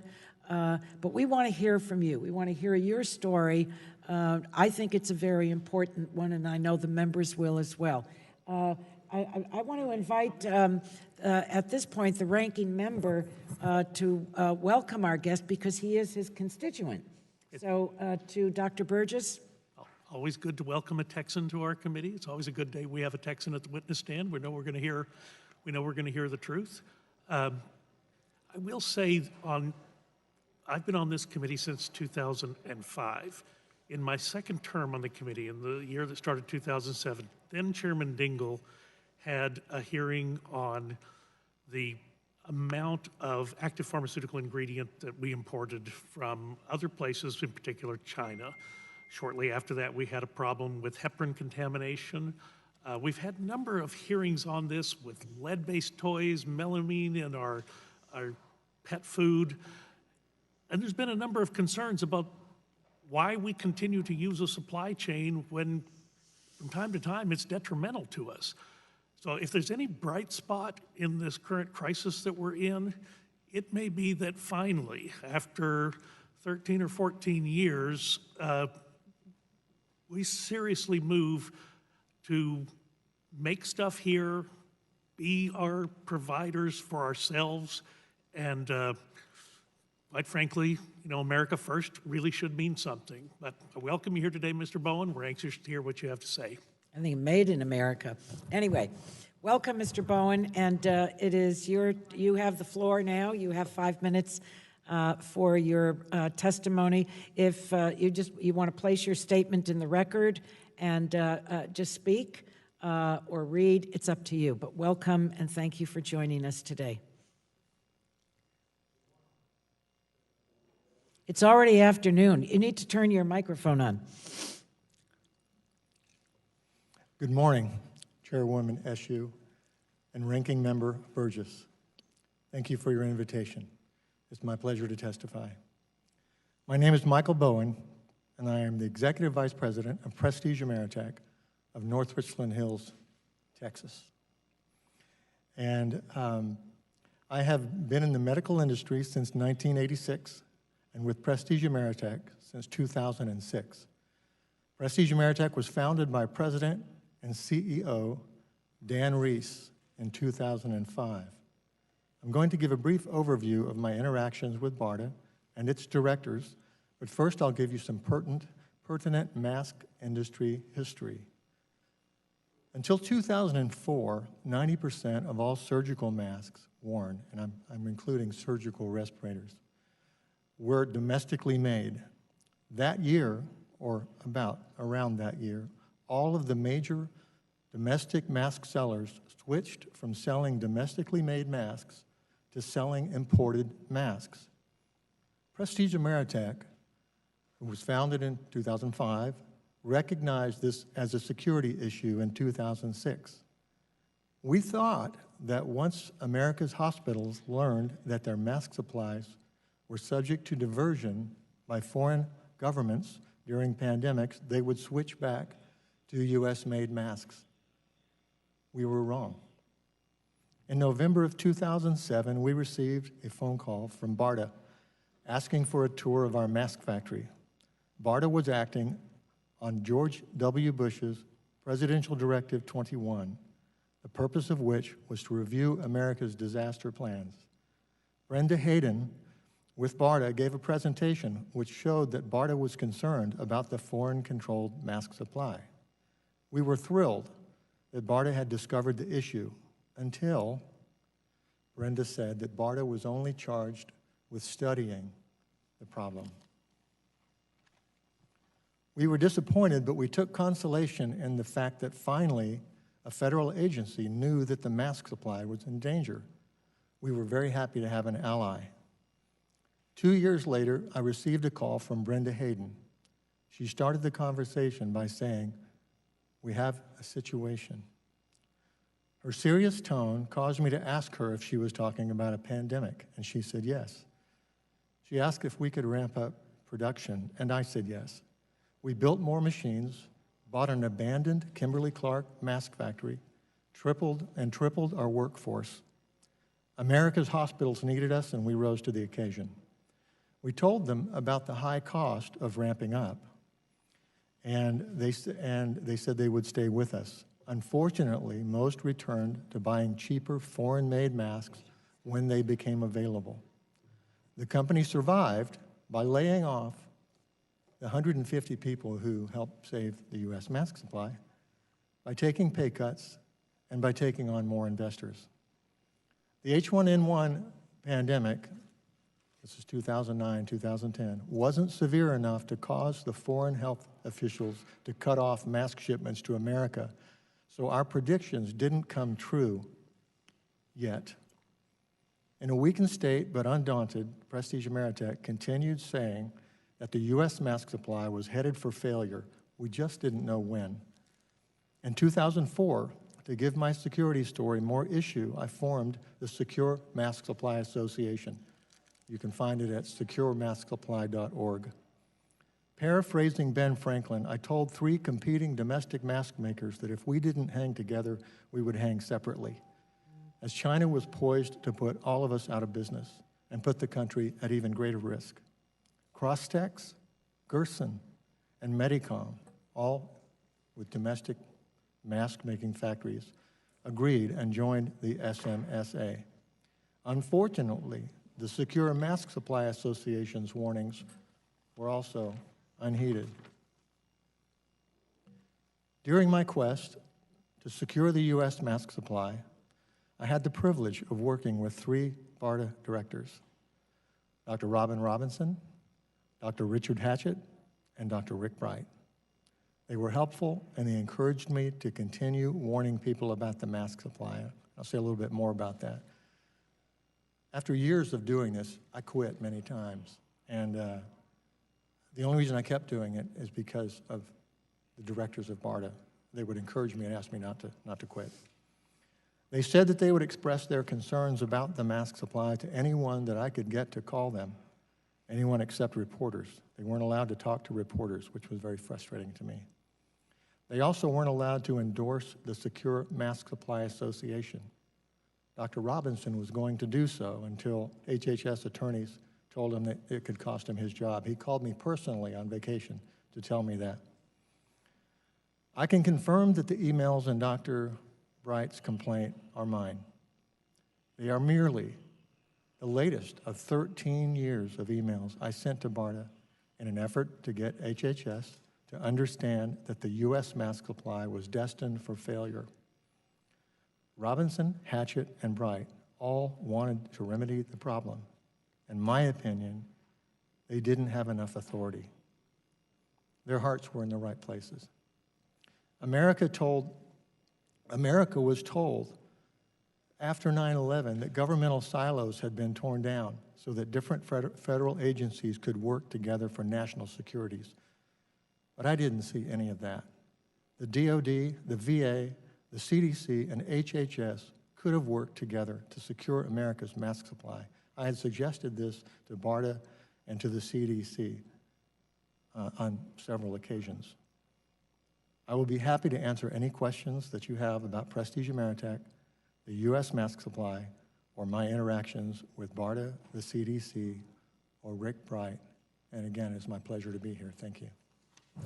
Thank you very much, Mr. Bowen, again for traveling across the country to be with us and for your testimony. We'll now move to member questions, and I'll recognize myself for 5 minutes. You were already touched on your acknowledgement of your emails or description about your actions that were in Dr. Bright's complaint, so I'll move past that. To the best of your knowledge, is the section of Dr. Bright's complaint about the mask supply accurate? Yes. Should HHS and the administration have been able to foresee, in your view, the mask shortages caused by the pandemic? Yes. How many of your mask lines are not activated right now? 4. 4. My goodness. And as we have a run on supplies, you have 4 lines that could be working and manufacturing high-grade masks for those that need them in our country. Yes, but not like turning on a light switch. It's a very large project. And just spend a moment to tell us what it takes to bring those up. Well, the machines were built If you were to receive orders now to activate those lines, explain that to us. And how many more masks could you be manufacturing right now? We could be making about 7 million N95 respirators a month. However, again... Did you say a month? It's, yes, a month. So say that again, the number of masks? 7 million N95 respirators per month. But again, it's not like turning on a switch. We didn't build these particular machines. They were from China, and we got them in an acquisition several years ago. So my email to Rick Bright, in that email I said, I think we're in trouble. We have these machines. It would be expensive and hard to get them going, but if this is going to be bad, that could happen. So that was my offer. Very often, especially for lawyers in courtrooms and elsewhere, when you're going to ask a question, they say you should know the answer. I think I know the answer to this question, but I want to hear your view on it. We've allowed this supply, this very important supply of protective articles to other countries. Do you believe it's because of saving nickels, dimes, and quarters? I call it chasing pennies to China. Mm-hmm. It's that insistence. And look what it has cost us. It's cost us lives. It cost us lives. It's cost us lives. If there's someone that would like me to yield the rest of my time, I'd be glad to. If not, we can go to the ranking member of the full committee, Mr. Walden. Well, thank you, Mr. Bowen. Thank you. Thank you, Madam Chair, and I'll let you reset the clock too. So so I don't go over my Yeah, it's allotted time. yeah. There we go. And Ms. Bowen, thank you. Thank you for being here. And I appreciate your testimony, which I read last night. Toward the end of the last panel, I received a copy of an email that you sent to Dr. Bright on January 31st of this year. This email appears to be the one included in Dr. Bright's complaint, though it is one of the exhibits that was not publicly posted by the Washington Post, interestingly enough. Here's what the complaint says. 2 days later, Mr. Bowen of Prestige Ameritech sent yet another email to Dr. Bright and Dr. Wolf, once again issuing a dire warning about the imminent mass shortage. Among other things, he advised, and I quote, "This week we sent 1,000 masks to China and Hong Kong." Now, I believe your email actually says 1 million masks to China and Hong Kong. He continued, quote, "In all my years of predicting the U.S. mask supply would one day collapse, I never pictured myself selling masks to China. I have it from 2 reliable sources. China's begun telling Chinese mask makers not to let masks leave China," close quote. He concluded, "I think China will cut off masks to the USA. If so, U.S. hospitals are going to have a very rough time, as up to half the supply is made in China. A horrible situation will become unbearable." That's the That is my complaint. email, yes, sir. And that's your email, okay. In the complaint, this is cited as an email from L. Wolf to R. Bright on January 29, 2020. I think that citation is obviously wrong, since even the complaint acknowledges that it's an email from you, Mr. Bowen, to Dr. Bright, right? That's your email. That was my email. I don't Yeah. know how it got to him, but I mean, I don't know. How it got to him. Yeah, I don't know what emails chain you're looking at, but yes, sir, that was my email. Well, I was reading from Mr. Bright's complaint, and I just received, I think, what appears to be a copy of this email. I think it's cited wrong in the complaint. The email I received is dated January 31st, 2020. It includes all the language that I just read to you from the complaint, and this is exactly why the committee not only needs all the exhibits cited by Dr. Bright, not just the ones selectively obtained by the Washington Post, and needs the full email chains, not just the selective excerpts from Dr. Bright. Because this document also says, and I will quote, this is your email to Dr. Bright and to Laura Wolf. It says, and I quote, "My government strategy is to help the U.S. government if and only if the VA and DOD become my customers after this thing is over." Yes, sir. So, Madam Chair, I'd like to submit the email for the record.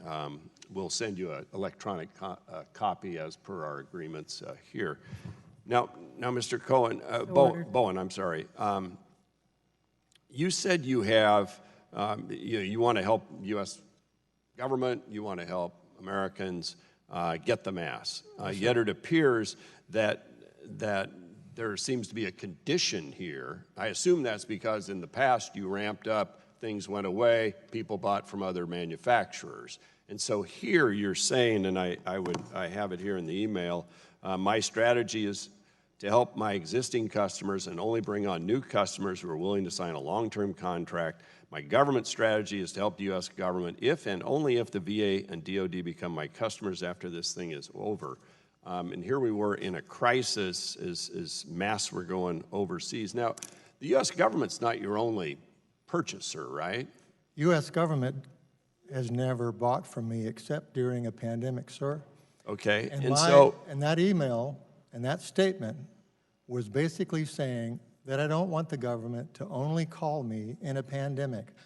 Okay. Give me business during peacetime so that I can survive to help you during a pandemic. Did you ever ask for a sole source contract? I have bid on the DOD and the VA business, and I continually lose to masks that are made in Mexico because the DOD does not obey the Berry Amendment. They buy foreign masks made in Mexico because Mexico is a friend of ours and is called a TAA-compliant country. Were your masks not NIOSH 95 approved? Make the decision based on price, not national security. Sir, if I could reclaim my time. How long, you said you couldn't turn on these lines of manufacturing very quickly. How long, if you got a big order from the government today, would it take you to produce masks?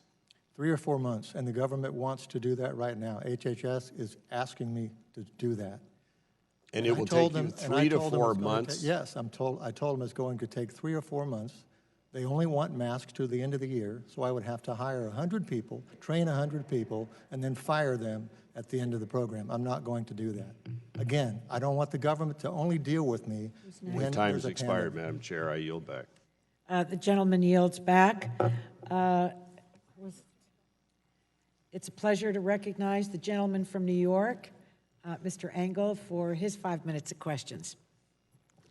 Well, thank you. Let me get this down.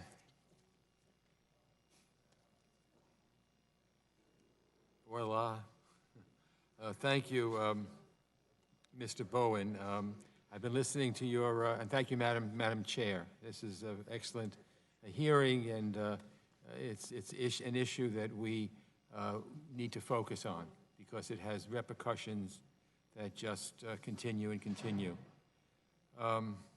Every day I hear from my constituents, including doctors and nurses serving on the front lines of this pandemic, about the dire shortages of personal protective equipment and therapeutics, PPEs, as they call them.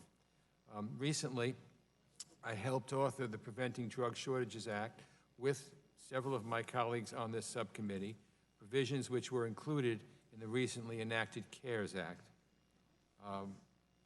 This all ties together. I've used my role as chairman of the Foreign Affairs Committee to cut through red tape and bring much-needed supplies like 100,000 antibody tests for New York City from China. All these actions, as you point out, Mr. Bowen, are symptoms of a larger problem. Most U.S. medical products are manufactured abroad. And as this pandemic has highlighted, this leaves the United States vulnerable in public health crises and obviously poses a national security threat, the way I look at it. So, Mr. Bowen, as we can tell this afternoon and reading all about you, things you've said, things you've written, you've certainly been a leading advocate for this issue, specifically as it pertains to face masks, which have never been more in demand than now. Took mine over there. In your written testimony, you note that in 2004, major domestic surgical mask sellers switched from making surgical masks domestically to importing them. I know you spoke a little bit about it, but could you go into more detail and explain what prompted this change? Mask companies wanting to make more profit. So they go to countries, well, it's not just mask companies, it's people who are in the hospital industry who are competing for contracts, for supplies. And it's a bid-type situation most of the time. And the way you make products cheaply is to make them in China and Mexico and other places. So that's why the U.S. mask supply left. It wasn't a coordinated effort.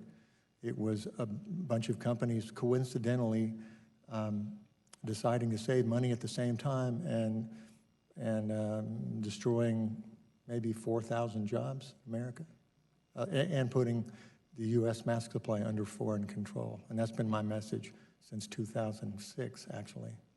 Well, it's really unbelievable because it isn't just foreign control, it's a very large degree to China control.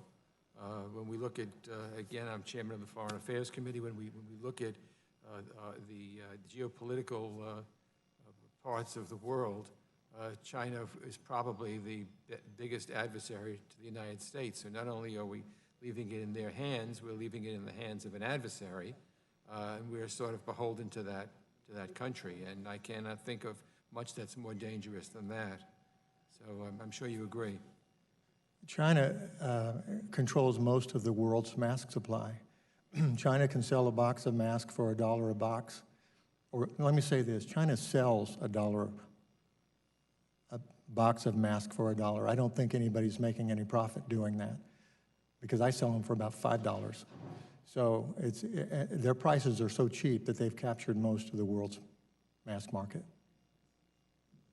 Does their government subsidize the Chinese government, the Beijing government? I don't know that. I don't know. All I know is their masks cost less than the materials. If I take my labor costs totally out, I'm still nowhere near the cost of their products. Do the Chinese masks meet our standards? Some do, some don't. What steps can the federal government take to incentivize more medical manufacturing of critical equipment like surgical face masks in the United States? Well, as in a letter that I sent to President Obama, I don't think it requires money. I think it requires the government saying it is a national security problem. It requires the CDC telling America's hospitals they are too dependent on foreign-made masks and put them in legal liability. They have to protect their patients and staff. If in a public forum like this, you say, this is a national security issue, then those hospitals' attorneys are probably going to get on the ball and tell their hospitals to buy American-made products. And they don't cost that much. The whole market is only a couple of $100 million. This whole problem, this is a $30 million problem, folks, just for people trying to save pennies across the whole United States. It's not some multi-billion-dollar problem. Would you repeat that again and lean forward into that microphone so that everybody hears it again? I said this is a $30 million problem. It's not billions and billions of dollars. I've never asked for money. In a letter to President Obama, and I wrote President Trump as well, but in a letter to President Obama, I said that this isn't about money. This is about information. Tell America's hospitals that they are going to be in a position to not be able to protect their staff and their patients. And their attorneys, those hospital attorneys, will tell their hospital to buy American-made masks. I don't need your money. Don't need subsidies. Just tell people about the problem. And that was my problem with BARDA. Not my problem. BARDA wanted to do it. They weren't allowed to do it. This issue needed publicity. I tried to get them to talk to the Infection Control Prevention magazine, Infection Control Today, sorry. I wanted them to talk to the New York Times. Every time we had some kind of a flu bump, I wanted them to be able to talk, and they couldn't do it.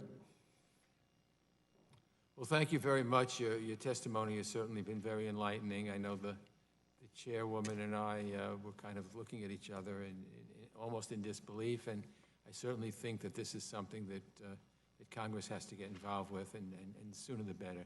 Thank you very much for your testimony. Can I point out something? Sure. You know, I watched all of this in a room a little while ago, and it seemed like everybody who was beating up on Mr. Bright, Dr. Bright, was a Republican, and everybody who was defending him was a Democrat. I'm a Republican. I voted for President Trump. And I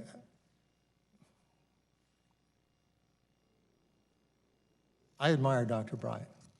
I don't know what he did in all of his other activities, but I think everything I've heard and every time I've talked to him and everything he said here made a lot of sense, and I believe him. Thank you, Mr. Bowen.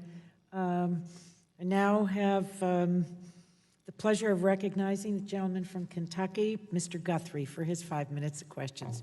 Thank you very much. Appreciate that. Appreciate you coming today. I have a manufacturing background myself, and I know that the president's asked General Motors and Ford to make ventilators, and everybody's business is their business. They make decisions based on what's right for their business. But you know, during the pandemic, there is an upload, and if every business person says we're not going to adjust our lines for a pandemic, and understand Ford and GM have different access to capital than some others, just something that everybody needs to be concerned about, because in a pandemic you do have increased orders, but I understand you want some long-term guarantees as well. But there are a lot of people making decisions. There are people now with their businesses shut down because of what's going on in the pandemic. But I'm just trying to understand the mask manufacturer process, and so if you can. So my questions are, what type of masks do you manufacture, and do they represent the totality of mask variations sought by the Strategic National Stockpile? And if you can get all these questions in, do you make all masks that are in demand that other domestic product producers make? The only mask that I don't make is a cone-style mask, the hard cone style. All the masks like you all are wearing, we make all of those, and we make N95 respirators, yes. You do all the N95s? Our factory used to make 87% of the U.S. mask supply. So as you know, the Strategic National Stockpile procedure procures medical countermeasures and other supplies to be deployed in a public health agency. Yes, sir. I understand you worked with Dr. Bright at BARDA to get federal funding to produce masks. Did you have any conversations with Stephen Adams, the acting director of the Strategic National Stockpile? Let me go back before that. On the Strategic National Stockpile, I met with Greg Burrell face-to-face 5 or 6 years ago. And Greg Burrell had no problem whatsoever buying Chinese masks. And I had a conversation with him in the hallway after a meeting when I said, don't you find this a problem that America is dependent on Chinese masks? And he said, no, I don't. And as far as Mr. Adams, I believe I may have emailed him. I don't know, sir. The last 100 days, I've talked to so many people. I don't know what day it is most of the time. So you thought it was necessary to go through Dr. Bright? You couldn't get anybody else to listen to? I mean, Dr. Bright. Well, no. You got it all wrong. First of all, I wasn't looking for business. Wrong. I'm just trying to find the information. Okay. So, yeah. I wasn't looking for business. I opened my email. I don't need your business. My phones are ringing off the wall. I thought of BARDA, Dr. Robinson, Dr. Hatchett, and Dr. Bright. I thought of them as brothers in arms. I knew they couldn't buy my products. I knew that. But they were the only people who believed it. I would like everybody to go to YouTube, put in Michael Burgess and Prestige Ameritech. You'll see Mr. Burgess talking at our factory 10 years ago. You'll see him say that only 10% of the mask supply is made in the United States. I talked to Michael Burgess, Ron Wright, Joe Barton, Patrick Leahy, my associate Matt Conlon talked to Chuck Schumer. I wrote Barack Obama 20 letters, wrote President Trump and everybody in his early administration.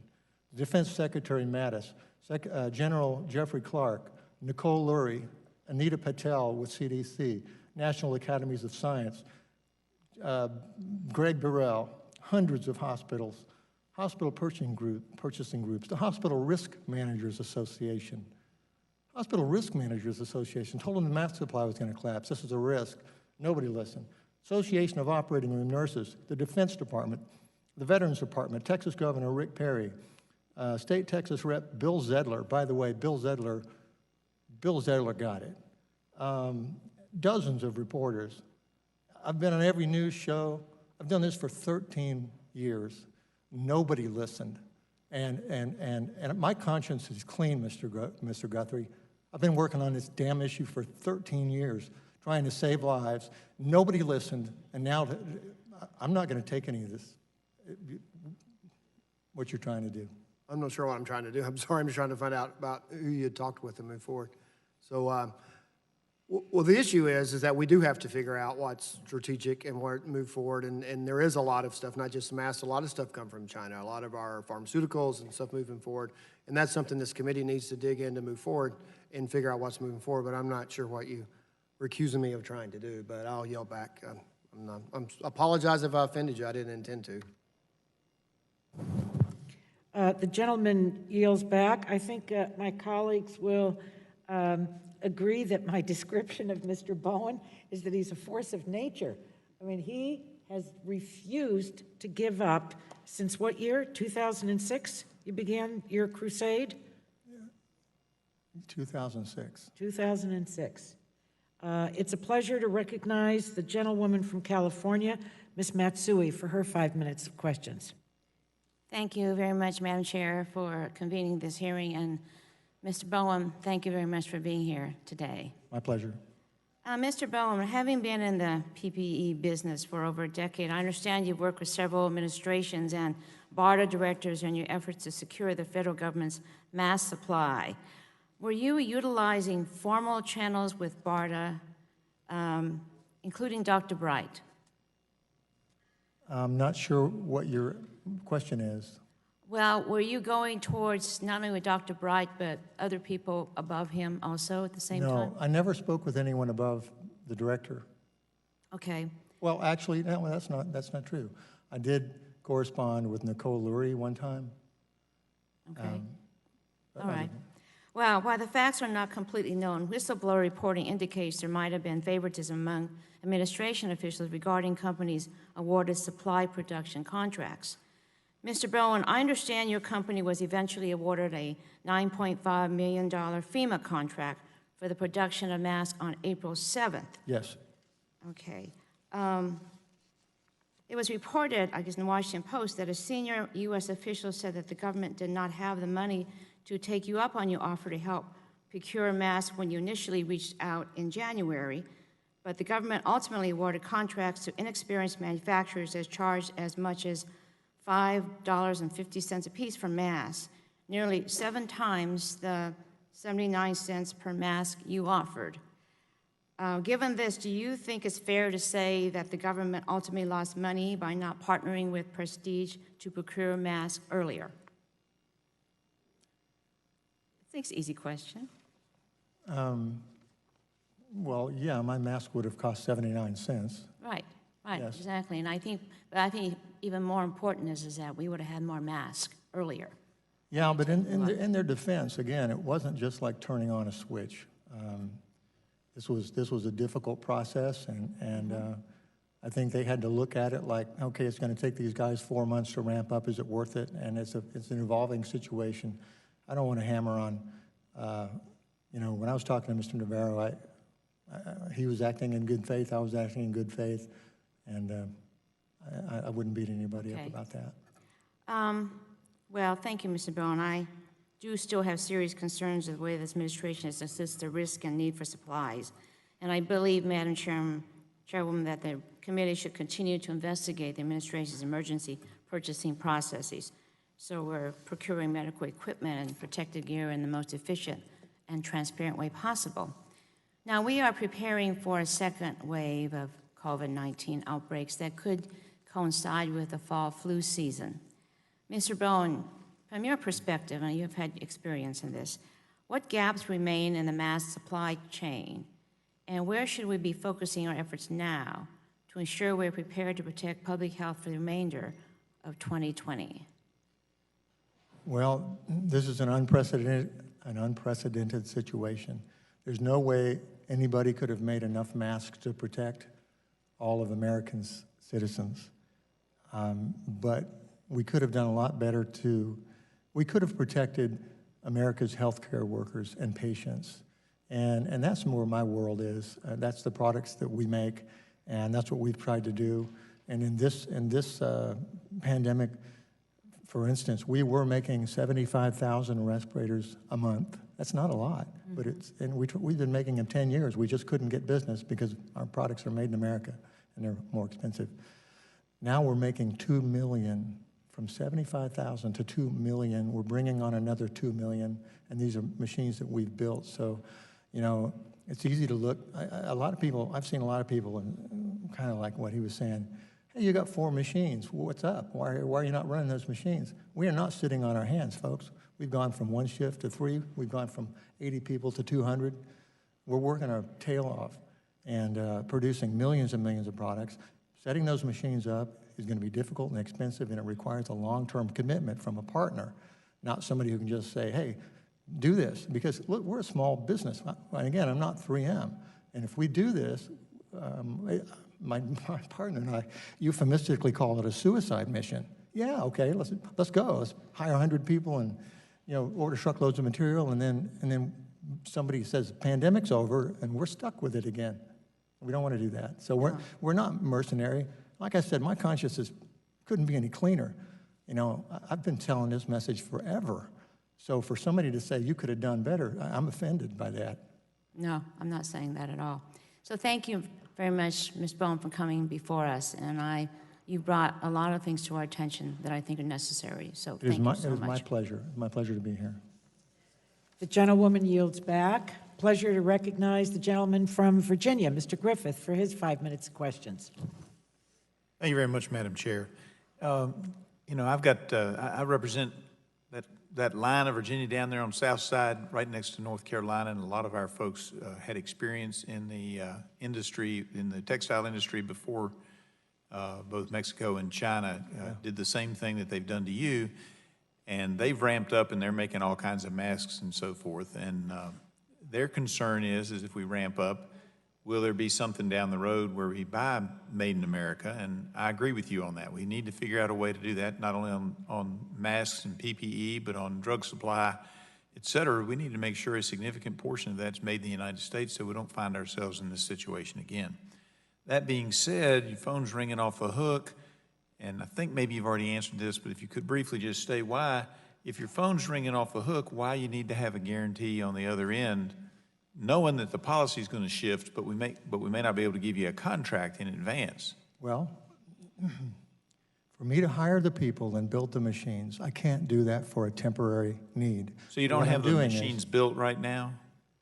No, I mean, I'm saying to go more than we've already gone, which we've already built as much as we can risk. Okay, but you said you had 4 lines sitting empty. So I thought the machines were already there. Is that not accurate? Yeah, please ask your question again. I'm confused. Okay, I'm just trying to figure out, understanding that somehow the policy is going to change, but we can't guarantee you a contract, but I think everybody agrees we've got to have more Made in America. Right.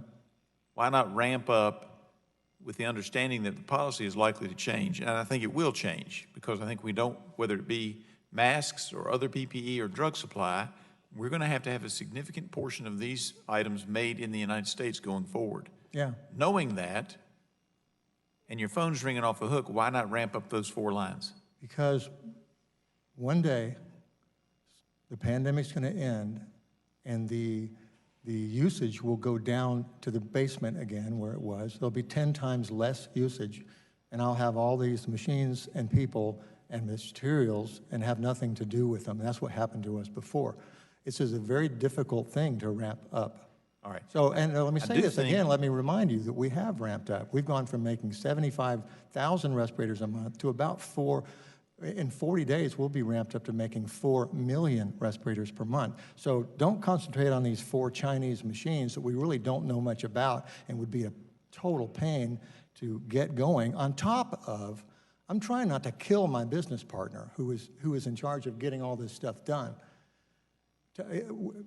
He's working 20 hours a day now with all the projects we've already got. Now to dump this on top for some business that may or may not come, absolutely not. Well, I would say to you that I believe, and I think that the folks in my district who are doing it, and there's 4 or 5 companies that have retooled and gone back up, not to your size, but they're making things that look like masks. And, they're not making masks. They're making things. One of these that look companies like used to make masks before they got run out of the industry. That being said, I believe that Americans are going to be wearing masks a lot more at various places, movie theaters, and so forth. I don't think the number is going to go back down. All right. In your testimony, you stated that in 2009, you were instructed by then BARDA Director Brenda Hayden to ramp up mask production to respond to H1N1 pandemic. Did you have a contract with the Department of HHS to produce masks at that time? And if not, why not? No, we didn't. And okay. After H1N1, did you continue to produce masks for purposes of restocking the strategic national stockpile? I can't do that without the strategic national stockpile wanting to buy them. Did you have conversations with BARDA, SNS, and HHS at that time about supplying the masks for the national stockpile? I have talked to Greg Burrell on many occasions, sir, and I've also offered those machines to him. And I've offered those machines to the Department of Defense. You're just going to give them the machines, or you're going to give them the production? No, listen to this. Here's what I wanted to do. I wanted CDC and VA and DOD to get together. I had 4 machines. I had very little money in that could make a whole bunch of masks. And for years, and I got 13 years worth of emails. I can document all this stuff. I said to the CDC, hey, we can fix, we can make sure that the Department of Defense and the Veterans Administration always has masks. I got these 4 machines sitting here doing nothing. You were willing to give them the production, but not the machines. No, well, let me finish. Just trying to sort it out. Well, here's what I was going to say. Let's use 1 machine. It'll make your whole annual usage for 1 machine. And we'll let 3 of them sit there in our factory, just ready to go. And when you need them, we can turn those things on. And I couldn't get anybody interested in it. Are we going to give them to them or lease them? Didn't matter. I didn't have any money in them. I said, give me your peacetime military hospital business, and we'll give you these machines. They'll just sit there. Now, we would have had to have some kind of a plan, you know, to get materials and things like that. But I was basically saying, we've got a warm base operation, and it's not going to cost you guys anything. I made that offer to several agencies. I see my time is up. I yield back, Madam Chair. And by the way, forgive me for being angry. I'm angry because I've done this for so long. And I've been ignored for so long. And I apologize. Well, Mr. Bowen, I don't think you need to apologize. At least that's my view. I think shame on us. I think shame on all of us that we've allowed this to happen. And this is powerful testimony. It underscores what we need to do, the position that we're in, our crippling dependence on foreign countries for what is, we all realize now with this pandemic, what has been laid bare. I totally... And so your testimony is, I think, some of the most important testimony that Congress could be hearing. I now have the pleasure of recognizing the gentlewoman from Florida, Ms. Castor, for her 5 minutes of questions. Yeah, thank you, Mr. Bowen. I think you heard Dr. Bright as well this morning say that the inaction has cost us lives. And I relayed some of what I understand is that you were first contacted by the Department of Homeland Security in January because they wanted masks for airport screeners. Is that correct? Yes, and let me clarify. That was probably a low-level purchasing person looking for products. And, you know, a lot was going on, and I'm trying to figure out if this is real. And so they were asking for masks, and I said, I can't help you. But I said, tell me, just tell me as two Americans over the back fence, are you worried about this? And he said, I'm really worried about it. So that flipped a light switch for you in January. That and a lot of other things. At the end of January, my phone started exploding, and it was really weird. It was Chinese Americans calling to buy masks, and they were sending them home. So, by the way, the reports that I was sending masks to China is inaccurate. I was sending masks to Americans who were sending masks to China. And then I understand that you began emailing with Dr. Bright. Was it January 26th? You emailed Dr. Bright and said that here in America, our mask supply is an imminent risk. Yeah, but again, as I said in my opening statement, those emails were just the latest of 13 years of emails to the directors of BARDA. I considered them my only allies. I couldn't get anybody else in the government to understand the issue. They understood it. So anytime something would happen, we get a flu or, you know, the MERS comes out in the Middle East or whatever, I'd send them an email, hey, is this a big one? You know, should I ramp up? And then Dr. Bright, as we know, as he testified, he elevated your concern and sent it to Dr. Robert Cadlack, the HHS Assistant Secretary for Preparedness and Emergency Response. Did you hear at that point from Dr. Cadlack? No, I've never met him before, or never talked to him before. And do I understand from the accounts you've previously provided, you did not hear back really until a month later when you received a form letter from FDA? I don't relate those two events, and the timing, I would have to go back and look at emails. But the form letter from FDA, I don't think had anything to do with those other things. I think that was separate. Well, here's the frustration that I have. This continues to be a problem.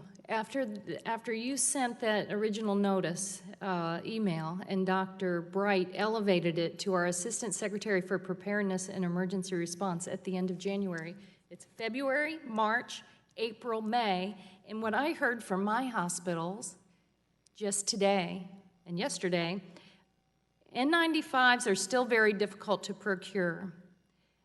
They're in dire need for N95s. My community health center, we continue to struggle to get N95s. And there are so many folks trying to sell knockoffs. And one of our largest health systems says the supply chain remains inconsistent and irregular. They remain concerned as they head into the fall that N95 masks are they're going to be squeezed because of flu season and the coronavirus. I mean, why haven't we been able to get a handle on that? I know that they have issued contracts.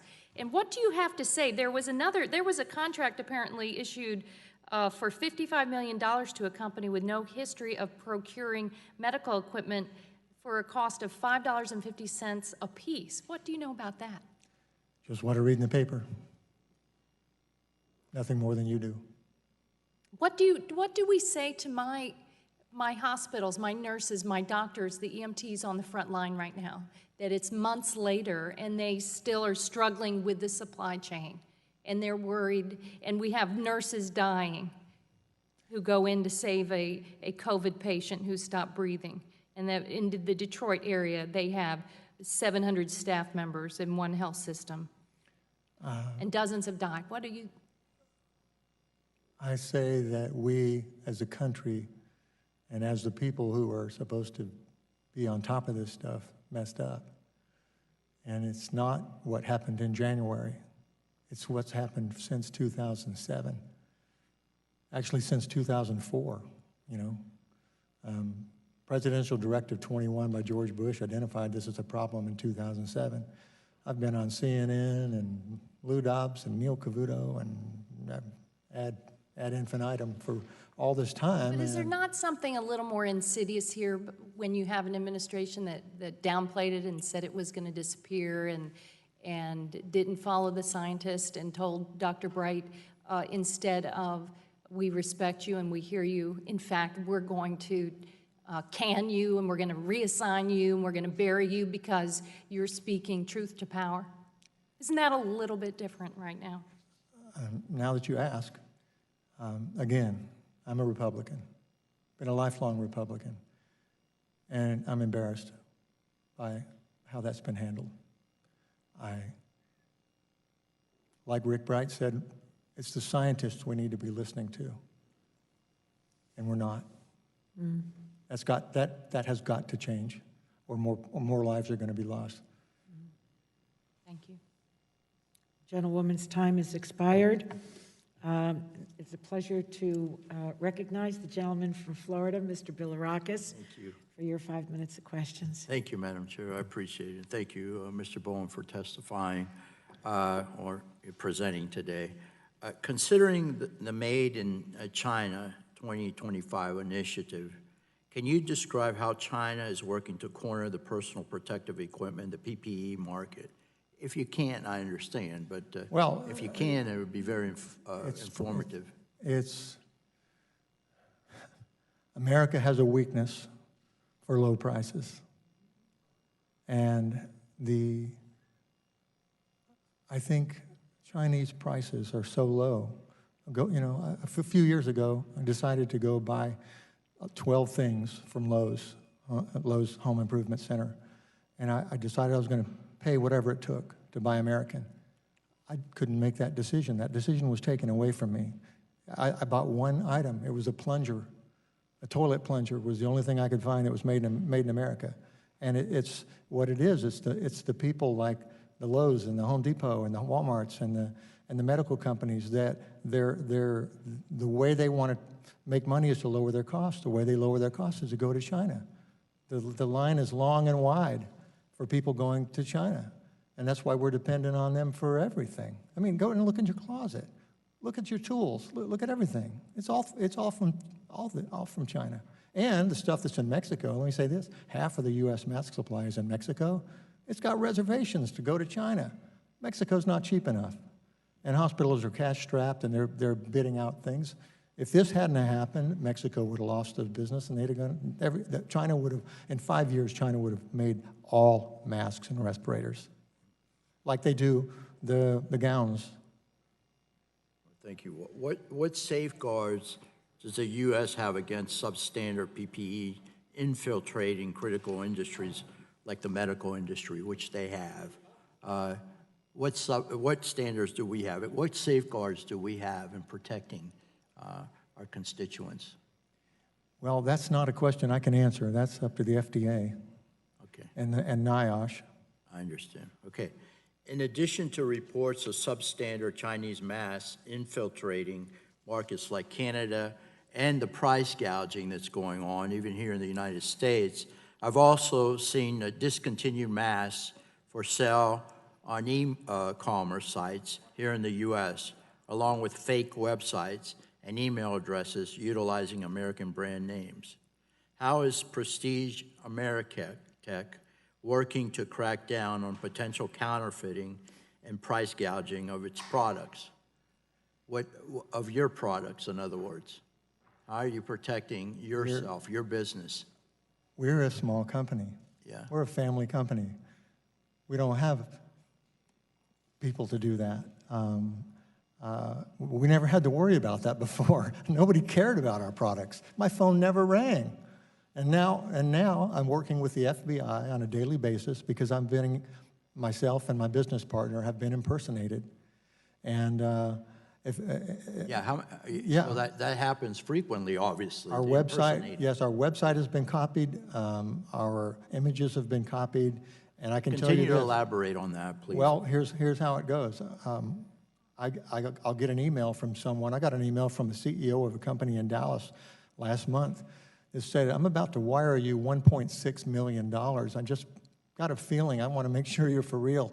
I said, that's not me. And someone in India copied our entire website. And what they're trying to do is use our good reputation and our worldwide press coverage now, and they're saying, hey, we're with Prestige Ameritech. We're offering you hundreds of millions of masks and wire money to this account. They even have Texas phone numbers. So anybody watching this who is being offered a lot of Prestige Ameritech masks, don't do it. Okay, give us some advice. How might Congress further support efforts to protect consumers from price gouging and counterfeit goods? What would you recommend? Do you have any advice for us? With regard to legislation, ideas, what do you think? No, actually, that's something I haven't thought about. If you gave me a couple of days, I could think about it. Okay, well, yeah, if you could get that information to us, we'd appreciate it very much. I probably won't remember it after this. If someone could Send me a letter, it'd be great. Madam Chair, maybe we can communicate with him. Thank you very much, sir. It's my pleasure, sir. The gentleman yields back. Every member will have the opportunity to submit questions to our witnesses, so you will have those questions, Mr. Bowen, and as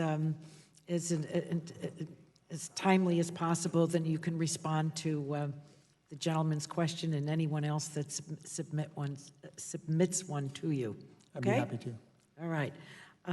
Now I'd like to recognize the gentleman from Maryland, Mr. Sarbanes, for his 5 minutes of questions.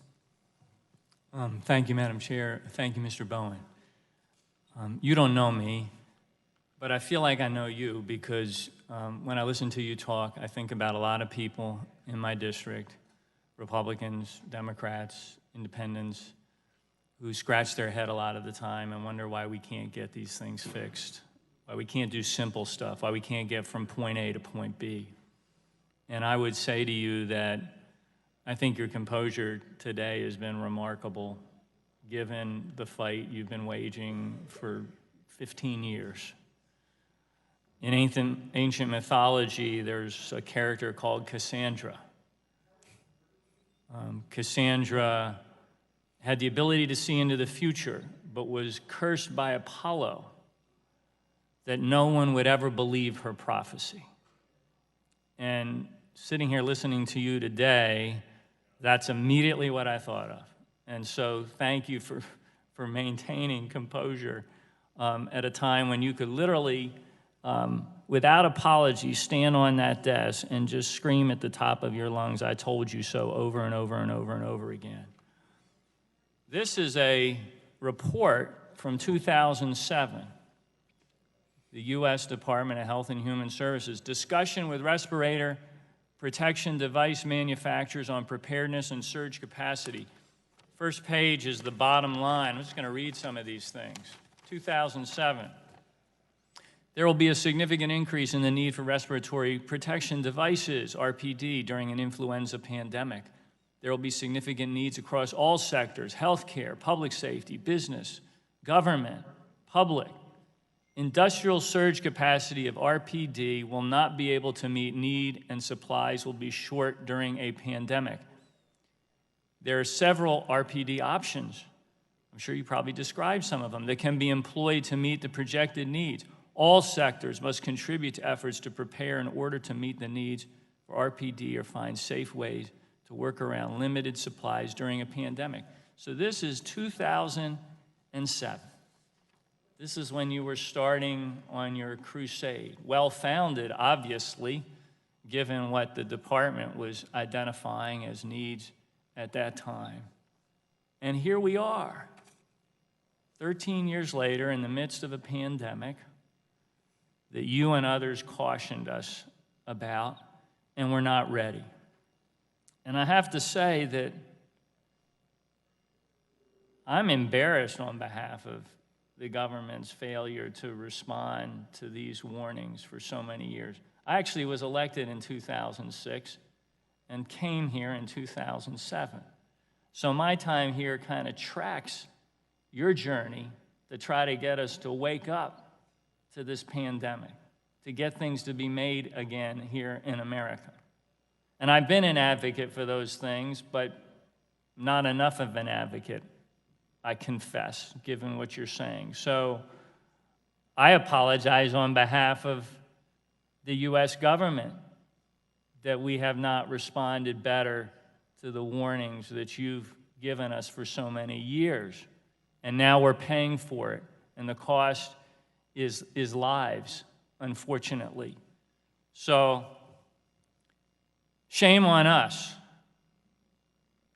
And 10 years from now, they'll play back the video of this hearing, and will we mark this as the beginning of getting with the program finally and actually changing our policy and beginning to make things here, protecting our national security, as you say, and that is absolutely the right frame in this moment and in the midst of this crisis. Shame on us if we don't learn from this. And I'm sure people said it before, policymakers behind microphones, and here we are.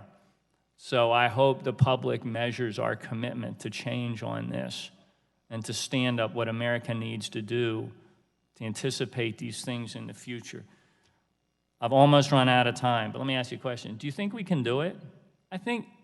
Do you believe that if we put our minds to it, that if we collaborate, the private sector and government, to create these manufacturing supply chains, to bring this back from offshore, that we can do what we need to do to keep our people safe? Do you believe that? I can give you a confident yes.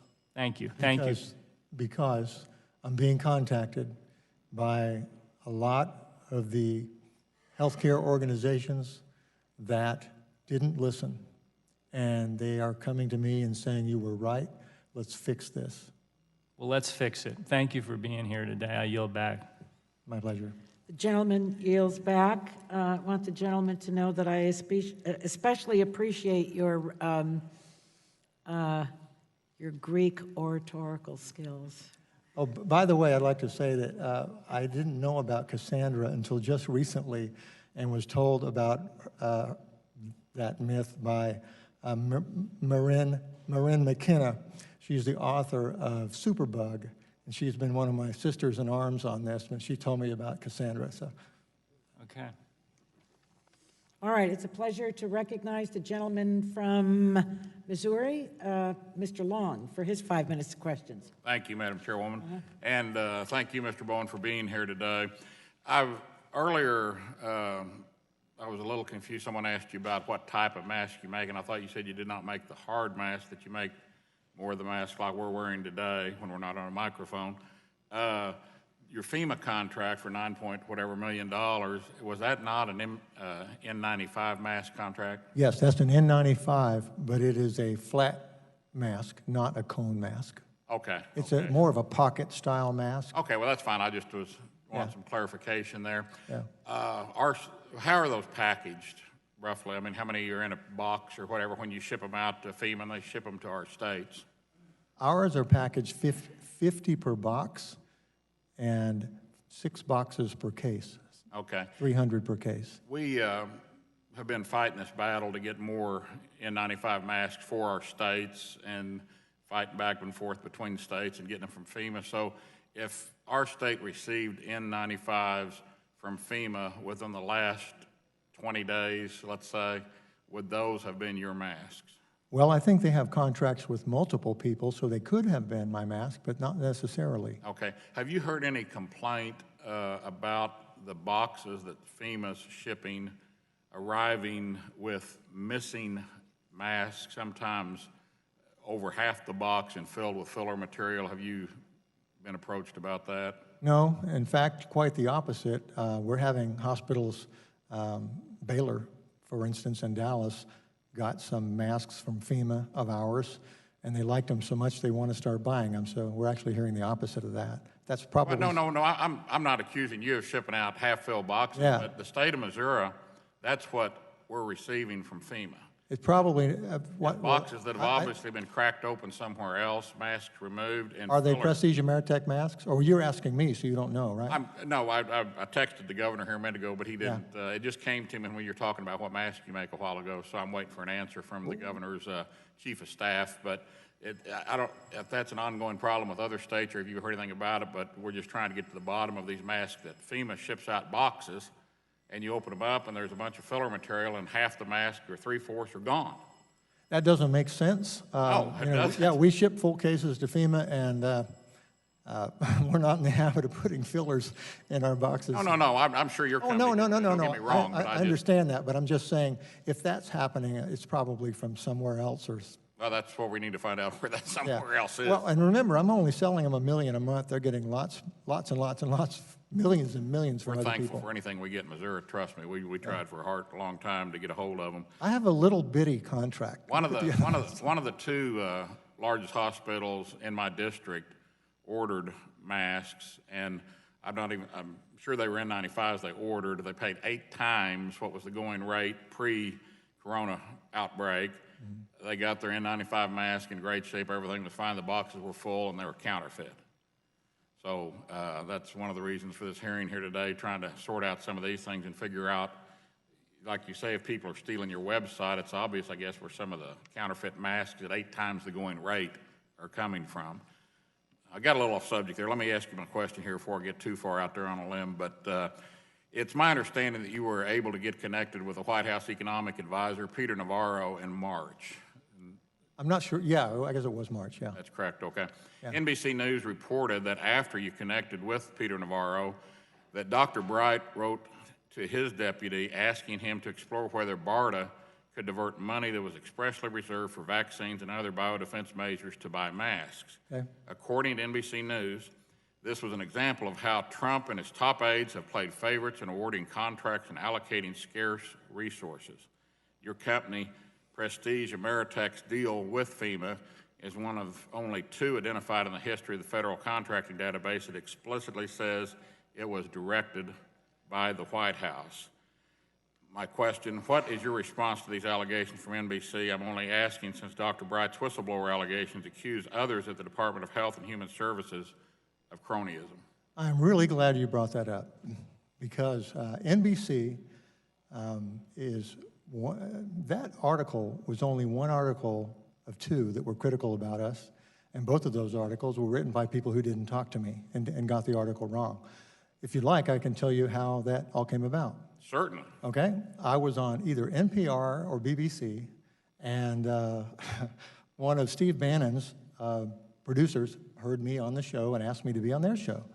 And they called me, and one of their producer guys named George called and said, hey, would you be on Steve Bannon's show? And I don't know a lot about Steve Bannon, but I know he's a lot farther to the right than I am. And I said, well, in all fairness, I need to tell you, I'm not a Trump supporter. And he said, I don't care. So I just want to get that out of the, I said, I want to be on the show if they think I'm a Trump supporter. And he said, no, I don't care. So then the show went real well, and I was invited back. And I enjoyed talking to Steve Bannon. It was fun. And Steve got it. He got the cause. And he said, I'm going to tell a friend of mine, Dr. Hatfield and Dr. Navarro, about you guys. And I said, who's Dr. Navarro? And he told me, and I said, great, okay. So then somebody from Dr. Navarro's office called me, and I went through the same spiel. Now you think I'm a nut, but that's just the way I am. I want to make sure everybody knows everything, and so somebody from Dr. Navarro's office called and asked me about my company and everything. I said, yeah, I make masks. I said, but again, in all fairness, I need to tell you, I am not a Trump supporter. In fact, I did an article in the Dallas Morning News 2 years ago that was very critical, and that's going to come out. And he said, I don't care. So, and then to make matters, to beat a dead horse, when Dr. Navarro called me, I did the same thing. I said, hey, just FYI, you give me a contract, this article's going to come out, and it might embarrass you, just to let you know. And he laughed. Dr. Navarro laughed at me. And he said, send me the article. And I did. So I've told my friends recently, that article should have been titled, Trump Administration Gives Mask Contract to Biden Supporter. That's the real deal.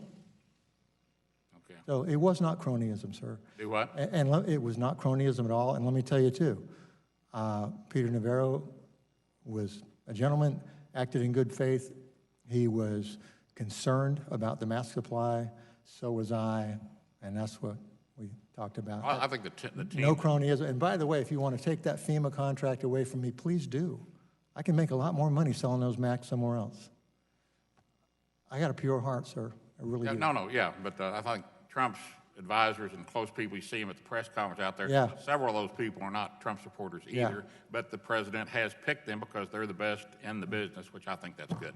Well, I yield back. that was the farthest from Coney. I pretty much tried to talk myself out of that. That's probably why Mr. Navarro said I was difficult to work with. I don't know. The gentleman's time has expired. Pleasure to recognize the gentleman from New Mexico, Mr. Lujan, for his 5 minutes of questioning. Thank you, Madam Chair. Mr. Bowen, thank you so much for being with us today, sir. As you outlined in your testimony, you have been raising the alarm about the national security risk from the loss of domestic mass production for some time. Does the United States need to change that and dramatically increase the manufacturing of medical supplies? There's a short-term issue and a long-term issue. Right now, there's a lot of masks that are needed, and there are a lot of people going into the business. Unfortunately, a lot of them don't know what they're doing, and we're making masks out of fabric and other things that don't work. What I call it is making a life jacket out of lead. You know, I can make a life jacket out of lead and I can paint it orange, but don't go in the pool. Some of these masks that are being made are worthless. I'm sorry, I lost it. I think you answered the question that, yes, the United States needs to take this seriously and to up manufacturing, but we need to do it the right way. Yeah, I don't think we need to up manufacturing that much. I just think we need to have it be in the United States so it can't get cut off. Like a lot of the Chinese supply was cut off. Appreciate that, sir. On January 22nd, you emailed officials at HHS and offered to reactivate 4 of your company's unused production lines for N95 respirators, correct? Yes, sir. And what was the response to your offer? Well, Dr. Bright was kind of all over it. I mean, he really thought this was an important thing. So he said, I'm going to forward you to Laura Wolf. She's in charge of infrastructure.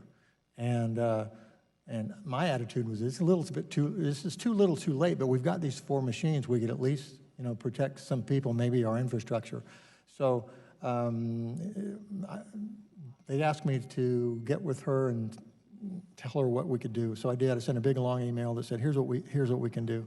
And then there wasn't a lot of response after that.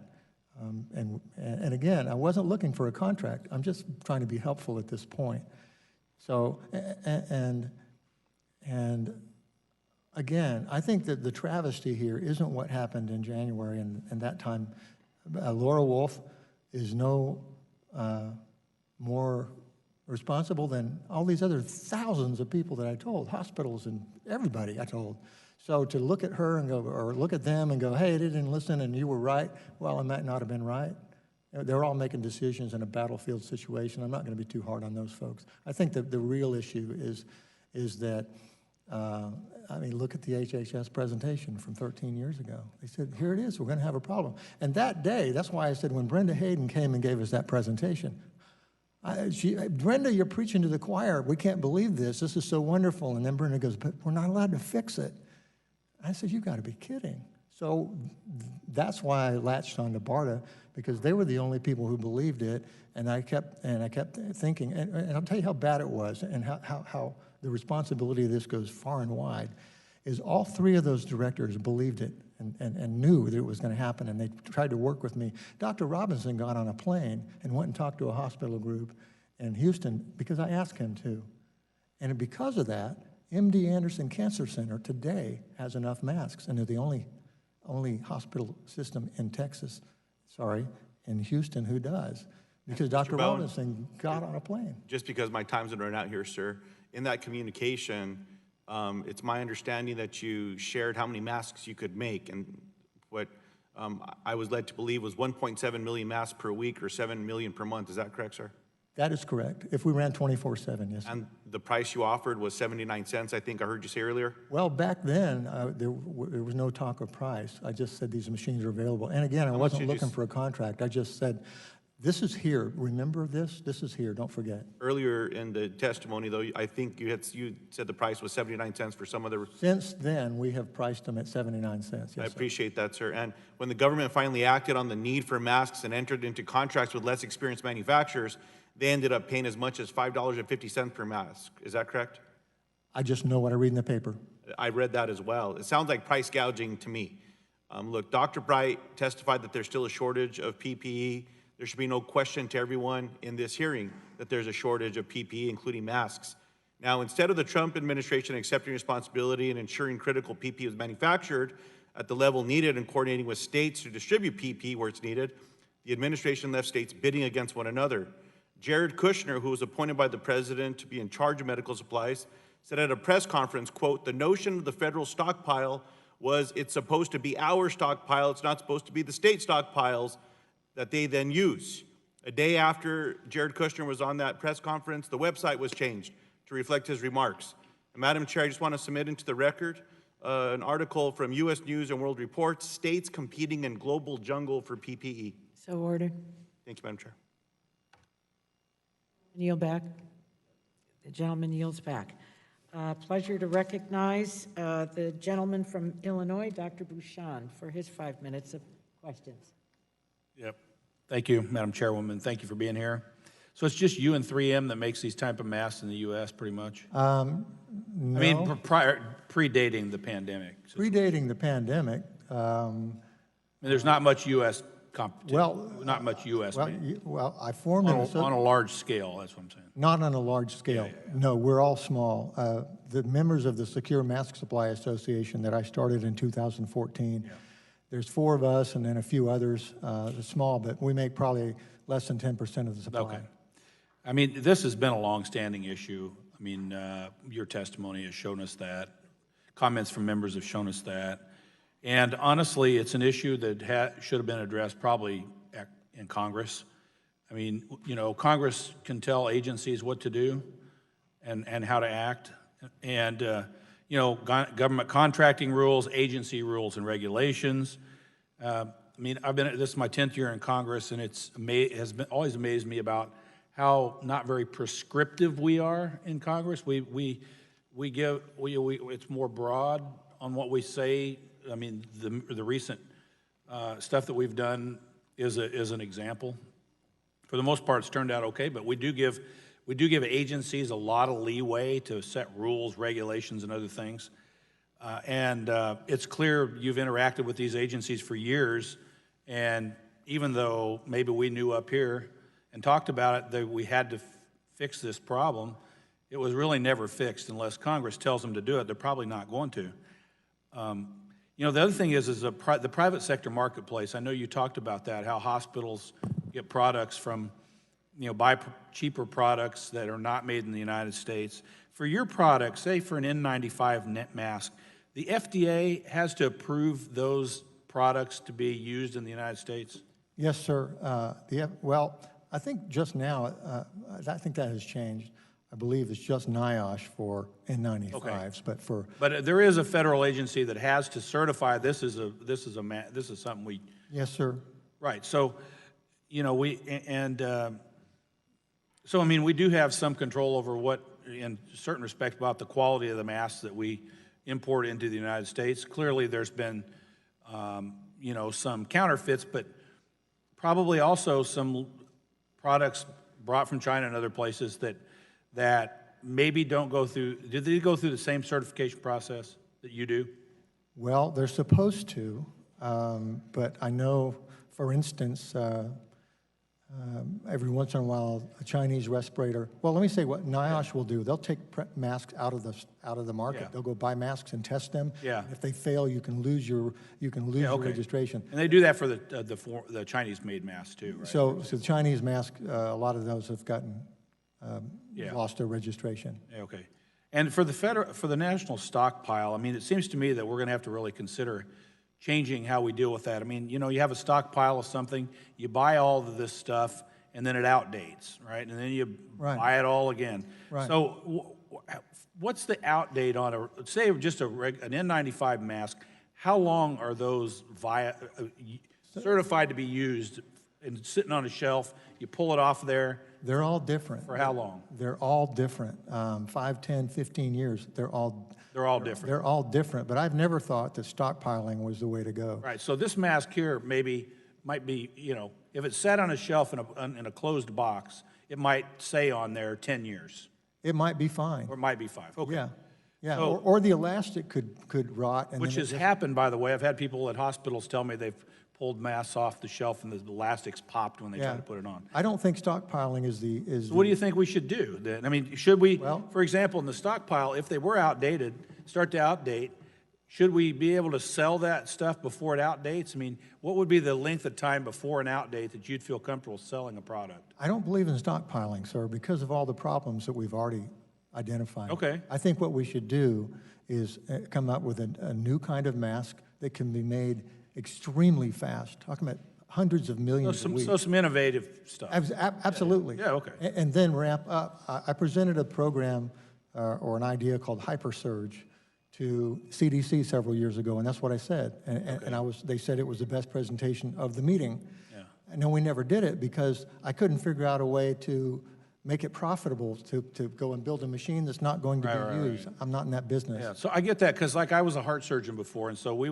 used to, when I first started 25 years ago, we would have a stockpile of heart valves of all sizes. Right. The hospital bought them, they sat there, they had outdates on them, and over the years, ultimately, we got to a point where they don't stockpile those anymore at the hospital because things would outdate and they'd have to get rid of them. So now, basically, things rotate. You know, when you're going to do a heart surgery case, right? You know, you can get the products will come through, and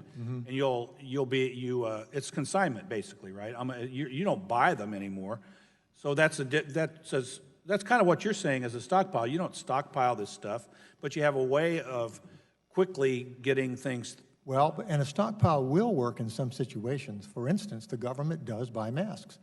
The VA and the DOD buy millions of masks. Right. So that can rotate through. So they need a coherent plan, and that's what I tried to present. I said, we've got these 4 machines. Let's use one machine for your peacetime use. We'll rotate that stock for you. Yeah, that was the plan. I'm just saying that the U.S. government could help create a consistent marketplace for U.S.-made masks. Yes. Okay. We could be part of the solution. It can be done for healthcare workers. To do it for the whole United States for something that happens every 100 years to protect all of Americans is probably not practical. Understood. But protecting America's healthcare workers is absolutely possible. Fair enough. All right, I yield back. Thank you. The gentleman from Oregon, Mr. Schrader, for his 5 minutes of questions. Hi, Mr. Bowen. Welcome.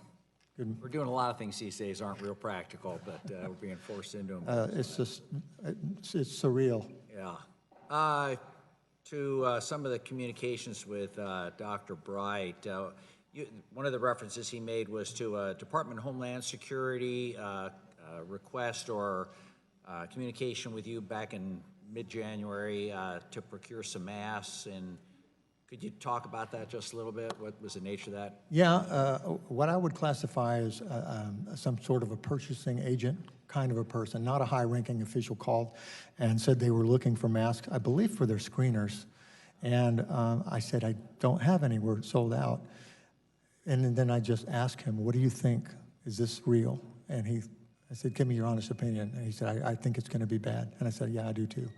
So to pick up the phone and call Rick Bright, again, these folks to me were brothers in arms. I called them for 15 years, 13 years. And every time something like this would happen, I'd pick up the phone and go, hey, is this it? Is this the big one? Can I help you? Yeah. Well, it's interesting that while HHS was not receiving this information in a productive manner, DHS, at least some folks in DHS were very aware kind of a situation. I don't know, but we were never able to sell the government masks. The government was never a customer of ours until the H1N1 pandemic, and they bought masks from us in emergency and then never bought again. And tragically... Well, I'd like to, just as, if I may, I'd like to get at that in a Go minute. ahead. But before we do, on February 3rd, there was communication with you and Dr. Wolf. Laura Wolf? Yep. And a comment was made, I think, and Dr. Bright referred to this, that if we weren't responding now, that our masks would forever be under foreign control. Do you remember that comment? I don't know, Okay. but I was curious what you meant by... I said that? Yeah. Oh, yeah. What I meant was, I'm glad you asked that question. What I meant was, if we don't fix the U.S. mask supply now, while everybody's thinking about it, while people are dying, we're going to do exactly what we did after H1N1. During H1N1, I'm on the news just like now, and we thought, it's over. We've finally been vindicated. We couldn't believe it when everything went right back. And it's worse. Things are worse now than they were before H1N1. So getting back to your earlier comments and a bit of what Dr. Bashan was talking about, we pretty clear we need to make some of this stuff in America. The question is, I have a little tiny veterinary practice, or had a very small veterinary practice, and we use masks. The question, but I was always worried about the dollar, and my job here is also to protect the taxpayer dollar. And $5 a box, $1 a box, you got to think about it at least a little bit. So what's the right mix there? How do we protect this taxpayer dollar, but make sure we protect Made in America so that we can react to these What I'm crises? going to say is going to make no accounting sense. What I'm going to say is that dollar is not real. It should be ignored. They're not making a profit. Just because some country can sell a mask and lose money on it to us, does that mean we ought to buy that and think that's viable? It's not. It's not. We ought to buy everything that has to do with a critical product like a mask in the United States. Masks cost less now. My masks cost less now than masks cost 30 years ago. You can buy 2 Class II medical devices, which are called surgical masks, for less than a gumball. Okay, the fact that China can make them for 2 cents or sell them for 2 cents, let's ignore that. It's not real, and it's a threat to national security. So last question, if I may, is, and you've alluded to this again, it'd be nice to have a stockpile, but stockpile is not the total answer for what you and Larry were just talking about. What role does the federal government have in setting up maybe a platform that businesses could use when times are tough? In other words, it's not worth your while to set up this platform, produce it for a couple of months, and then try and shut this down, unemploy 100 people. What role does could the federal government have? Well, we face this with drugs. The chairwoman has been very adamant and concerned about all our active ingredients are made in China, or India. That's not a healthy situation either, especially right now. So what is the role, what's the public-private partnership with you guys to stand up a platform that could be activated, and we bear some of the costs and you guys can tool right up? Start by tearing down the silos between the CDC and VA and DOD and BARDA and HHS. Get all of those people in a room, because the VA and the DOD use millions and millions of masks, so that can rotate a stockpile. That can justify having machines sitting here ready to be used. There needs to be a coordinated plan between all of these organizations, and then there needs to be, again, the government needs, and the government can't tell hospitals to buy American-made masks, but they can sure put them on notice that if you don't, you're probably going to get sued at some point. You know, I laughed. I told my wife the other day. I said, I'm probably going to spend the last 10 years of my career being a paid witness, because I think all these people who can't protect their employees are going to say, "Hey, why'd you do this to us?" You know. And let me say one more thing too. I've dealt with this thing for so long, and it's been so illogical, and I've tried to figure it out. And who's at fault? Who's at fault? And so people ask me that. Who's to blame? And I got to the point where it's human nature. It's all of us. I couldn't convince doctors. I couldn't. Listen to this. I had 3 directors of BARDA said that, Mike, if you get somebody to call me, I will verify that what you're saying is true. I'll tell them it was true. Mr. Schrader, I couldn't get them to call. I couldn't get hospitals to make that call. I don't think they wanted to hear it. They're programmed to save money. They're not programmed to say, I want to make sure my masks are going to be here. It didn't compute. I was speaking Greek to everyone. So to look at this story and look back and blame everybody, I'm not even going to do that. I'm looking at this pandemic. There's a silver lining. The silver lining is it's told everybody there's a big problem, and we can fix this problem and never go through this again. Thank you so much. Thank you. Gentleman yields back. A pleasure to recognize the gentlewoman from Indiana, Ms. Brooks. Thank you, Madam Chairwoman, and thank you, Mr. Bowen, for being here. It's so interesting to hear, and I want to thank you actually for not blaming and trying to educate all of us as to what you have been telling America and government officials for a very, very long time. In fact, the chairwoman and I have been a part of, and I entered into the record a few hearings ago, a group called CSIS, Strengthening America's Public Health Security. And the title of this big report that a bunch of professionals came together, a bunch of medical professionals came together, the title of the report is Ending the Cycle of Crisis and Complacency in U.S. Global Health Security. It was led by Julie Gerberding, who'd been a health official. It was led by Senator Kelly Ayotte, who'd been in the U.S. Senate. It was all focused on, and it came out in November of 19. It came out in November of 19, and it had a lot of great recommendations that I hope, once again, because I talked about it before, in early 2020, we always go into the cycle of dealing with something, then we become complacent, and we lose focus once again. And we have done it, you have said, since 9/11. President George W. Bush had a focus on it, tried to bring attention to the mask problem and others, and then we lost it during the Obama administration, and you wrote lots of letters, and we didn't ramp up. But I have to tell you that during all of that time participating in that commission, we talked about therapeutics, we talked about vaccines, we talked about diagnostic testing. I don't recall anyone ever talking about masks. Okay, they didn't talk about PPE, and these were all professionals who've been at this sitting around the table, and I'm glad that Chairwoman Eshoo is agreeing with me. We didn't have that discussion, and now we are all suffering, our medical professionals, really, and our law enforcement and fire, who are truly on the front lines, are the ones now suffering the consequences, and now we have this huge issue. I want to talk briefly about the stockpile. Since you don't believe the stockpile is the way to go, most of America didn't even know there was a stockpile until this all happened. Most of America didn't know anything about all of these types of things until this pandemic hit. So we have to have some supply. I come from Indiana, a manufacturing state. We have to have a supply chain. We have to be able to ramp up production. BARDA is all about partnering with the private sector. Many BARDA directors didn't get the job done based on what you said, not just Dr. Bright, but Dr. Hatchett and Dr. Robinson. They couldn't get the job done.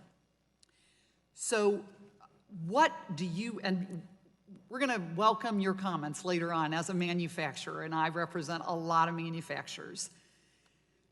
if we don't have a stockpile, and if we don't have dramatic need for PPE, and let's, God forbid, hope we don't, a year from now or 2 years from now, but we might going forward for a while, what is the magic formula about ramping up production when we need it versus when we don't need it?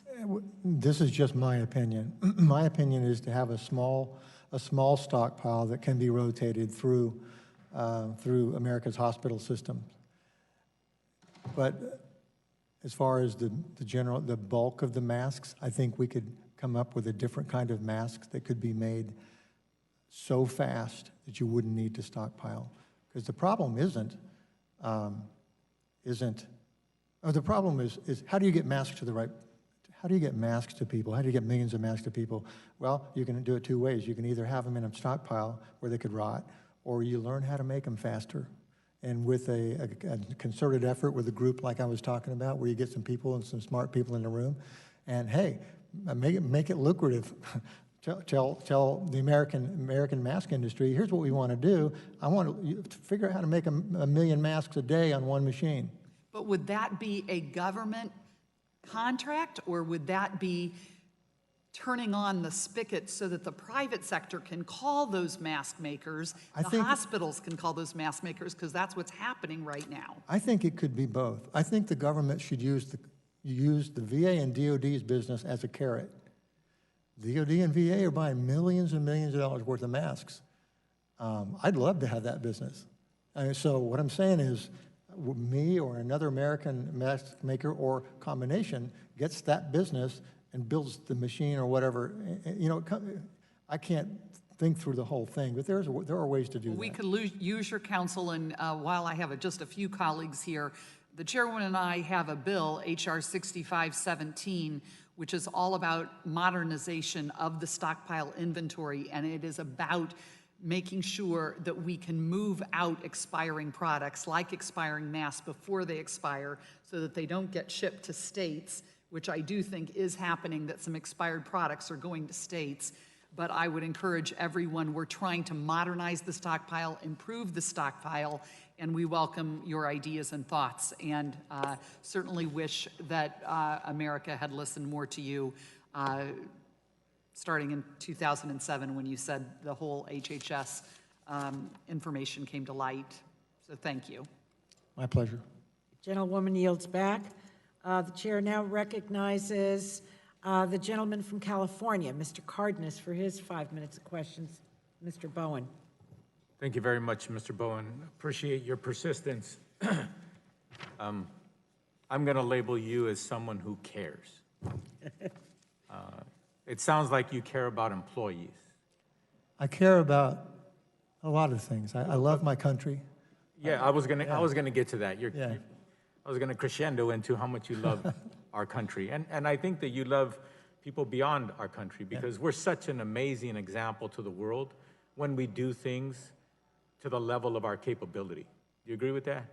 I totally agree. And on this issue, I think you know as well as anybody, we are not doing our part the way we can show the world how to do things right, how to do things for the right reasons. It sounds to me that you have 13 years of trying to get many people, including the federal government, to understand that something's wrong, but it's not gonna take genius, nor is it gonna take more money than we could put together to do it. It just means that people need to listen, pay attention, and then implement. Is that a Yes. Yeah, I always said it didn't take a lot of money. It just takes some change. We've got to do things differently. I've never been accused of being a genius. Are you a genius, sir? I am not a genius, and I'm not stable sometimes. You're normal. I'm normal. Yes. Thank you. I figured that. I describe myself as a goober with a conscience. I'm just a normal guy. There you go. When you hear the term national security, the issue we're talking about today, just specifically masks, what does it have something to do with national security? 80,000 people have died, and not that every single one of them could have been saved. but 80,000 people have died during this pandemic in America. I personally believe that number didn't have to be that high had we done more things better, including getting PPEs or personal protective equipment, specifically masks. The right kind, by the way. I agree with you. So you said something earlier that much of I've been listening, and I really do appreciate you very much and your willingness to come and speak to the American people, because you know you're speaking to Congress, but you're really speaking to the American people. This is live. Thank God some people are watching. You said something about stockpiling, and you mentioned a couple of times like the VA, et cetera.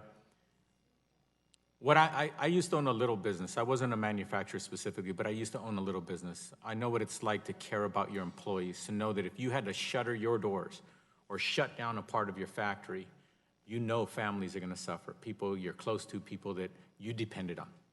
So I understand, I'm getting that from you, that you do care about a lot of things, including the people that if you're gonna put them to work, you don't wanna lay them off later for no good reason. Correct. So the issue of stockpile, old-fashioned stockpile, where we allow these kinds of things for the rubber bands to break or what have you, which that happens.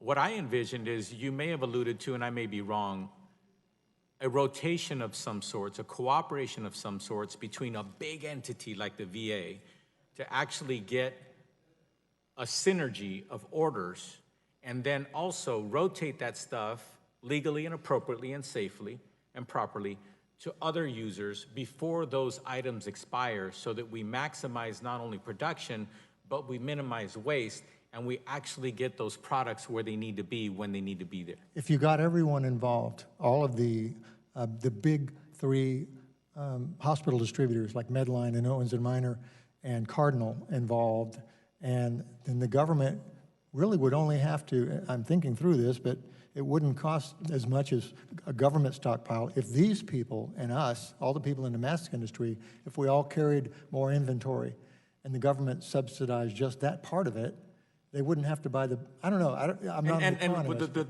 If we all work together, we could do that. The thing that conservative taxpayers and conservative elected officials don't like is when you talk about subsidizing. But in reality, what the example you just gave, the brief example you just gave, in the long run, the taxpayers would end up spending less. The government would end up spending less. Everybody would end up spending less if we just try to figure out how to fill that gap properly. Right. That's what you're talking about, right? Right.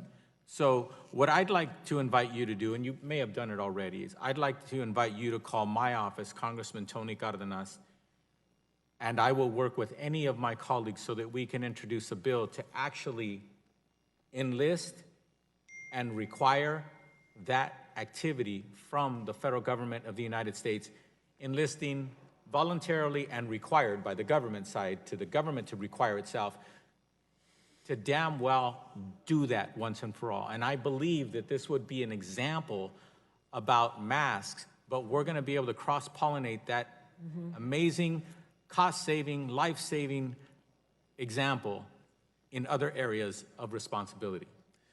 The one thing that would be mandatory for that to happen is for America's hospitals to be willing to pay a little more for a mask, because nobody can match the prices, yeah. Look, I know some of my colleagues don't like the word mandate, but we can mandate that in a way where they welcome it. Yeah. And not with a stick, but truly a carrot. But like you said, they just have to understand how it will work in their benefit. Yeah, I don't know what the solution is, but I think it's probably some sort of a government and private industry partnership. It's called a PPP. I mean, the medical industry is full of people who care. You guys are people who care. Right. Yeah. The gentleman yields back. It's a very interesting line of questions. I would just place something on the table here, the empty tables, and that is that it's one thing for a foreign country, China, to make sneakers and T-shirts and whatever. But we're talking about commodities that truly are part of our national security. And if anything has laid that bare, it is this pandemic. So this is another category, and we have to treat it as such. Chair is very pleased to recognize the gentleman from Georgia, Mr. Carter, for his 5 minutes. Thank you, Madam Chair. Mr. Bowen, very quickly, I've been in and out, so I'm still a little confused. Just help me clear up because I owe my friend, the chair lady, 2 minutes, so I'm going to give those back to her. But I'm still confused about your current capabilities. Okay. You said you've got 4 lines that are just sitting dormant, sitting empty right now. Is that correct? We have 4 idle respirator manufacturing lines. Yes, sir. And they're just, I mean, they're not being used right now. Yes, but go ahead, finish your question. Yes, they are not being used. Correct. Correct. So you said you've already got the machines for those lines. You don't have to procure them. The only thing you're going to have to do is to get staff in order to use those lines. No, there's 3 things. We need to hire 100 people. We need to train 100 people. We need to get all the materials for that, and we need to get NIOSH approval. We bought those systems from a defunct Vermont mask company 7 years ago. We really don't even know how to use those machines. They're kind of a last resort. And if you'll go back and look at my email to Dr. Bright, I said this would be basically a pain to do, but they're here. And if we need this for infrastructure, let's talk about it. But what we've done in the meantime is we've gone from making 75,000 respirators a month. Think of that number, 75,000, to 2 million. And then in another 40 days, we'll be at 4 million from 75,000. So that's thousands and thousands of percent. But you said you bought those. You bought them for a purpose. You bought them to use them, right? No. Thank you for asking that question. No, they came as part of an acquisition. We bought a defunct medical company, and those machines came as part of the acquisition.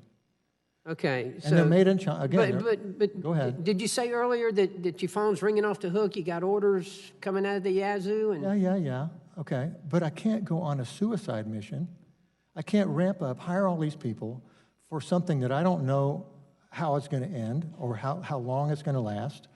And we did this. You got to remember, we almost went out of business doing this before. We ramped up and we spent money and built a bigger factory, hired 150 people, built more machines. And then one day, the business not only went away, it went smaller than it was, and we had to raise $1 million. We had to take pay cuts, and we had to fire 150 people. So what you saying? And I'm not trying to put words in your mouth, but I'm saying I need a long-term contract. You're saying you're not going to use them, you're not going to fire them up unless you get a long-term contract from the government. I'm not going on a suicide mission. Absolutely. So that's yes. You're not going to use them unless you get a long-term contract. Unless I get a customer who is going to commit to use those machines so I don't have to fire 100 people. So that means that you'd have to have a long-term contract from the government in order to do it. Yeah. Listen, we've gone from 1 shift to 3, 80 people to 200. We're making 4 times the products we made. We're making over 1 million masks a day. Don't you look at me and act like I'm sitting on my ass and not firing up 4 machines. It's not like just turning on a switch. It's putting people's lives, I'm not gonna, I understand. Listen, I'm a businessman too, and I understand what it takes. I sat and watched my business partner cry when he had to lay those people off. We're not doing that again. So it's going to have to be a long-term contract from the government, though. That's my point. From somebody. I get it from somebody. I can't hire 100 people based on a maybe. I'm sorry? I can't hire 100 people based on a maybe. Based on a when's this going to end, who knows? None of us can, whether we're in the private sector or the public sector. We can't do that. We all understand that. You're not risking your livelihood and... Sir, I risked my livelihood for 30 years as an independent retail pharmacist. I never had I had contracts with nursing homes. Why don't you buy my machines and hire 100 people? I'll tell you what, I'll give you my machines if you want to hire 100 people. But the point is that you're here saying that I'm not going to do it unless I get a long-term contract from the government. I'm just trying to get clear. Wait. No. Go back to the context. The context of that was in those emails, hey, here's 4 machines They're here, but I can't turn them on unless it's a long-term deal. I'm not just going to flip them on and have you flip them off and leave me hanging like everybody did last time. And let me tell you what happened last time. The government sits around, doesn't buy American-made products, comes to me in a pandemic, buys millions of masks in 2010. And you know what they did with those masks? They stored them for 10 years. Then they auctioned them to some knucklehead who put them on eBay and sold them for 10 times what they were worth. So not only have I not seen the government in 10 years, I got to compete with my own masks, and I got to have thousands of phone calls from to me from people who bought that 10-year-old masks of mine on eBay for $10, 10 times the price, yelling at me. And I had nothing to do with it. It's because the government waited and sold this stuff. So I've been hit from every side on this thing. We have bled for this country. We have created jobs. We put our factory in Texas when everybody else had already left the country. So don't sit here and judge me for 4 machines that aren't running that I'd have to hire and fire 100 people for. I'm not going to do it. Not unless you have a long-term government contract. Gentleman's time has expired. How many times do we have to say this? I now would, the chair recognizes the gentleman from California, Dr. Ruiz, for his 5 minutes of questions. Thank you, Mr. Bowen, for your testimony today, and thank you for trying to sound the alarm on the issues of mask shortage and reliance on foreign manufacturing for over a decade now before anyone had ever heard of COVID-19. As you stated in your written testimony, relying so heavily on imported masks is a national security risk. And unfortunately, the last few months have shown us how vulnerable it leaves us during a pandemic. You, of course, already knew that and tried to do something about it, and unfortunately, those efforts were stifled. If your warnings had been heeded, we would not be in this situation now, where doctors and nurses cannot find the personal protective equipment that they need to protect themselves and do their job safely. We all have heard the stories. Doctors reusing masks that are meant for single use. Nurses wearing garbage bags because they're out of gowns. This is unacceptable. This is the United States of America, and our frontline health workers don't even have access to these basic supplies. That is why I introduced the Commission on America's Medical Security Act, which would direct the National Academies of Sciences, Engineering, and Medicine to assess the United States' dependence on foreign manufacturing for drugs and medical devices. That bill was included in the CARES Act, which was signed into law in March. Of course, the ultimate goal is a system that doesn't put our own access to critical supplies and equipment at risk because we are at the mercy of other countries during a pandemic when they need those supplies for their own populations. It is a health security risk that puts American lives on the line, and therefore it is a national security risk. Mr. Bowen, when we get past this crisis and analyze the mistakes that were made in order to not repeat them in the future, how do we restructure a system so that we aren't caught in another preventable mask or other PPE shortage in future pandemics? I'm not sure. I think we should put together a group of people that includes some of you all, and the mask makers and the mask distributors, the VA and the DOD, and come up with a plan. It's not rocket science, it's just logistics. And the military is really good at logistics. So. Great. And also, I think, too, just to be fair, again, I want to be fair with this. We couldn't, this is an extraordinary situation. I make masks for MD Anderson Cancer Center and the Texas Health Resources hospitals in Fort Worth and Cook Children's Hospital. Those are my 3 biggest accounts. And they're using, oh my goodness, they're using so many more masks. It's not just 10%, 20%, it's hundreds of percent.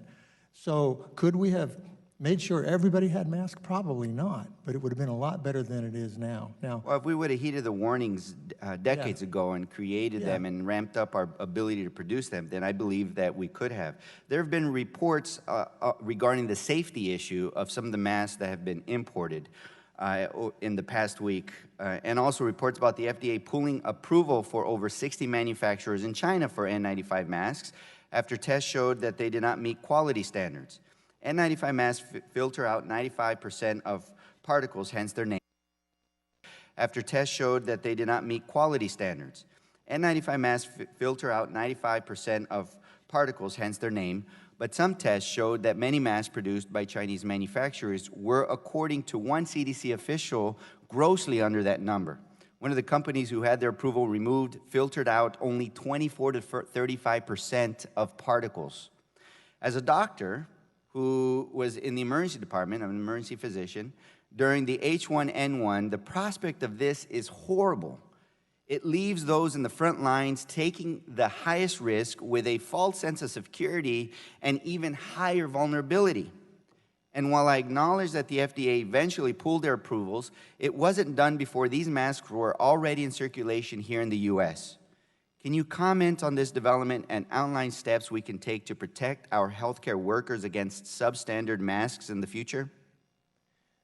That's not an area of my expertise. I don't know how masks get in the country. I don't know what foreign, I don't know how that works. So I don't have a solution for that, but it is definitely a problem. Okay.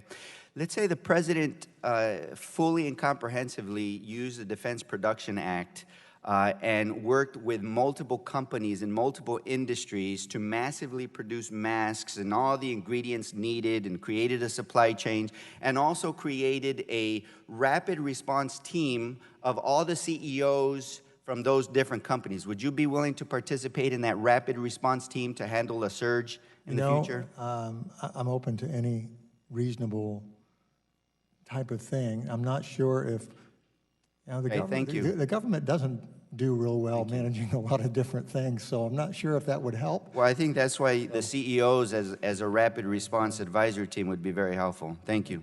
All right. Gentleman yields back. Pleasure to recognize the gentlewoman from Michigan, Ms. Dingell, for her 5 minutes of questions. Thank you, Madam Chair.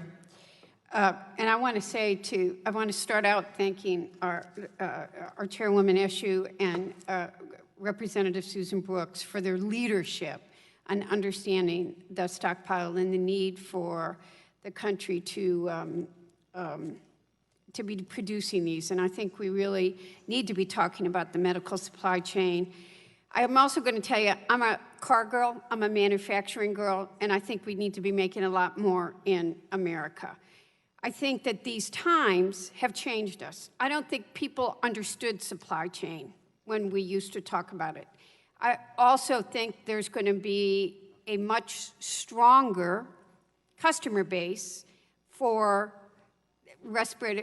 I used to call them ventilators, respirators, but the N95 mask that we're talking about, I think that there's going to be a permanent need in this country, and I think we have to talk about the stockpile as we go forward. It's not a new issue, Mr. Bowen, as you have and my colleagues have highlighted, and that's why we're all talking about the bills that we've got in, and I've got a good, strong, bipartisan bill with my colleague, Congresswoman Jackie Walorski, about the Medical Supplies from Pandemics Act that would reform the Strategic National Stockpile. I still think we need it to strengthen domestic production of PPE. And I'm also going to say that now you're just talking about a need for frontline doctors and nurses, but as people are going back to work, there's even a broader need for PPE equipment. We're reopening factories, and the supplier community and the car manufacturers are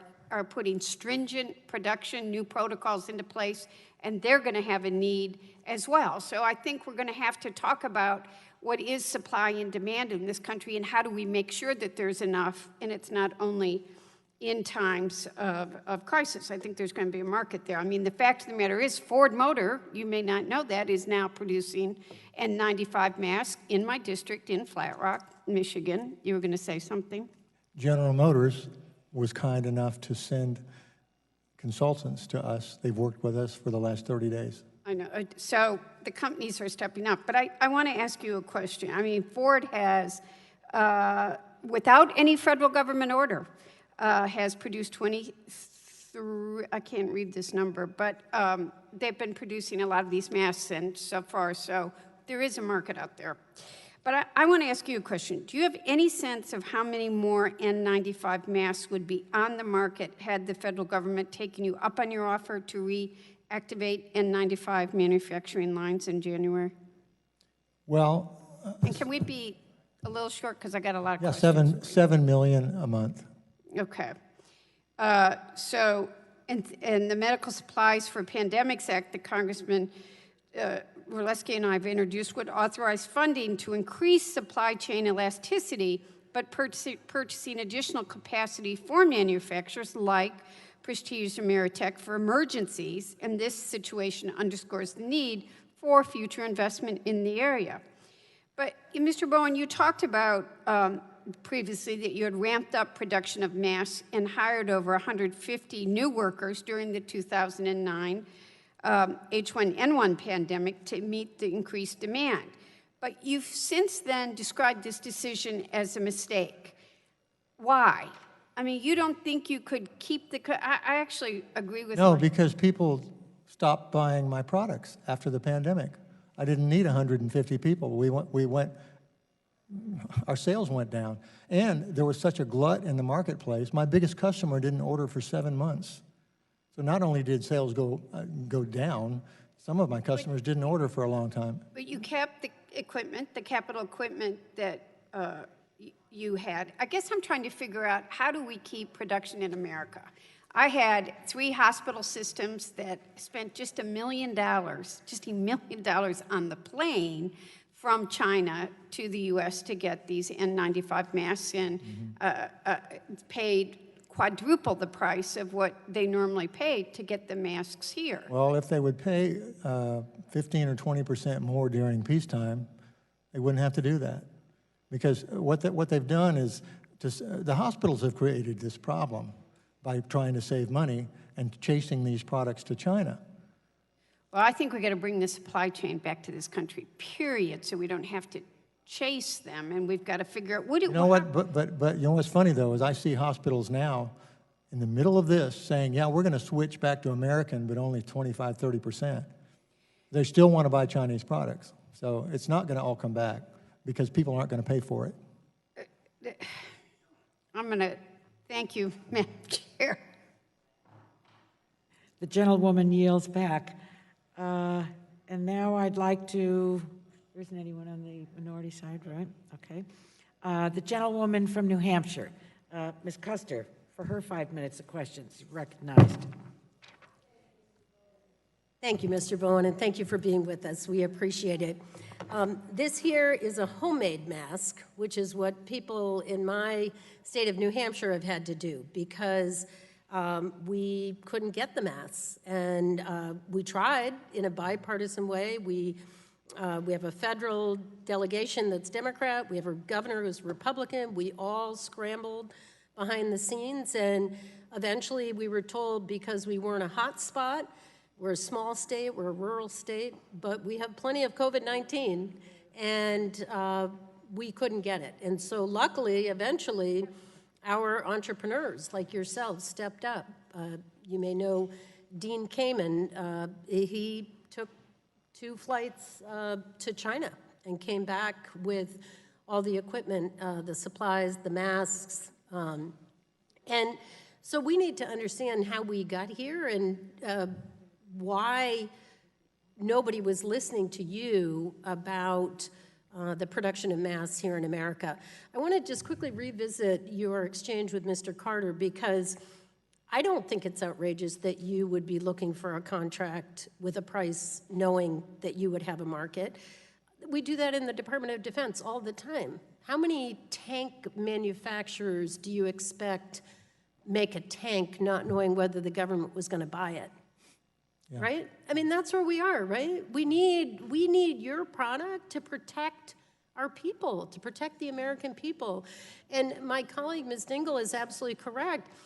Yes, it's the frontline workers. And I, every night, am thinking of sleepless nights of people going home who have been exposed all day long, and they're going home to their children because they didn't have the equipment that they needed. They didn't have, we wouldn't send our troops into harm's way, and we are sending our healthcare providers into harm's way. So just walk me through, if you will, what is it, when you warned of the mask shortage, what did you think? You said the U.S. mask supply is at imminent risk. Walk me through what you were trying to convey. What I was trying to convey to Dr. Bright was that China was in the process of cutting the mask supply, and that China supplies about half of the mask supply. The mask supply was already tight, so imagine half of it going away. Now, here's what I didn't say. Mexico makes the other half.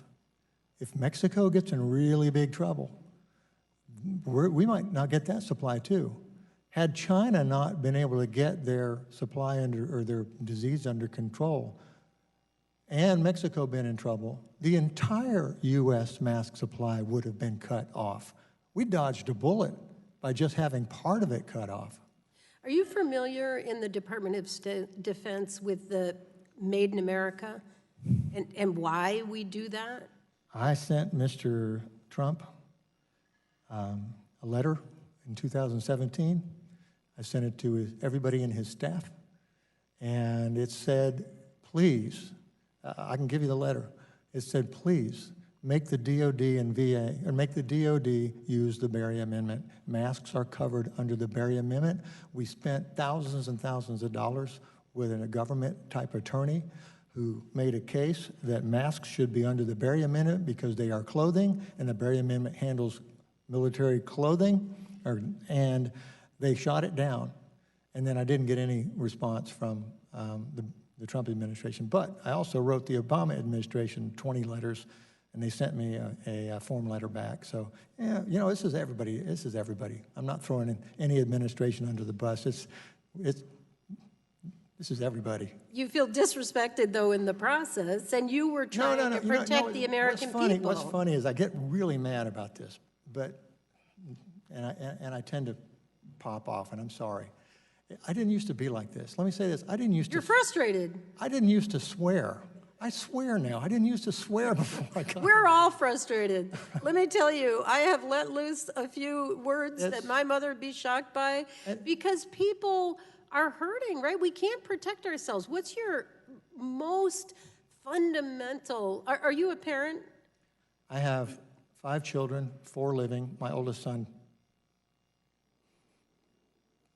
my oldest son died of the same thing that Mr. Biden's son died of, and I have 16 grandchildren. So I'm and every night you go to bed, you do anything to protect them. And that's the position we're in. We're trying to protect the American people. We're trying to protect our own families.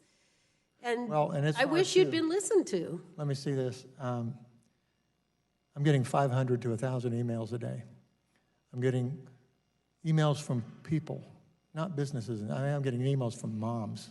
I'm getting emails from old people. Please, send me a mask. And You make a product that can protect people. I can't help all these people. And what's so frustrating is I said this for years. I've got every email I've ever sent all these people. And I've said for years, we can't wait till the pandemic happens before we do something about it. And it's time to fix it. We had 13 freaking years to fix it. And that's the travesty. But again, the thing that I couldn't figure out is why nobody hardly would listen. It was just universal. It's like, well, I'll just close by saying this. Note to self, don't eliminate the Office of Pandemic Preparedness. So thank you for being here with us today, and I yield back. My pleasure. The gentlewoman yields back. Well, this concludes our second panel. I want to thank you again, Mr. Bowen, not only for coming here today, flying across the country, all the complications that are part of that, so many flights canceled. When I spoke to you on the phone and urged you to actually come to Washington, you said, why? And I said, because I think you're a patriot. You've been on this for more than a decade. And I think you've more than proven that today to every single member that's here. Your story and your tenacity about a commodity that is a part of our national security, I wish people had listened to. But now it's our job to listen to you and to make sure that, that your crusade can essentially come to an end. You shouldn't have to spend another 10, 15 years knocking on doors. So your testimony, I think, has really moved the needle. And I hope that you will go home feeling gratified. You'll be totally satisfied when we really get this done. But I think that your testimony has been, you're a truth teller, totally unvarnished and refreshing, I might say. We listen to a lot of witnesses here, and there are all kinds of styles in that, but yours is a special form of truth-telling. It's refreshing, and it's filled with the kind of content for us to not only understand, but that we take it and we run with it. I started out the hearing today by saying I never thought that I would chair a hearing. It is really so sad. And the backdrop of all of this are 80,000 souls that have been lost, that we are not meeting the needs of the American people in this crisis. When it comes to what you make, we can't even keep up with and make sure that doctors, nurses, healthcare workers have the supplies, the critical supplies that they need. That's shameful in our country. So we are very grateful to you for coming. And Thank you. We want you to stay healthy. We need you. And members will be able to submit, they all know that they can submit questions, and pursuant to the committee rules, they have 10 business days to submit additional questions for the record to be answered by the witness, in this case, yourself. And also, again, we ask you to respond promptly to any such requests. So thank you again, and I have just a little bit of housekeeping here. I request unanimous consent to enter the following documents into the record. Excuse me. Madam Chair, unless it's absolutely required, I'll waive that reading of the list, if that's all right. And then it's my understanding there's some documents that we've had a hard time getting to you. And if we could ask that they be placed in the record without objection as well, with the understanding that you have to take a look at it to make sure it's appropriate. Exactly. But I don't reserve the right for the majority to review them, and having done so, then place them in the record. And I appreciate the gentleman agreeing or waiving the unanimous consent request. Madam Chair? Yes, you're recognized. Could I just ask for the record that Mr. Bowen's letter that he made reference to be entered into the record? And what letter is that? You referenced a letter that you had sent to the administration about the making of masks? Yes. I can send I can send the letters I sent to both the Obama administration and. If you can the get Trump those to us, Mr. Bowen, then both sides can review, and with the approval, the agreement of both sides, we can place them in the record. Yes, ma'am. Would you like the letters that I sent to Secretary Mattis and other people as well? Whatever you want to give us, we'll review. Okay. Be happy to. And then if I might, Madam Chair, I know it was probably said in frustration, but as I indicated to you that I had a number of companies that had gotten back into the business, and one of those, Integrated Textile Solutions, says they'll take the machines if you really want to get rid of them. Just let me know. We'll work something out. Put you all together and y'all can figure it out. We'll work something out. On behalf of all of the members, we want to thank the committee staffs on both sides. This is our new way of operating. And as everyone makes the adjustments, you're doing the hard work so that we can make the adjustment to make sure that the directives of the Capitol Physician's Office has put out. And I can't thank you enough. I mean, I've been watching you, and I even said to Mike, you don't have gloves on. So thank you to all of you. I salute you. And again, Mr. Bowen, thank you. To the rest of the guests in the room, thank you. Now, maybe some of us are going to go off and have breakfast and lunch combined, something like that. I think we kind of earned our keep today with 6 hours of well-spent time on behalf of the people of our country. So with that, the Health Subcommittee is adjourned. Thank you for the invitation.